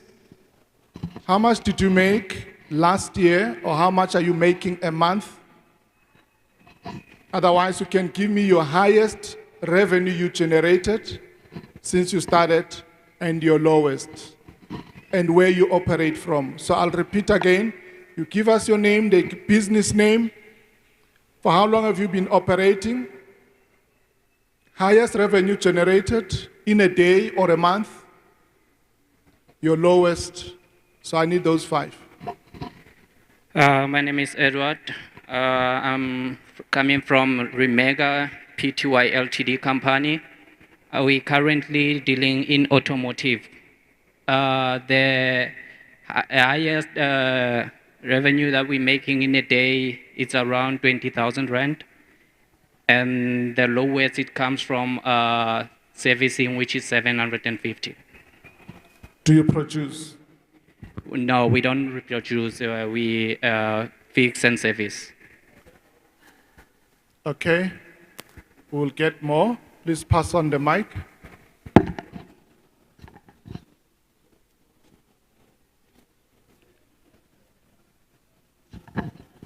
My name is Kamhelo Shomolekai. We are running the Shomolekai enterprise. We are doing supply, we are doing transportation and into microfinancing. Started, I think we have a day now. Per year, we've made, I think, 85 turnover. But yeah, What is 85, madam? 85,000. Yeah, Okay. through transport, or then through supplies, I think 30,000. Yeah, the highest. Thank you very much. Hi, my name is Waitumelo, and I'm currently busy with an after-school care program. It started in 2018. Unfortunately, after COVID, we got a lot of disruptions, but per month, the highest revenue I've had was around 3,500, and the minimum I've received was around 800 per month. She answered my question. Did you hear that? And I think the lady before her. Colleagues, it's very important to hear what the question is. If you don't answer the question, you're going to lose on opportunities. Next, please. Good afternoon. My name is Dikang Lincoln Komosoto. I reside here in Atteridgeville. My trade, I'm an actor. I'm a stage actor. But what I do on the side, on the business side, I'm an art set designer. I design for films, music videos, documentaries, and everything. So I'd say last year the money that we made, maybe we made around 100K. And then we had to share it among, split it among the workers for the productions that we were doing. And yes, I think that's what the highest that we made. The lowest that we did in productions maybe is something like 10K. Thank you very much. Thank you. You've answered my question. Good afternoon. My name is Gloria Witumelo Sehopolo. I'm from Atteridgeville, and the name of my company is College Trading. We didn't make much because of COVID really affected us. We partnered with Wiser Trading, which last year we've made close to 259,000. What we do in our company, we do holiday clubs, we do learnerships, we do after-school care, and we also provide with transport and catering. And we're really pushing hard this year because it seems like business is going well. We are standing at an amount of 85,000 at the moment. Thank you. Last one. My name is Pamela Lawrence Sibuhudi. The name of my company is Smart Cash. And last year we did a turnover of 120,000. And the lowest that we did for last year was around 10,000. And our business does manufacturing. We manufacture B2B brick making machines and peanut butter making machines and also detergent making machines. So we service B2B businesses. Okay, let's give them a round of applause. There are two people in the business I'd like to meet. The guy who spoke last, because I'm interested in people who are manufacturing, and the lady who's dealing with aftercare. I didn't catch your name, please stand. I should be saying I almost said you should be at school. Thank you. Please come see me when I'm done. Thank you very much. I'd like to see you. There's a product we want to give you. It's valued at 25,000 Rand, and you're going to get one each.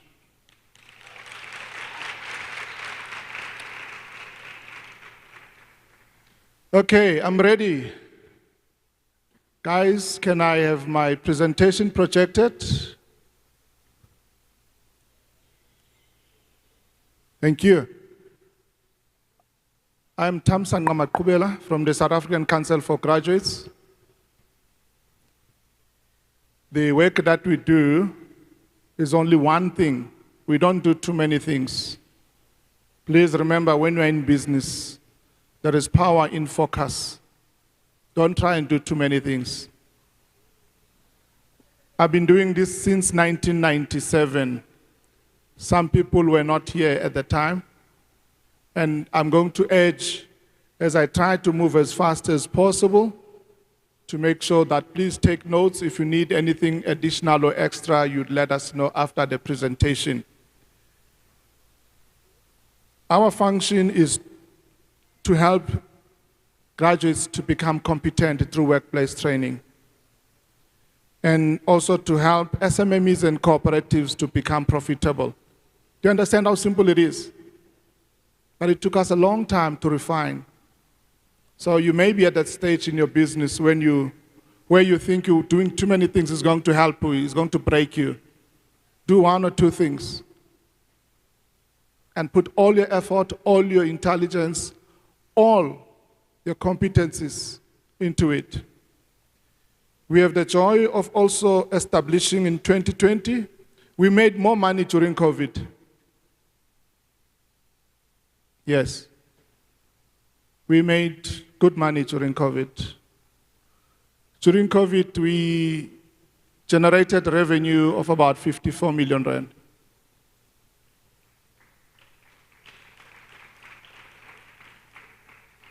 So please plan your business. Whether there's a recession, whether there's a depression, whether there's COVID, natural disasters, your business should generate revenue because you are helping people. Don't start a business because you want to make money. Start a business because you want to provide a solution. Are we clear, ladies and gentlemen? Then you do that, it will propel you to greater heights. I'm delighted that we now have started the African Council for Graduates, which is helping us to take the work we're doing to other areas, other countries in the continent. More to that, we have the World Council for Graduates. Do you see, when you start with a dream and a vision, you take it further. It will pay you. The work that we do has been motivated and inspired by the words that were made popular by our former statesman, the late Utatu Madiba, when he said, "Your playing small does not serve the world. Who are you not to be great?" Today we are witnessing an act of greatness. EmpowaWorks, Simphiwe Masiza, African Bank are trying to share their greatness with you.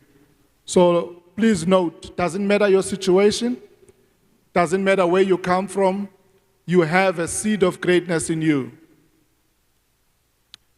I won't spend much time on this. This talks about our board. It talks about who we are, our accolades. This talks about our team.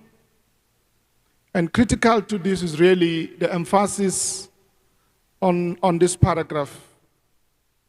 We subscribe to the principle of internship, rotational learning, assessment, and performance.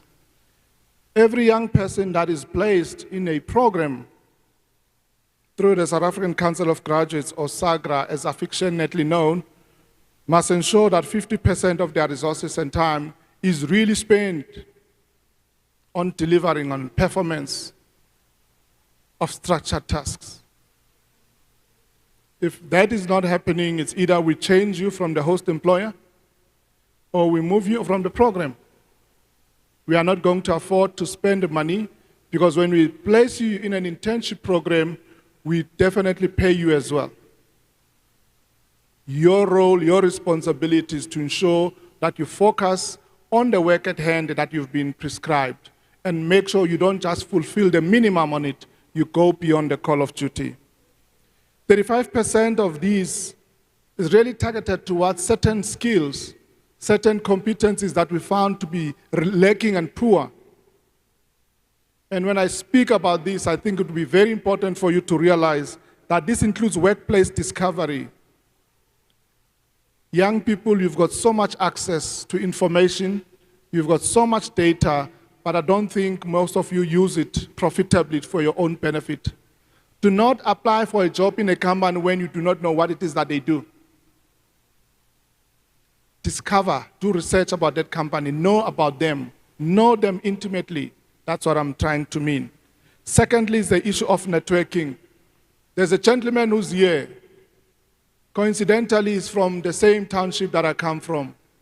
Please, if you want to network, I'm going to ask him to stand. If you want to learn about networking, go straight to him. When you finish here, Mr. Silikane, please stand. When you finish here, please go to him. Let's give him a round of applause. Remember, networking is not about who you know. Networking is not about having the number for Mr. Silikane or Mr. Masiza. Networking is about who knows you. What did I say? There you go. Networking is about who knows you. Can they trust you by referring you either for a job, for a contract, or an opportunity? So it is time, young people, it is time, graduates, students, you begin to network when you are at university. In 1995, I found myself traveling for the first time to Australia. And I was so happy, much more happy, that at home, when I left my home, they gave me 10 rand. Who gives their child 10 rand when they're going overseas? But that's what they had, and I appreciated it. So the next point talks about insights. Be grateful and appreciate what you have. And in that way, you'll be able to grow further and grow bigger. These are the opportunities. These are the sitters. These are the companies that brings us the money, that brings us the opportunities. You want to be in a work integrated learning. You want to be on an internship. You want to be on a candidacy program. Those are the only 3 things we do as part of our career readiness program. Because you've got to be prepared. You've got to be ready for a career. A career is not something that you just wake up and say you are going to do. To build a career, you spend 12 years in school. It was followed by 3 to 5 years. For medical students, it is actually 7 years of rigorous academic training. And ladies and gentlemen, that is not enough. You do need additional workplace training. And this is where now we're saying you are at a gateway of your career. When you start on an internship, there are so many opportunities. You either can make it big, or actually you can mess up big. In the past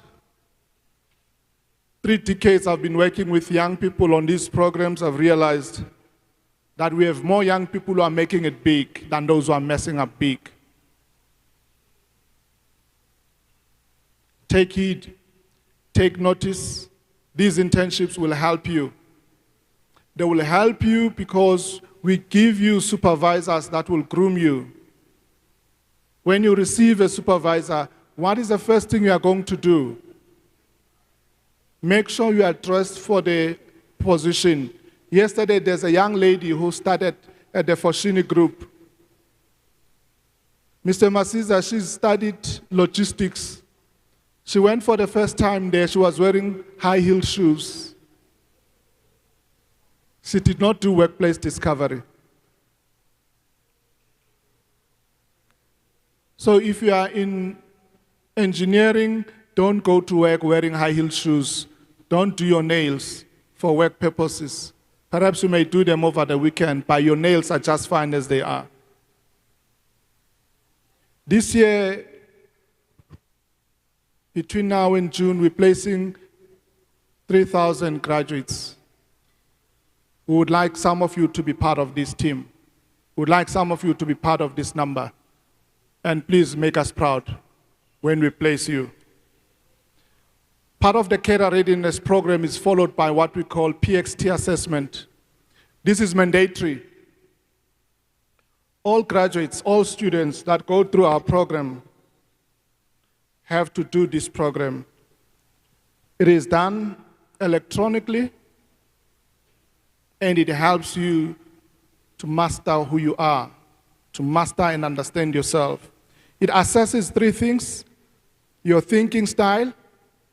Any score of 4 and below denotes inability, denotes area of improvement. Secondly, we assess behavioral traits, how you behave with your friends, with your family, and in the workplace. And what we do, again, any score of 4 and below, look at this person, has scored 6 in learning index. What is learning index? Learning index is your potential to learn. Do you have what it takes to be teachable? Are you teachable? There are people that are not. It makes it difficult to teach someone who has got an ego, to teach someone who's got low self-esteem. Both are extremes. The low self-esteem on the left and the egotistic behavior on the right, they are a problem. Look at this person's energy level. The energy level is a 7. High-paced person, very good. 8 for assertiveness. But when you come to attitude, it's a 3. Get even worse. Objective judgment is a 2. If this were for hiring purposes, definitely would not take this person. We would say, thank you. You don't meet our requirements. Ladies and gentlemen, we use this tool for purposes. We use this to groom, not to reject. And finally, it's what we call occupational or career interests. These are measures to help you build your career.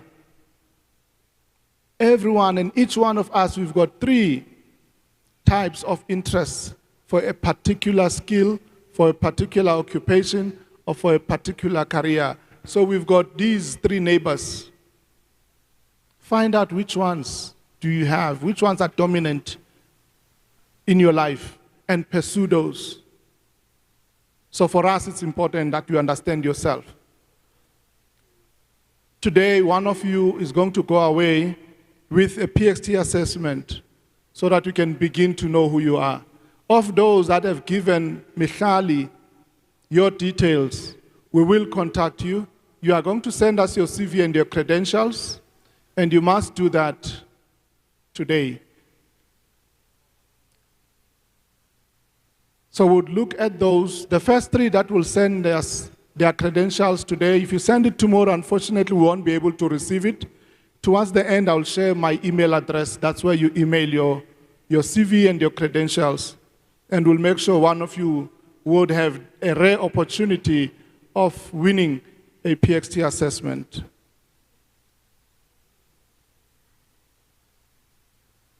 When we spoke earlier, I asked you about those who are running their own businesses. This is our app. It's a business toolbox. It's a plug and work solution. It will enable you not only to help grow your business, but to scale it up. Each and every business that you are running that you cannot sell is not a business.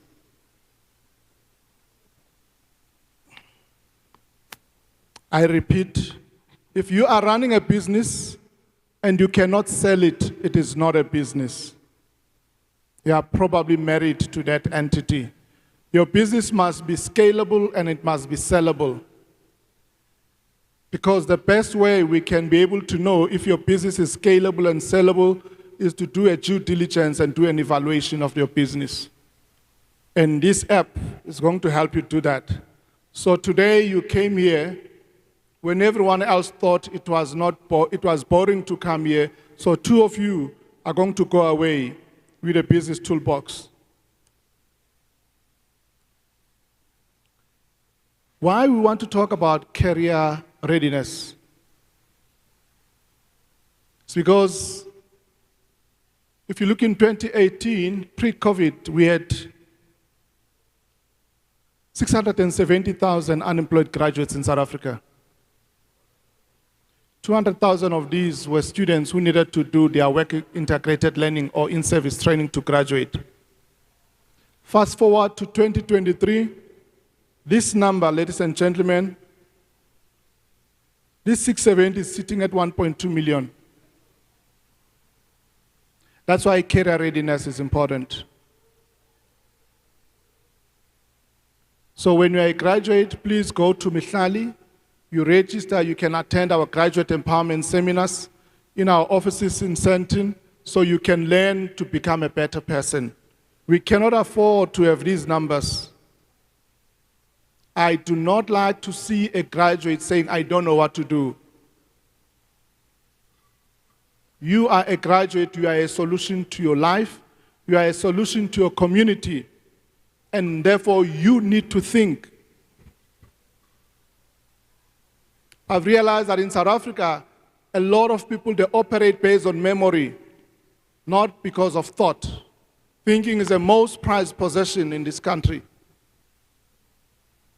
So I'm going to ask you, please think yourself out of poverty. Think yourself out of misery. This showcases some of the programs we've been running. This program took place in Lusikisiki. January 2021, we certified the program as complete. These graduates, you see them, the college they are standing behind, or they are standing in front, they contributed towards building it. You can be one of those.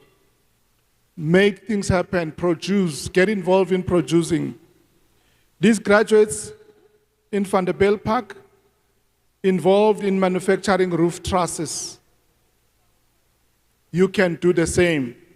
Be involved in producing. A very interesting one, graduates placed in Avenge. We placed 55 of these, just here in Isando and in Kempton Park.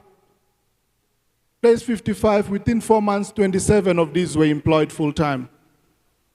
It can happen to you, but you got to be able to do what is required. You got to be able to plan and to prepare. If you don't plan, you don't prepare, it doesn't matter how skillful you are, how smart you are, you will not be able to deliver on what you've been given.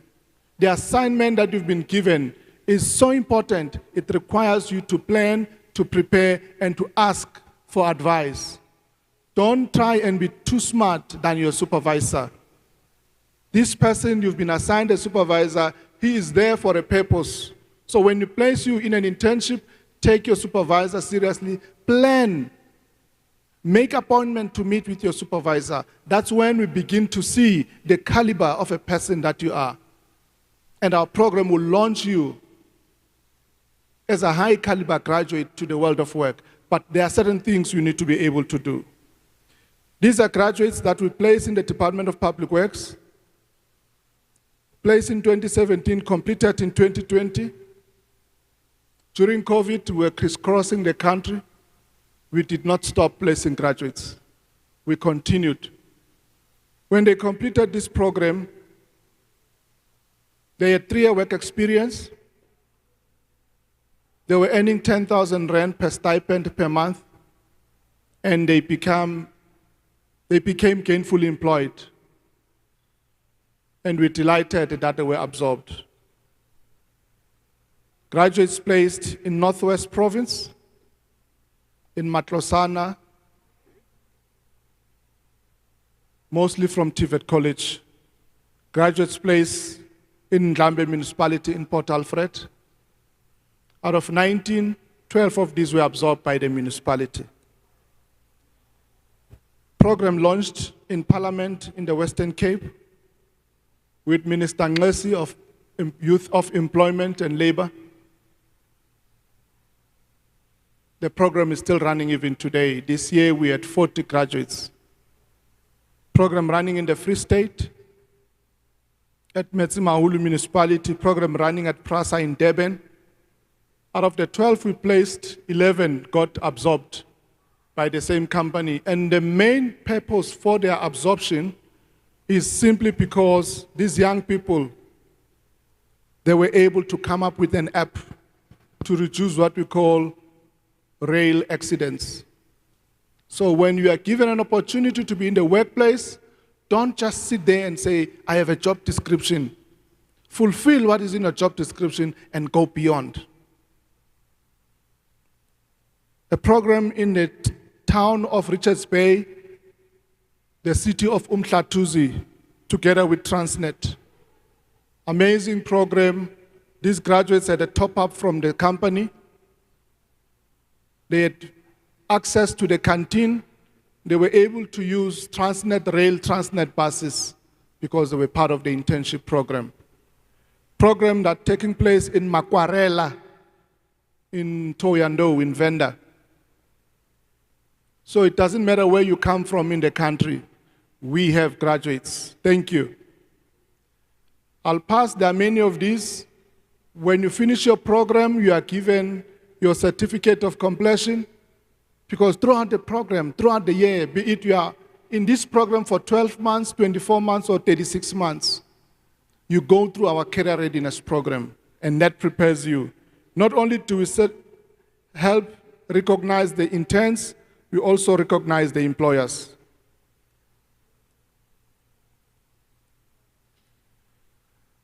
In Pretoria, as we speak, these are the opportunities. Department of Home Affairs, nationwide, we've got 595 placement opportunities. Financial accounting, public management, HR, public admin, electrical engineering. If you possess these, but it only ought to be national diploma, BTech, advanced diploma, degree, honors. If you have these, please talk to Mihlali or come to me. We'll make sure that you start in the month of March 2003. Don't you want to start next month or tomorrow? Here's an opportunity. So it is available. I'll go through one of these testimonials for the sake of time, so that you can hear how these young people are groomed and given an opportunity.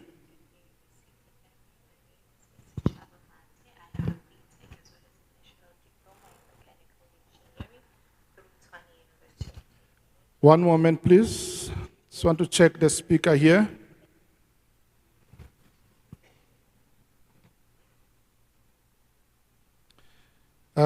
Please assist. Where's the speaker of your laptop? This young lady was placed at Ford here, outside Mamelodi. Today, she's a plant manager. She's done mechanical engineering. She's not different from you. All she did was to take an opportunity she was given. Her name is Kensane Mate. Let's give her a round of applause.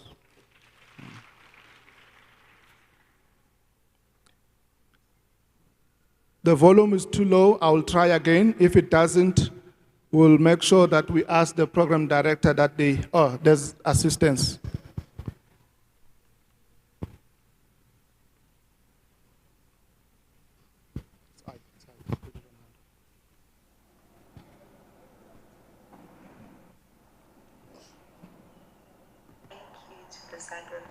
As well as the Mesita family for funding me during my internship program. Good day, Mesita family. My name is Masichaba Mate. I have a BTech as well as a national diploma in mechanical engineering through Tshwane University of Technology. I just wanted to do a testimonial video saying thank you to the Zagreb family as well as the Mesita family for funding me during my internship program. Through the funding that I received, I was able to get all the necessities that I needed to successfully complete my graduate internship. So for that, I just want to say, good day, Mesita family. My name is Masichaba Mate. I have a BTech as well as a national diploma in mechanical engineering through Tshwane University of Technology. I just wanted to do a testimonial video saying thank you to the Zagreb family as well as the Mesita family for funding me during my internship program. Through the funding that I received, I was able to get all the necessities that I needed to successfully complete my graduate internship. So for that, I just want to say thank you. The PXT assessment that we did enabled me to get to know myself better as a person as well as professionally. I started my internship at Aeroglass Days and then moved to MBS ElecMech.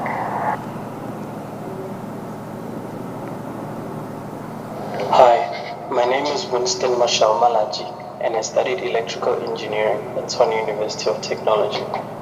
The Zagreb internship has benefited me by providing me with an opportunity to do my in-service training, which is a requirement for my qualification.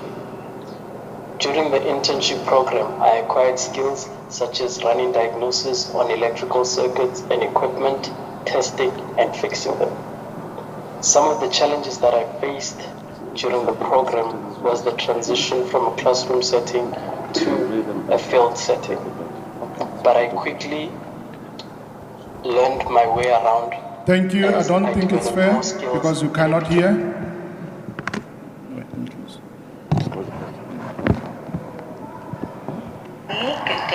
So, in terms of the contact details, for those of you who need to submit your credentials,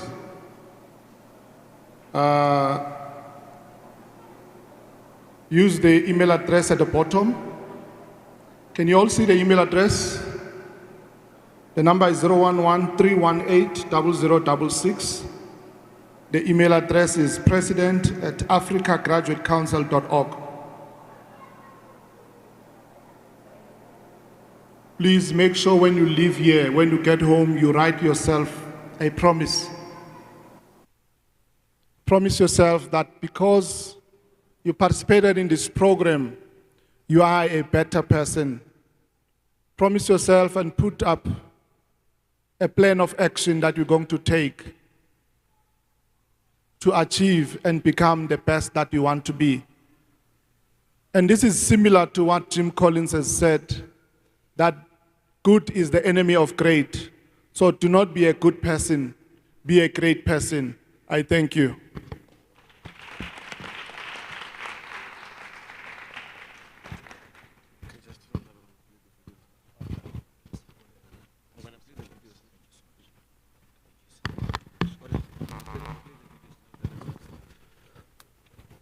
All right, thank you so much. That was Mr. T.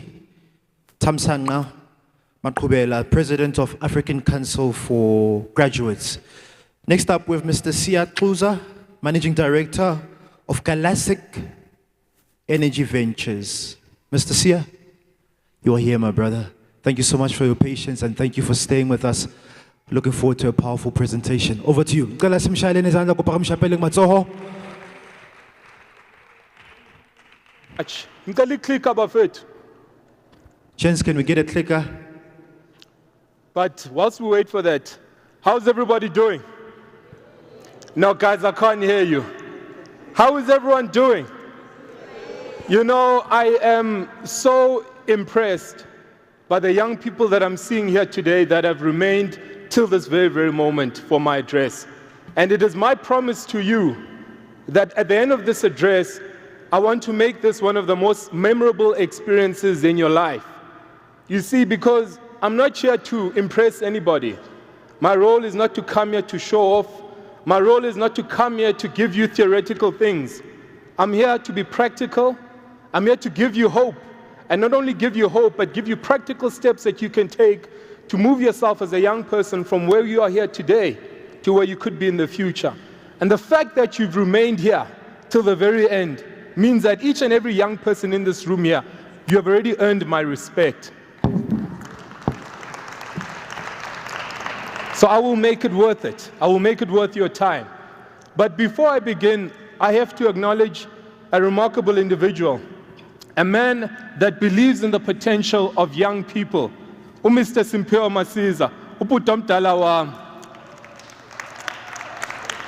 You know, I am here because of the belief that he had in me as a young person, and seeing other fellow young people gives me so much hope.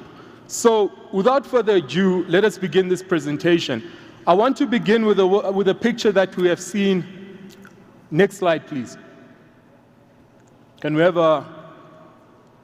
is our clicker working? Okay, Buffett. Okay, but where's the slide? Okay. Okay, so this is a picture of the world as we see it at night from space. And when you look at this picture here, you look at all the bright sparks in the world. You look at America, you look at Asia, you look at Europe. And then we come to Africa. Now, what are some of the words that people have used to describe our continent when they look at this image? What are some of those words?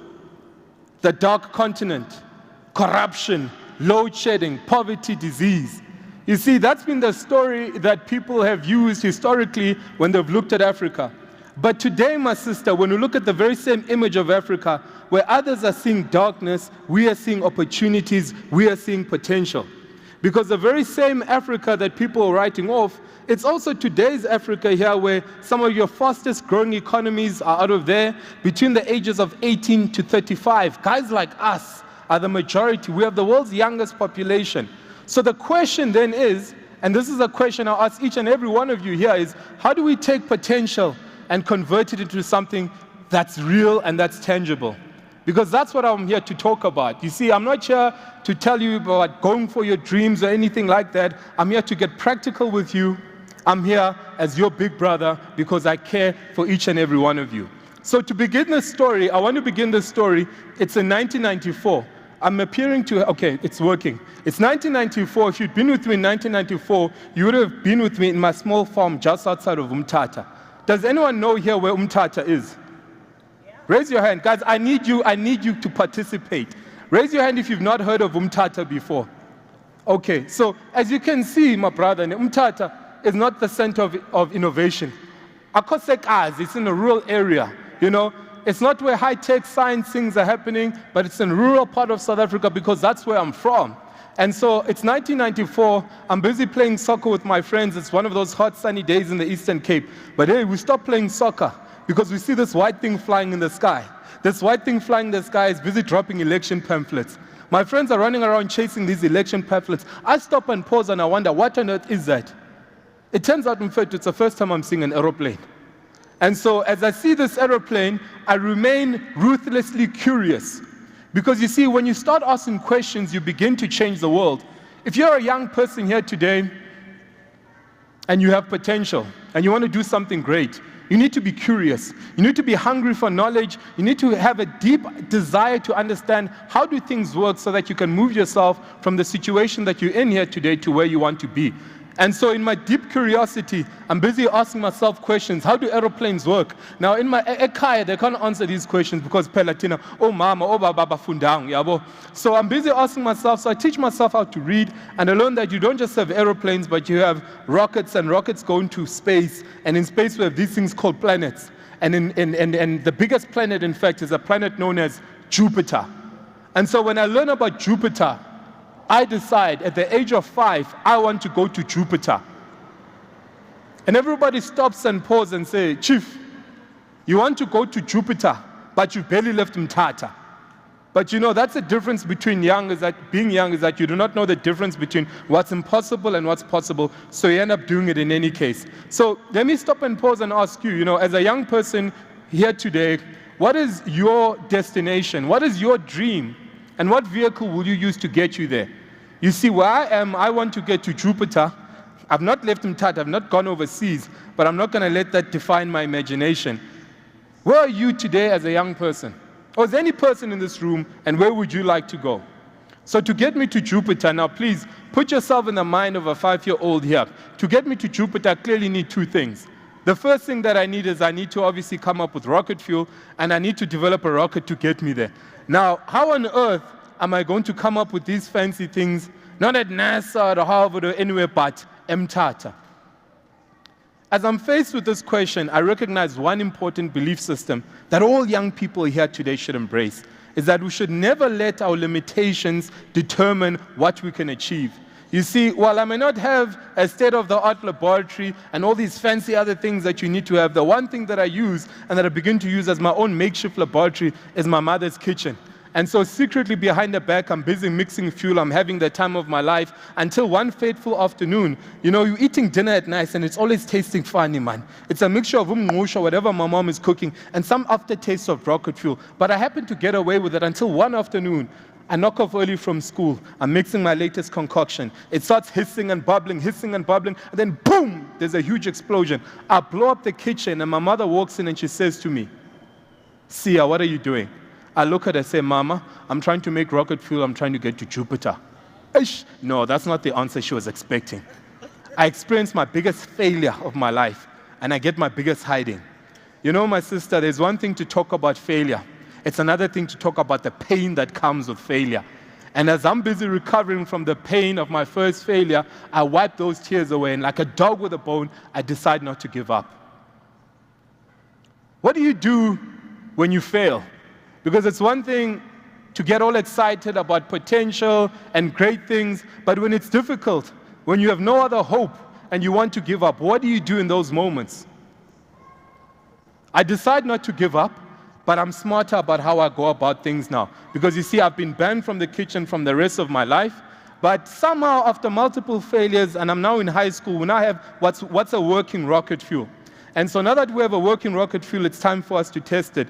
I bunked school for the day. I can say it now, Bafeti, because things have worked out well. We've bunked school for the day. My friends and I are out there in this farm in Vereeniging. Next slide. And we're about to begin this countdown. You see, my friends are taking this picture behind me here. We've bunked school, as I mentioned. And we begin this countdown to see, will this new form of fuel work? And we go 5, 4, 3, 2, 1. Ignition! Boom! Another failure, another explosion. It's one thing to fail on your own. It's another thing when you fail in front of everybody. You become the laughing stock. And so I found myself now in somewhat serious trouble. And who do we turn to in terms of trouble, ideally? We turn to government. So I call up somebody in the government, Denal to be specific, and I say, hi, my name is Sia, I really need your help, I'm trying to make rocket fuel. Siswam, the gentleman hangs up the phone, calls back my mother and says, hey, we think your son's a terrorist. And so at the age of 15, my friends think I'm a lunatic because all they keep doing is seeing me blowing up things and failing. My own mother thinks I'm one of those gifted and disturbed children, and my friends just think I'm a lunatic. What would you do? Would you give up or would you keep moving forward? I decide not to give up, because Thomas Edison once said, I've not failed. I've found 10,000 ways that won't work. But often in life, it is the acceptance of failure that allows us to succeed. And so 10,000 of those explosions later, I'm now in my matric year. And it's a very, very last attempt to see if this thing will work or is this just all a joke. And we begin this nerve-wracking countdown. It's a much bigger vehicle this time. It's supposed to go higher. The stakes are high. And we go 5, 4, 3, 2, 1. Ignition! And you see this 2-meter rocket leap off into the air, and it roars into life like the sound of 1,000 African drums, and it goes and disappears, and finally sets a new record, demonstrating a cheaper form of fuel. Phew. You know that great moment in life when you succeed at something that no one else thought you'd be able to do before? And when it truly happens, there's no better feeling than that in life. Now, the project returns on Earth, and we decide to enter into a number of competitions, both nationally and internationally. And it is well received. So picture this one afternoon, I wake up and I'm reading my email. And as I read my email, there's an invitation. There's an email from the King and Queen of Sweden addressed to me. And it's inviting me to go to Sweden to go all the way to Sweden in order to meet Swedish blondes. To attend the Nobel Prize ceremonies. But more seriously, I'm sitting at the Nobel Prize ceremonies where I'm sitting at the top and I take this picture. I'm seeing all the presidents, all the kings, queens, top people from all over the world. I'm the only black guy there, sitting at the top. But something powerful strikes me at that moment. It strikes me that we, as Africans, are equally capable of global innovation and global excellence.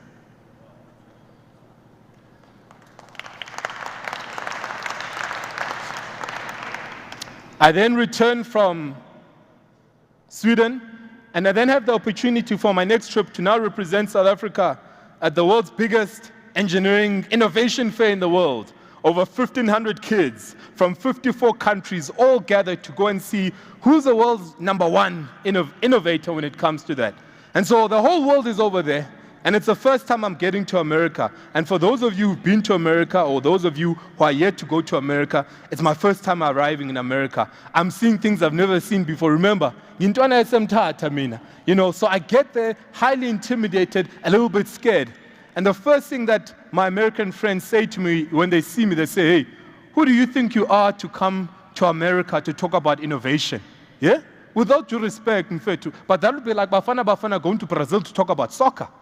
So I get intimidated, I get scared because, I'm feeling out of place. And now having to compete at the world stage in America for the first time, being scared, fear creeps in. Next slide, please. And what I've come to realize, especially when it comes to us young people, is we often get scared.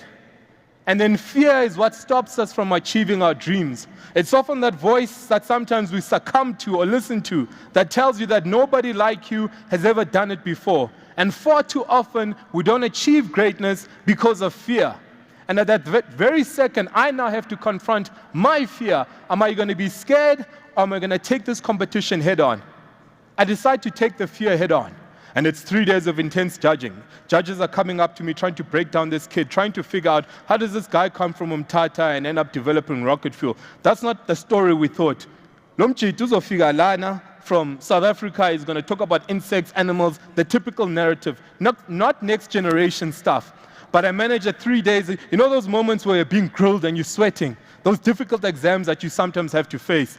And so that's me right now, but I survived what has been a 3 days intense judging process. And we now go to the prize-giving ceremonies. 1,500 kids, 54 countries, all represented there. The media is there. I'm seated somewhere at the back, Mchan. I got a free trip to America. This was it for me. I didn't want any more.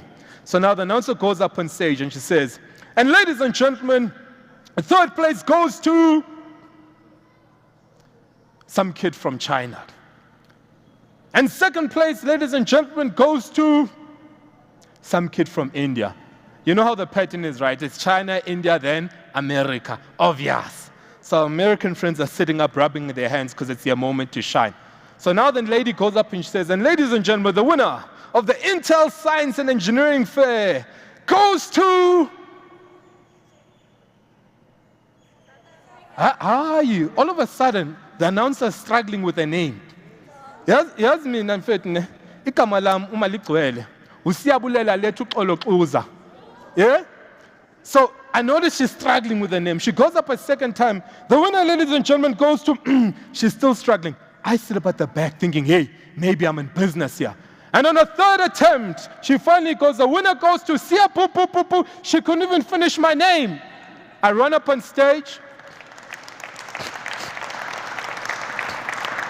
I run up on stage to receive an award that is bigger than me, an award that goes to say that we as Africans, especially us as black people, are equally capable of global innovation and global excellence. That the stories you may read in books may have told you of what we cannot do as black people. That the situations that we come from, the broken homes that some of us come here today, should never be limitations of where we can go in life when we believe and we focus and we overcome all fears. Because like me and like you, I know you are capable of it.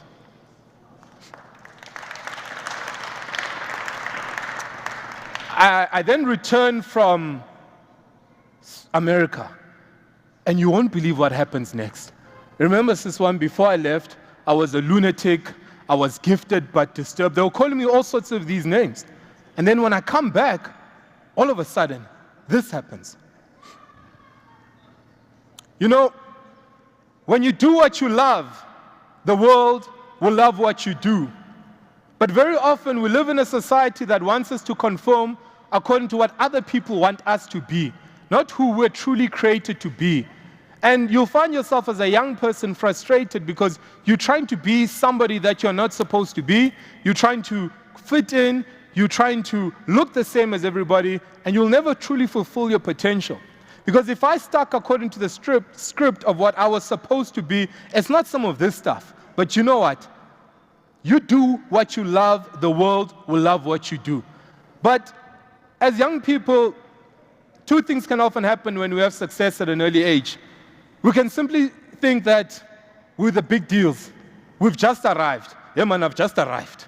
Or we can keep believing that our collective best is yet to come, that past achievements do not define what more is to come. I say this because I see so many young people doing great things at an early age, and the story ends there because people get arrogant and you don't move forward. And I have to take this choice because I'm getting all this fame, interviews coming everywhere, but I remain focused to my calling. And part of that now involves me leaving South Africa to go back to America where I'm studying. I'm studying engineering. So I'm sitting in class one day, it's a boring lecture, and as I'm sitting there, I'm snoring, man. Can we please, Chief, can we please, yeah, that's it, thank you. The guy's boring and boring, so I start daydreaming. And I'm asking myself, how can I take what I'm learning to actually solve people's problems back home? Because there's no point in saying, what are you studying for? You know, it must show. Study something that can change people's lives back home, back where I come from. Because for me, that's what education is about, right?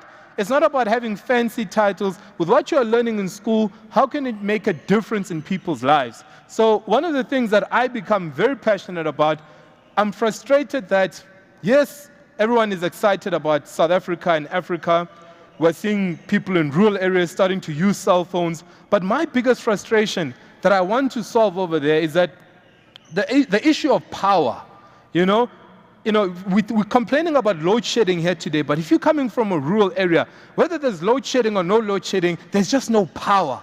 And yet you have all these people who need cell phones to do business, to communicate, but it's a frustration because you have to go far, charge up your cell phone device, and I'm like, nah, I gotta solve this. So I have an idea of how we can improve the way cell phone batteries work. Imagine having to go without having to charge your cell phone for up to 2 weeks. That's what I want to solve for, because current cell phone batteries don't work. And there actually is something that you can use, and this thing is called a micro fuel cell.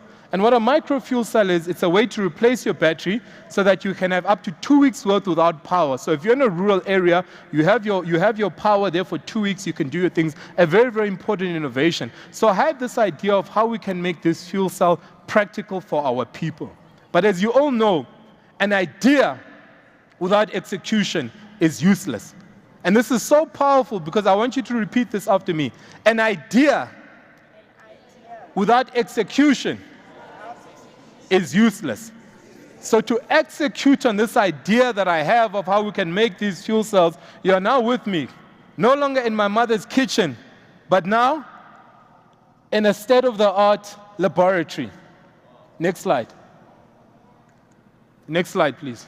We started from the kitchen, now we're here. Holla. You never know where those small things you start in life ultimately lead you to.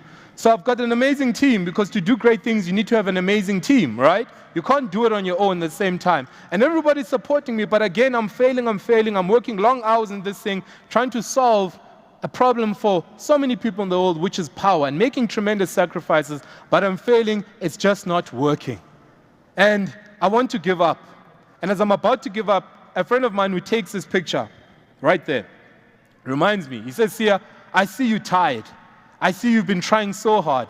Like so many of you young people here today, my brothers and sisters, I know this year and the previous years may not have been the best of years. And I know some of you sitting here today are on your last hope, and you just want to give up because it's difficult. That's me right now in this picture. But my friend reminds me, says, you know, Sia, many of life's failures are people who did not realize how close to success they were when they gave up. And so I sum up that courage one more time. I pick up, I wipe those tears of failures, and I'm failing, but each failure is taking me progressively forward. And on the 113th attempt, this finally happens, a new fuel cell breakthrough. So what was the whole big deal behind this work of fuel cells? It was very simple. The point of the work was to make fuel cells practical. I didn't invent fuel cells. The problem is, however, for many, many years, people kept using squares to make these fuel cells. Now, when you use squares and you make them a little bit bigger, they break, which means that it's impractical. So I looked at myself, you know, I like to simplify things, and I also think that you should also be simplifying things in life. I said, instead of using squares, why not just make the circle bigger? And that's how I was able to show them.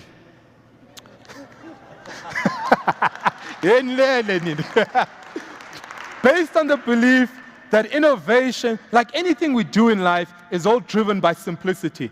So we've now finally reached this research breakthrough, found a practical problem to what is a $50 billion global power crisis. As I finish this project, my phone starts ringing. In fact, I pick up the phone, you won't believe who's on the other end of the line. It's a very high-ranking, powerful person in the American government, and I'm nervous. So I'm picking up a phone, but as I'm having this conversation with her, it turns out I'm not in trouble. And it turns out that this person is asking for my permission to say something. Now, with your kind permission, I'd like to share with you what this person had to say. Some of you know her, a very, very famous person. But before we have this brief video, I want to ask you, what would have happened had I given up? What would have happened had you given up?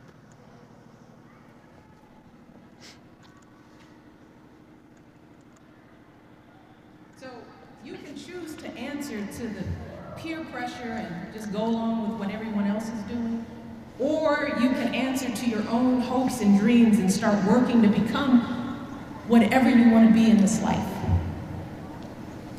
That's what Sia Kluza did.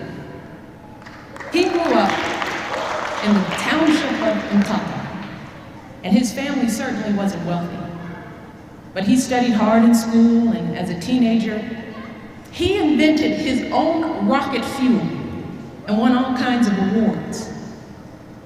And I got to meet Sia in South Africa 2 years ago, and I got to see him again today.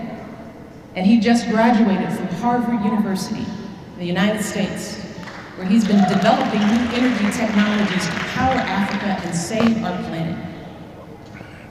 And then there's this other guy I know from the US. He was the son of a single mother whose father left his family when he was just 2 years old. And as a teenager, he didn't always make the best decisions. But then he got serious about his schoolwork. He went to college and law school, became a civil rights lawyer, and a professor and a politician. And today, you might know that guy as my husband, Barack Obama, the President of the United States. You see, Sia President Obama, and so many others in South Africa and the United States. They are living proof of what the legendary South African President Nelson Mandela once said. Mandela said, education is the most powerful weapon which you can use to change the world.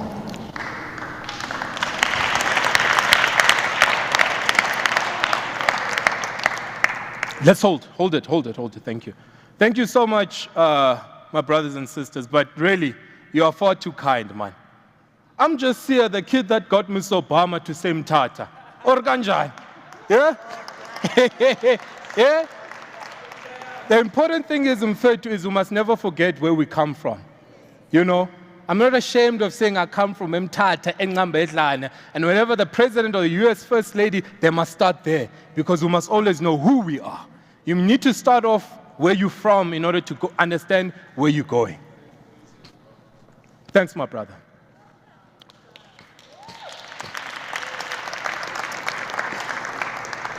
So, just before this talk, something interesting happens.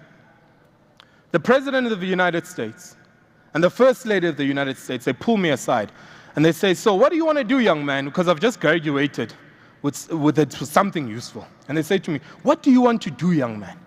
Do you want to stay in America or do you want to go back to South Africa? And I'm scratching my head. They say, Sia, listen, stay in America, we'll set you up. Do what your other fellow South African did. He grew up in Pretoria, not far from here, went to Pretoria Boys High. He also fooled around with rockets, went to UPenn, Ivy League University, dropped out of Stanford, started SpaceX and Tesla. Does anybody know who I'm talking about? Who?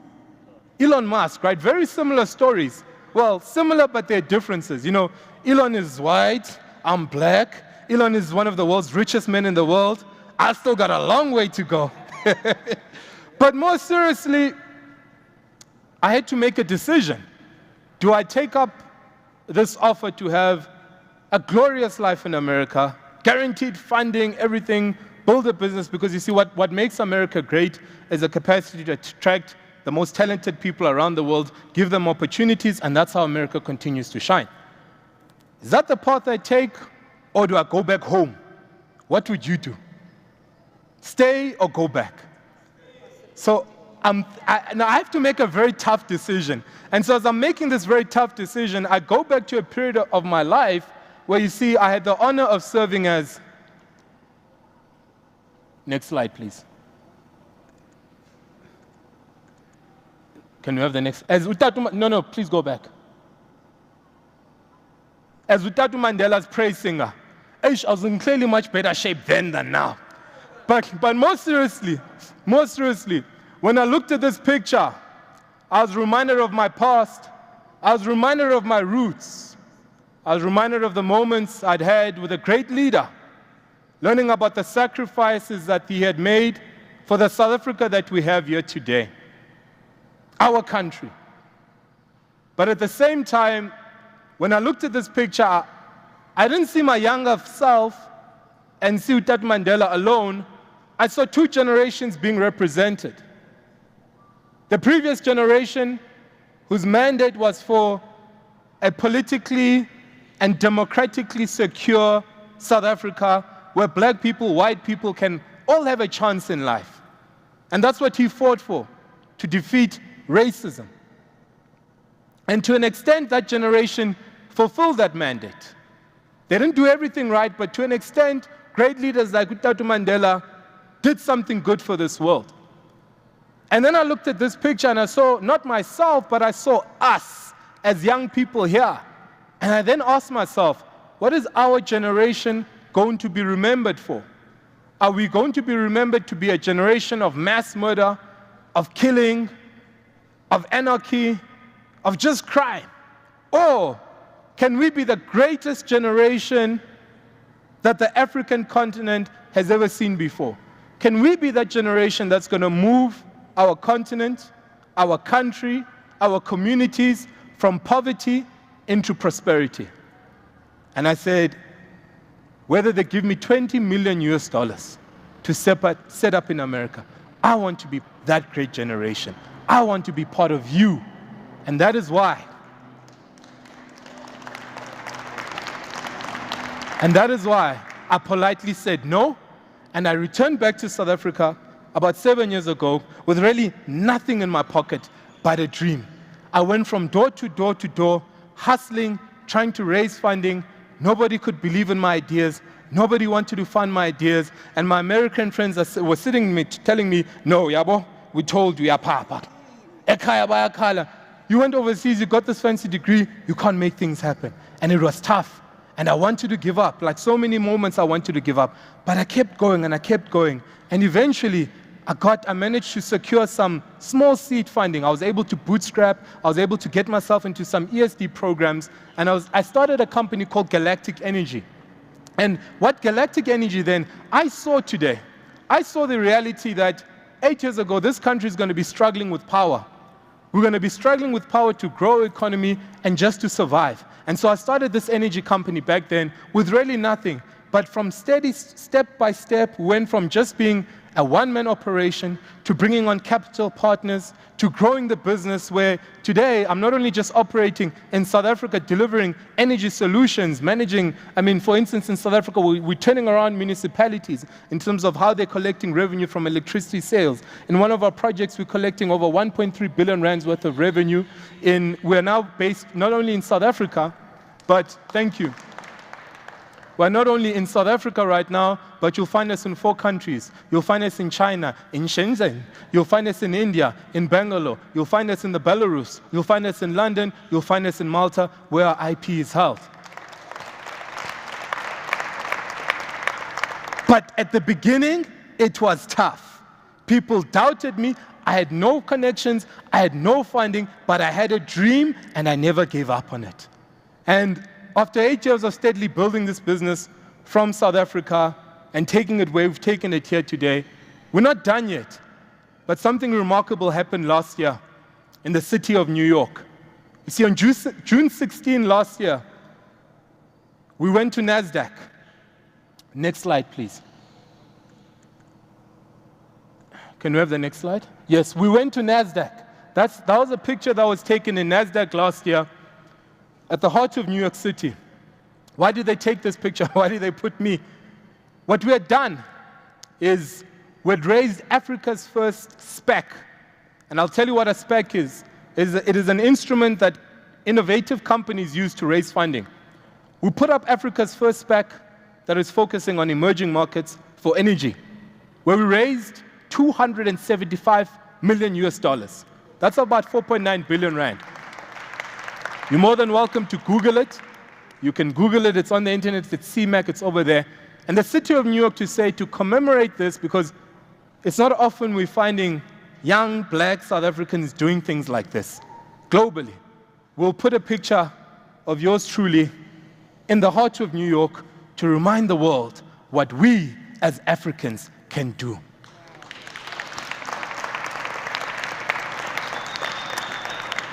Thank you. And really, if you want career opportunities, if you want to do cool stuff in energy, you hit us up at info@galacticenergy.com, and my team will reach out to you and we'll see what we can do, because that is what I came here to do. I didn't come here to do things in Silicon Valley. I came here to say, if I don't give up, maybe you can continue and pursue the dream and achieve it. Now, I have some bad news to share with you as I end this presentation here. At the beginning of this talk, I said I want you to get to. Where did I say I want you to get to? Where did I want to go? Jupiter. Right? Jupiter, right? Well, clearly, my sister, I didn't get to Jupiter. I'm still here. Right? The good news, however, while I did not get to Jupiter 5 years ago in recognition for a first place award, 7 years ago rather, at the Intel Science and Engineering Fair, NASA decided to name one of the minor planets in the solar system next to Jupiter. Next slide. They named it, next slide, please. Siyakuza.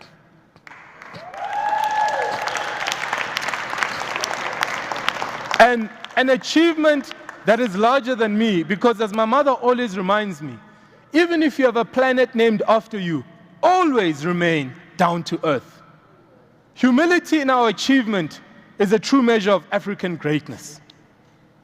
But the purpose of my talk here, I did say I wanted to make this memorable because each of you have stayed here.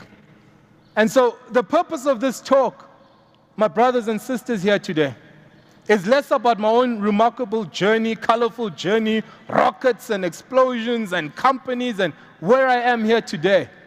I didn't come here for that. I needed this story to take me to why I'm actually here, which is for you.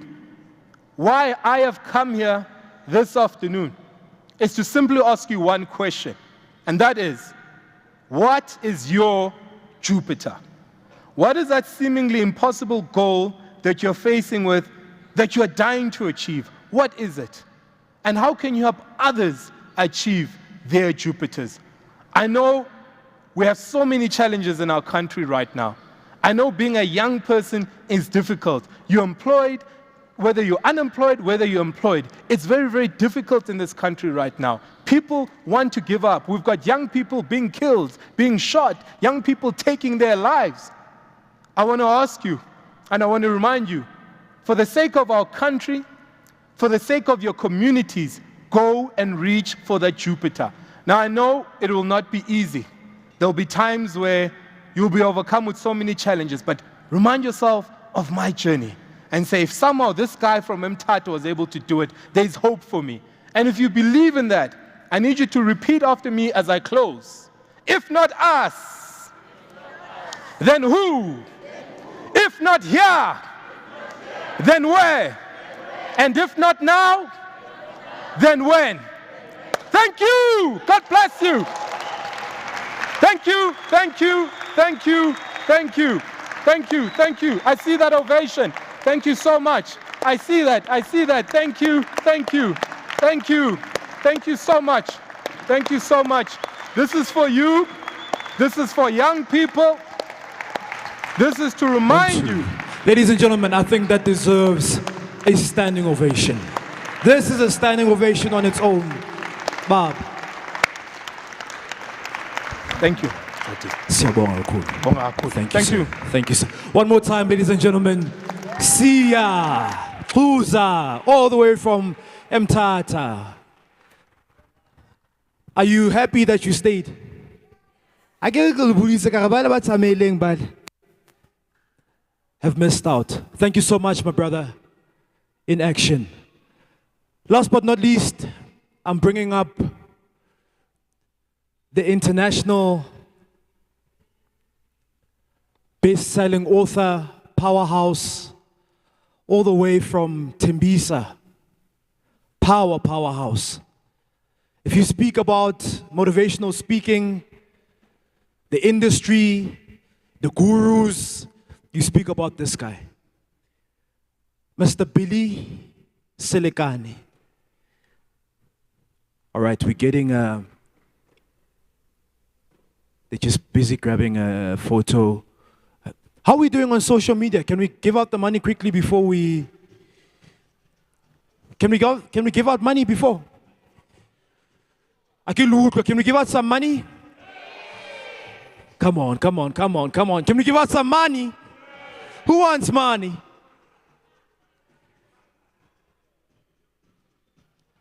Guys, how are we doing in terms of the money?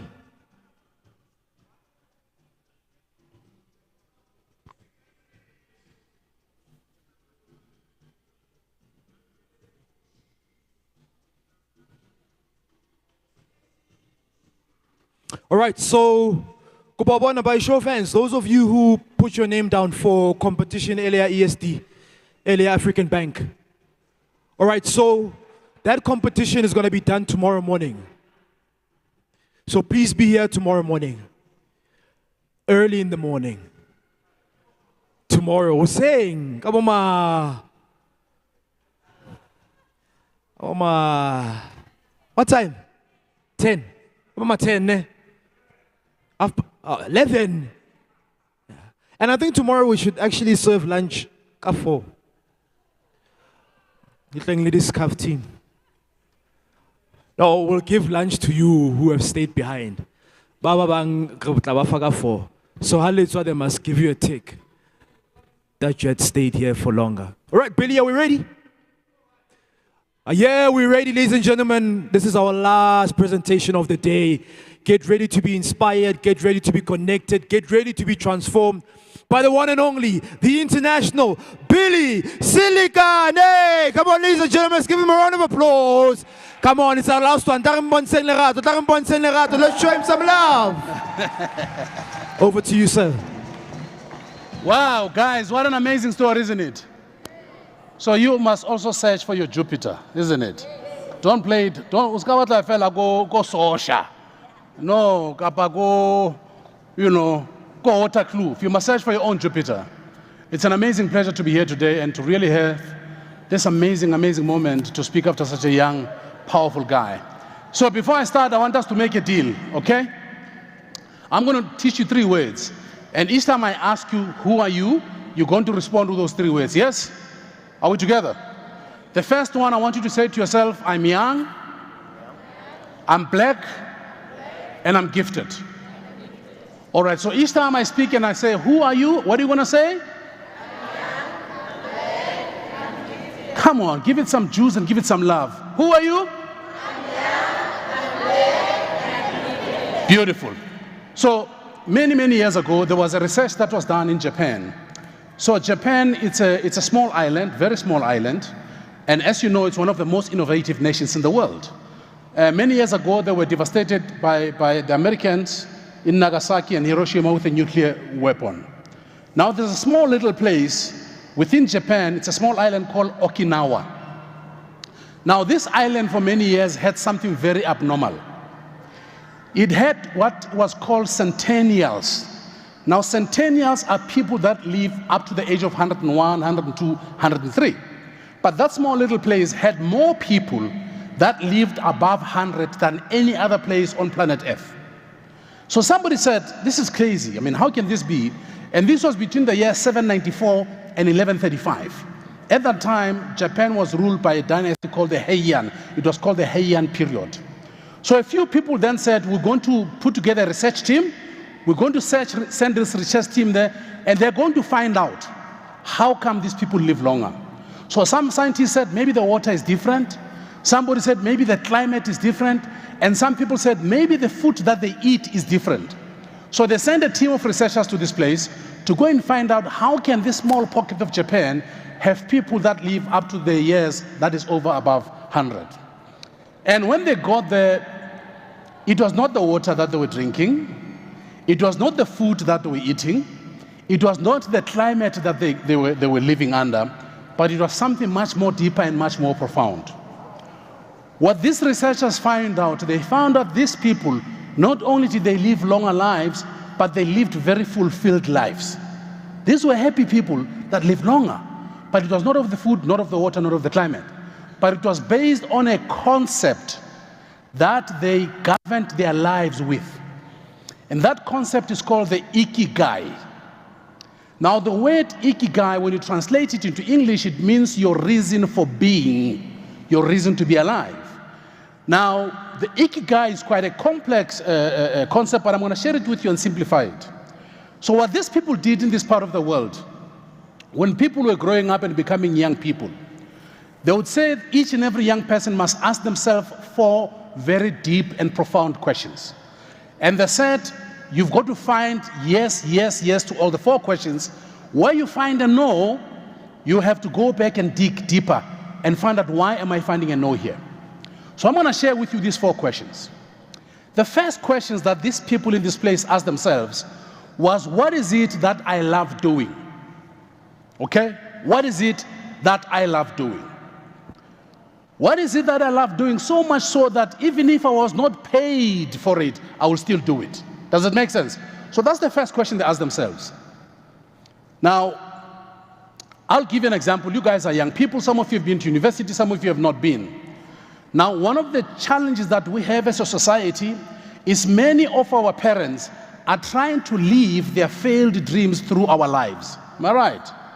Some of your parents have forced you to become a lawyer. Some of your parents have forced you to go and study marketing, even if you did not even have a little twinge of a brain for marketing, but you had to do it because they told you to do it. Does it make sense? Now, let me give an example. Somebody's parents wanted them to become a lawyer, okay? And you were born with a gift of baking. What's about baka? You know, I'm talking like serious stuff here. Everybody can do it, even he can do them.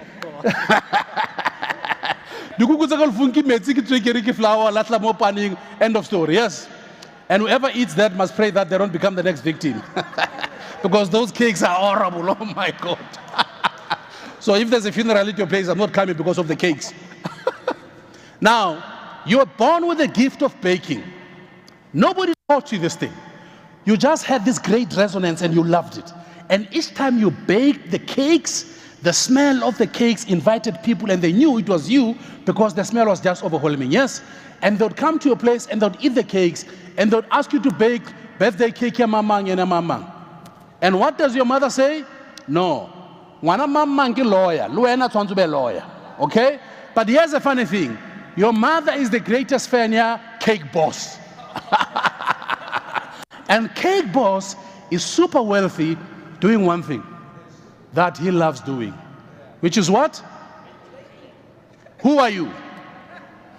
Who are you? Oh, no, no, no. But one bums. Oh, no, no, no. Pale people. Let's do it again. I said the first word was what? I'm young. The second one? The third one? Lovely. So who are you? Beautiful. So the first question that these people ask themselves, what is it that I love doing? That's what they ask themselves. The second question that they ask themselves, does the world need this thing that I love doing? Does the world need it? Does the world need cakes? Of course the world needs cakes. Does it make sense? So if you love baking cakes, and the answer is I love baking cakes, you start baking cakes. If the second question is, does the world need cakes? And the answer is yes, then you're in good track. Does it make sense? So that's the second question they ask themselves. The third question that they ask themselves, will I be paid for doing this thing? So number one, I've got to love doing this thing. Okay? Number two, the world has to need this thing. Number three, somebody must pay me for doing this thing. Otherwise, what's the point? Does it make sense? So these are the first three questions. We'll come into the fourth one. So they said, if you found what you love doing, yes. If the world needs this thing, yes. If they are going to pay you for this thing, yes. But the fourth question defines everything, because if you get a no on the first question, you go back to question number one. Does it make sense? And the fourth question is, are you the absolute greatest at doing this thing? Does it make sense? I love baking. The world likes cakes. The world is going to pay me for these cakes, but am I the best at what I'm doing, or am I just one of the people? Does it make sense? So these are the four profound questions that these people ask themselves in Japan, and they realize that everybody, no matter what job they did it so amazingly that it gave them pride, it gave them love, it gave them passion, and they were paid. And when they were paid, they got into this space which is called multiplication. Now let me explain how multiplication works. If you live in your life based on doing the thing that you love, that the world needs, that you get paid for, that you're good at, everything that you touch multiplies. So when you have 100 rands, it multiplies and becomes 1,000. When you have 1,000, it multiplies, it becomes 10,000. Why? Because you're operating from a space and a consciousness and a vibration that resonates with the world. Does it make sense? But now here's a funny thing. If what you do not love, okay? But the world wants it, and you get paid for this thing that you love, and you're sort of good at it. You get into a place of subtraction. Does it make sense? Your 1,000 rands become 100 rands. Your 100 rands become a 10 rand. Does it make sense? So this tells us about two different things in life. That those that are passionate and love what they do, they multiply all the time. And those who don't love what they do, they subtract all the time. Does it make sense? So for me, growing up in Tembisa, I asked myself this one question. Because when I grew up, I was told that education is the key to many things. And it's good. Some people will do the education and some people don't do the education. Different strokes for different folks, yes? Now, during my times, when we wrote our matrics, we were able to receive our results in December. Nowadays, you guys get them before Easter or something like that, I'm not sure. If ever. So the day before the publication of the results, there are two kinds of people that are anxious, that are very worried. It's the first group. I did not belong to that group. The first group came going, hey, maybe we should play eco maths. Man, science big science. So that's the group. I did not belong to that group. I belong to this group that says, I just hope my name appears in the paper. That's all I want. You know, some of you know what I'm talking about, yes? Same WhatsApp group. So this particular day that the results were being published, we all ran into the shops, we bought ourselves newspapers. Everybody buys their own newspaper. And you search for your name. And people say, hey, my name. And I couldn't find my name. And you know your brain is a very fascinating machine. It starts telling you different stories. The first thing that my brain says, no, this is not the right newspaper. You know what I'm talking about. You think, no, so it's you run to another township or but this time you don't check the name yourself. You outsource the function, you know. So what do? You look for somebody who apparently the goggles, the specs. So I found this old lady who apparently the specs like well. I, my man, you are my guy today. So I tell this lady, my name is Billy Silegane, please help me find my name. And she does something very ridiculous. She takes off the glass, takes the newspaper and pushes very far. Have you seen people do that? And I'm thinking, I thought the glasses make things bigger. And then guess what happened? My name was not in the paper. Now that is big trouble, guys. You know, music before staring at that kind of music start playing, you know. And what are my choices? My choices are very simple. I need to find people that are going through exactly what I'm going through. I knew I could find these guys. And when we get together, what do? We start throwing a pity party. Have you guys been to a pity party? Yes? A pity party is where you blame everybody about everything except yourselves. Yeah, there's a conspiracy against me. Yeah, that is an rat. You know, started doing these kind of things. You know, and eventually I had to go home. So it's late. You. And in your head you think, okay, they didn't see you come. Nobody said anything about your name in the newspapers. So you hope they've given up barobates. And how can you in that confident way, you know? You open the door, and remember, we had only 4 rooms. There was no lounge, sitting room, reception, nothing, just 4 rooms. Hello, Tulukena fella. Matches, can't light, way up. Of course, they know where you come from. You've been crying your life out because your name is not in the newspaper. So the next day, my brother started playing music because we're Africans. Africans are very musical. When we sit, we sing. When we're happy, we sing. We like singing, and I sometimes think that's the problem with Africa. I think we sing too much. How again, they sing for 3 hours and they get only taught for 40 minutes. I think we sing too much. I think there's too much noise in our life as Africans. So the next morning I took my LPs. You guys know an LP? Vinyl.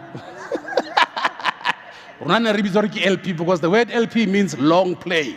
There was a 45 that played for, and there was a long play. So I started playing music, you know? And then I picked up this song. This song is a very powerful song, but the person that sings this song is more powerful than the song. So this song was a song that was sang by a guy who was born a poor black boy, but died a rich white woman. He was born a very poor black boy, but he died a very rich white woman. Michael Jackson.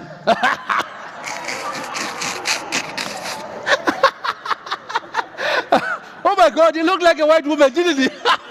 And he had all the money that white women have. What can I say? So there was this song that I listened to. And sometimes in life, each and every one of us, we need what I call an MOT. An MOT means moment of truth. We all need that in our lives. So the song that I listened to was a song that's called Man in the Mirror. There's this part of the song that completely changed the way I thought about myself. And it goes like, I'm starting with a man in the mirror. I'm asking if he changes his ways. No message could have been any clearer. If you want to make this world a better place, take a look at yourself and make the change. Oh my God. This thing hit me like a ton of bricks. So the truth was in front of me that the change that I want in the world has to begin with me. And then immediately I had an epiphany. I had this light moment in my head. I don't know if this is true for you, but I remember one of my teachers said to me that knowledge is power. How many of you agree with the statement? Knowledge is power. Okay, guys, like me, go and fetch your school fees. It's not true. Knowledge is not power. The application of knowledge is power. People know, but people don't do. So I then realized that if I'm in charge of my life, if I can make my life change, I needed to go and find a book or books that have got data or content that I can apply in my life. Does it make sense? Not just read the book, find the data that I can apply in my life and I can transform my life. So what did I do? I went to a library in Kempton Park. Thames Library was a small library. I'm sure it had 17 books, you know. Because just 17 books, big shelf, 17 books. So I went to Kempton Park. And when I got to Kempton Park, it was a desk, a big desk like this. You know, African, about Aunt Nelly. Aunt Nelly, like this big African woman. And I go there and I'm excited and I'm passionate. I say, ma'am, you know, I want to change my life. And she looks at me, what, CJ? I'm like, I want to change my life and I'm looking for a book or books that can help me change my life. And she gets out of the bank, she says, come with me. And we walk Moody Island. You know, library have got aisles and they've got labels. This is history, what. And then we stop in an aisle that says psychology. So I begin to become worried because I'm a black person. We don't do psychologists. How libi Maria kwako moria tola cappuccino ntozarna dia kopa. Or go venda, you know, we don't do, I mean, you know what I'm talking about. Or if we are Zulu guy, we go PM Sabialengana, you know, you sort yourself out there. So I'm thinking, this is strange psychology. What the hell is going to happen here? And she says, Vachi, so I understand. She goes into this aisle. She brings 2 books. And you can download these 2 books for free today online. And I'm urging you, if there's something that you're going to take away from this seminar, go and find these 2 books. The first book that she gives me, it's a book written by a guy called Dr. Norman Vincent Peale. It's called The Power of Positive Thinking. That's book number 1. Book number 2, she gives me a book written by Napoleon Hill, Think and Grow Rich. She hands me these 2 books. I take my card, she stamps it, and she says, if these 2 books can change your life, don't waste anybody's money. Go and walk yourself in the grave. So I tell you, when I started reading The Power of Positive Thinking, I realized that it is not the circumstances that we find ourselves in that ultimately determines what happens with our lives. It is how we think about who we are that ultimately determines the ultimate end of our lives. Does it make sense? And I thought to myself, wow, this is amazing. So if I change my thinking process, if I change the way I think about who I am, if I change the way I think about the world, you'll actually realize that the world had already changed, but it was just waiting for you. So I read this book, and I began to change in the way that I was thinking about things. Then I read Think and Grow Rich. Then I took the principles that I learned in Think and Grow Rich, and I started applying them. But one of the things that I needed to do for myself, I needed to detach myself from poverty. Yes? Because when I grew up, poverty was seen as a normal thing. Even you know,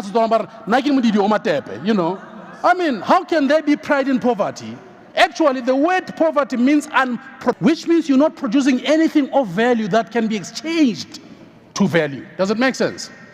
So because I grew up in Temis and I grew up in a poor environment, I wanted to detach myself from that environment. I wanted to bring my dream closer by beginning to challenge my thinking. So what I would do, the most amazing hotel at the time was a hotel called the Carlton Hotel in Johannesburg. Beautiful hotel.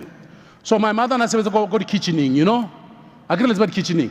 Kitchening, no. You know, we now stay go to kitchening. The kitchening is suburb, you know. So my mother was a maid and she was working go to kitchening. And she used to bring second-hand stuff, you know, second-hand shirt, second-hand tie, and stuff like that. So I had this tie. It was a blue tie with a red inscription. I would wear a nice white shirt, I would wear my navy blue trousers, I'd wear that tie. And I'd get into a bus. And I went to Johannesburg and I got to the Carlton Hotel. I got to the reception. You know, Einstein says imagination is better than knowledge. So I went to the reception and I made up a story. And I said to the reception, I work for company X. My boss has got visitors that are coming from the USA to here. Ban room to check out the hotel rooms. And I want to check 3 particular rooms. I want to check your double room, your junior suite, and your presidential suite. That's what I want to check.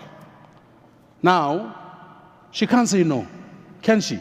She says, sit here, we'll check. I sit there 10, 23 minutes. They say, come, sir, into the lift. They say, no, standard room, junior room, no. We want to show you the presidential suite.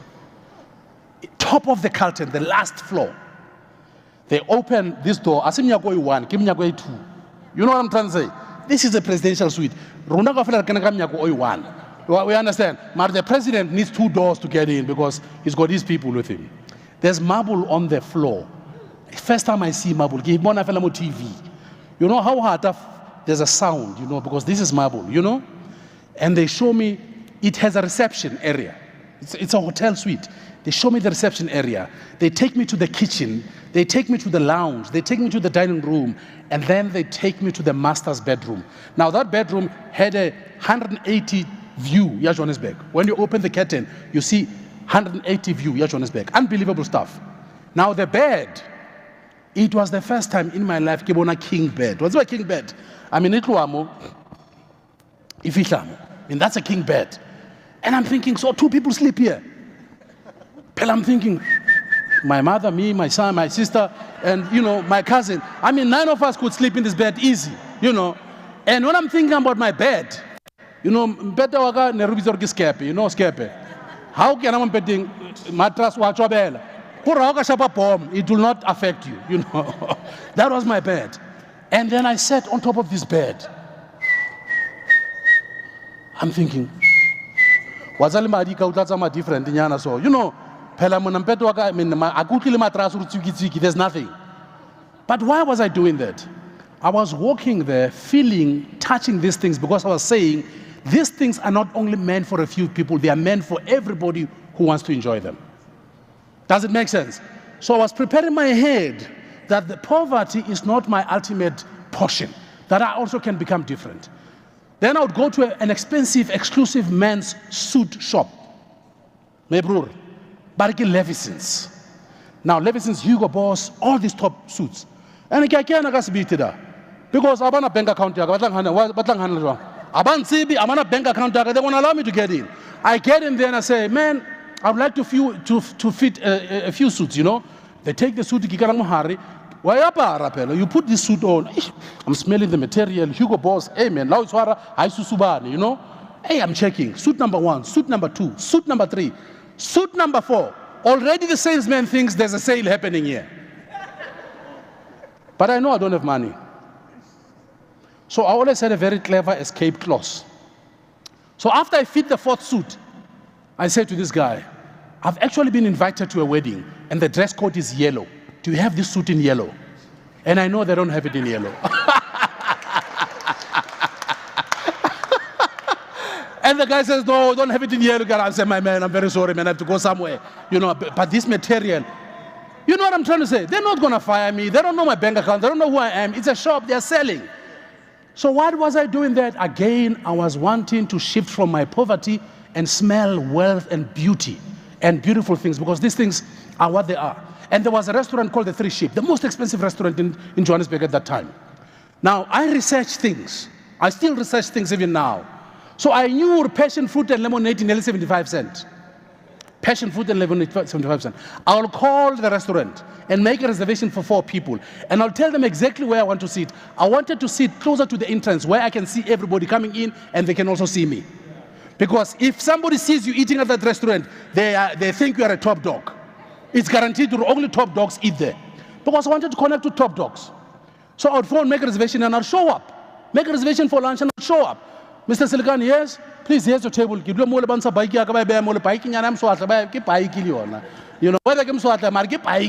you know, and I'll sit down and I'll order my passion fruit and lemonade. And I'll drink it very slow. Because I want to see who are these guys coming here. And these guys, they look at me thinking, maybe this guy's a businessman. Some of them actually come and give me their business card. Yeah, because people like success. People like to hang around with other successful people. So they'd come to me, hey, here's my card, let's talk. Get a shop. You know, And when my passion and fruit lemonade is almost this much, and it's like 35 minutes, I call the waiter, man, it seems like these people are meeting here, they are not coming. Can I get my bill? And then I go to 1 rand yapampiri. You guys don't know that, do you? In this country, we used to have a 1 rand yapampiri. You know, we used to have a note for a rand. It was a note, not a coin. And I'll say to the waiter, give me my bill, brings the bill, and I get 75 cents. I'll put 1 rand and I'll say, keep the change. I've said it. I said, keep the change. He's going to keep the change. Whether it's 25 cents or whatever, he said, keep the change. Like anybody else says, keep the change. Does it make sense? And I'd walk out of there. But I would want, in my head and in my soul, I would know that this is the kind of life I'm going to live. I used to drag my friends to the airport. The airport was then called Jan Smart's Airport. Everything used to be on time. Now it's called something else. Nothing works. Sometimes I'm on the petrol. Yeah. There's not even a gas for planes. Planes are parked. Oh my God, it's a mess, isn't it? But we'll fix this mess, guys. Don't stress. So I'll take my friends to the airport, and there's to be a place called a viewing deck. You sit there, you observe people getting to the planes. Another time, there were no black people flying. It was only white people. And I'll tell my friends, I'm going to be flying around the world. And you know, my friends would look at me and say, hey, I think Santuru should go tapilong somewhere, man. Because all these things that you're telling us, I know, man. Out here, come on, no. I think Santuru vice I think, you know, these things of yours don't work. But here's the reality. Because you know, the mind is a very amazing thing. When the mind believes, and when the tongue speaks, and when the heart feels, it happens. It has to happen. Today, I travel around the world. Yes? Today, I sleep in 5 or 7-star hotels. But I don't wear Hugo Boss, okay? Now, I'm gonna say something not to show you that I'm better than you, but to give an example of what you can do. I don't wear Hugo Boss. You know why I don't wear Hugo Boss? Because I have my own brand, Billy Silicon Original. The day, my name is Billy Silicon Original, 6704. The day Hugo Boss pays me, I'll wear their clothes. Does it make sense? They'll have to pay me, okay? So what I'm trying to say to you, when you go back home today, ask yourself these very 4 profound questions. What is it that you really love doing? Does the world really need this thing that you love doing? Will they pay you to do this thing that you love doing? And the 4th question, are you the best at doing this thing? And if the answer is yes to all these questions, you just need to have a better structure. You need to change your mind. You need to let your heart believe even more. Because there's nothing that you cannot achieve, nothing at all. But it all begins with how you think, what you say, and what you feel. Thank you very much.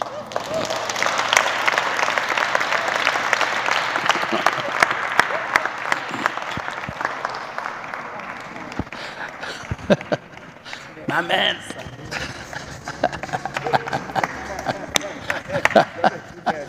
Thank you. Ask those questions every time. That's the only way.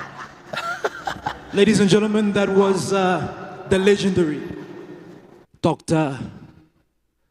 Billy, not the doctor like but Dr. Billy Silicon. Go param shapelang matso one more time. Thank you so much. Was it worth it? Did you enjoy? Did you learn a lot? You know, I was saying as I close, some of us, it's not that, like arena talente. One of the things that is just stopping us to get to the next level, it's just information. There's just certain information that we need to get to the next level. It's a link, it's a connection, and sometimes it's just an inspiration. Maybe you feel more and you're on the hope, or on the verge rather, of giving up. And then you listen to Mr. Billy Silicon, you listen to Sia, you listen to Bulelani, and you get inspired, right? So tomorrow you're coming back. How many of you are coming back? For day 2? Guys. You know, it's not nice when you are going far and then your friends are. So bring your friends tomorrow. Bring at least 2 or 3 or 4 or 5, right? And we'll see here tomorrow. So hashtag African Bank empowers youth. Hashtag inspired, connected, transformed. Thank you so much. Before we go, we have money to give away. Please come to the front, my sister, to give away money for social media engagement. Yeah? As she comes to the front, please can we give her a round of applause? Ah, come on, guys, it's money, it's money, it's money, it's money, it's money.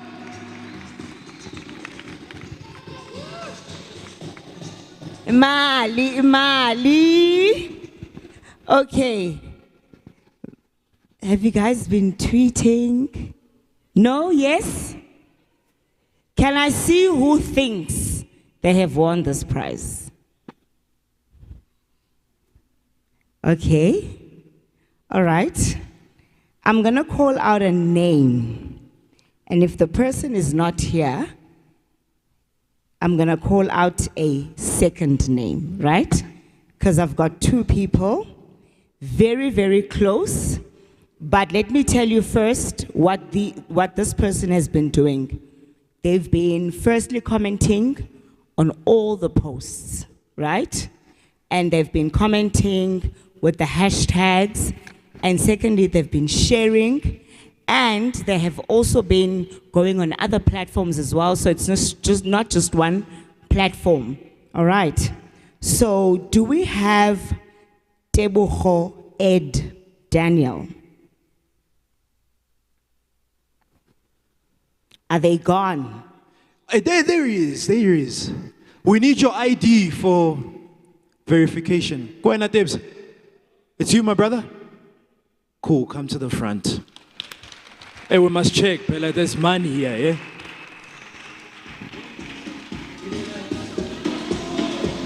ID. Eva idea. Magatala brag.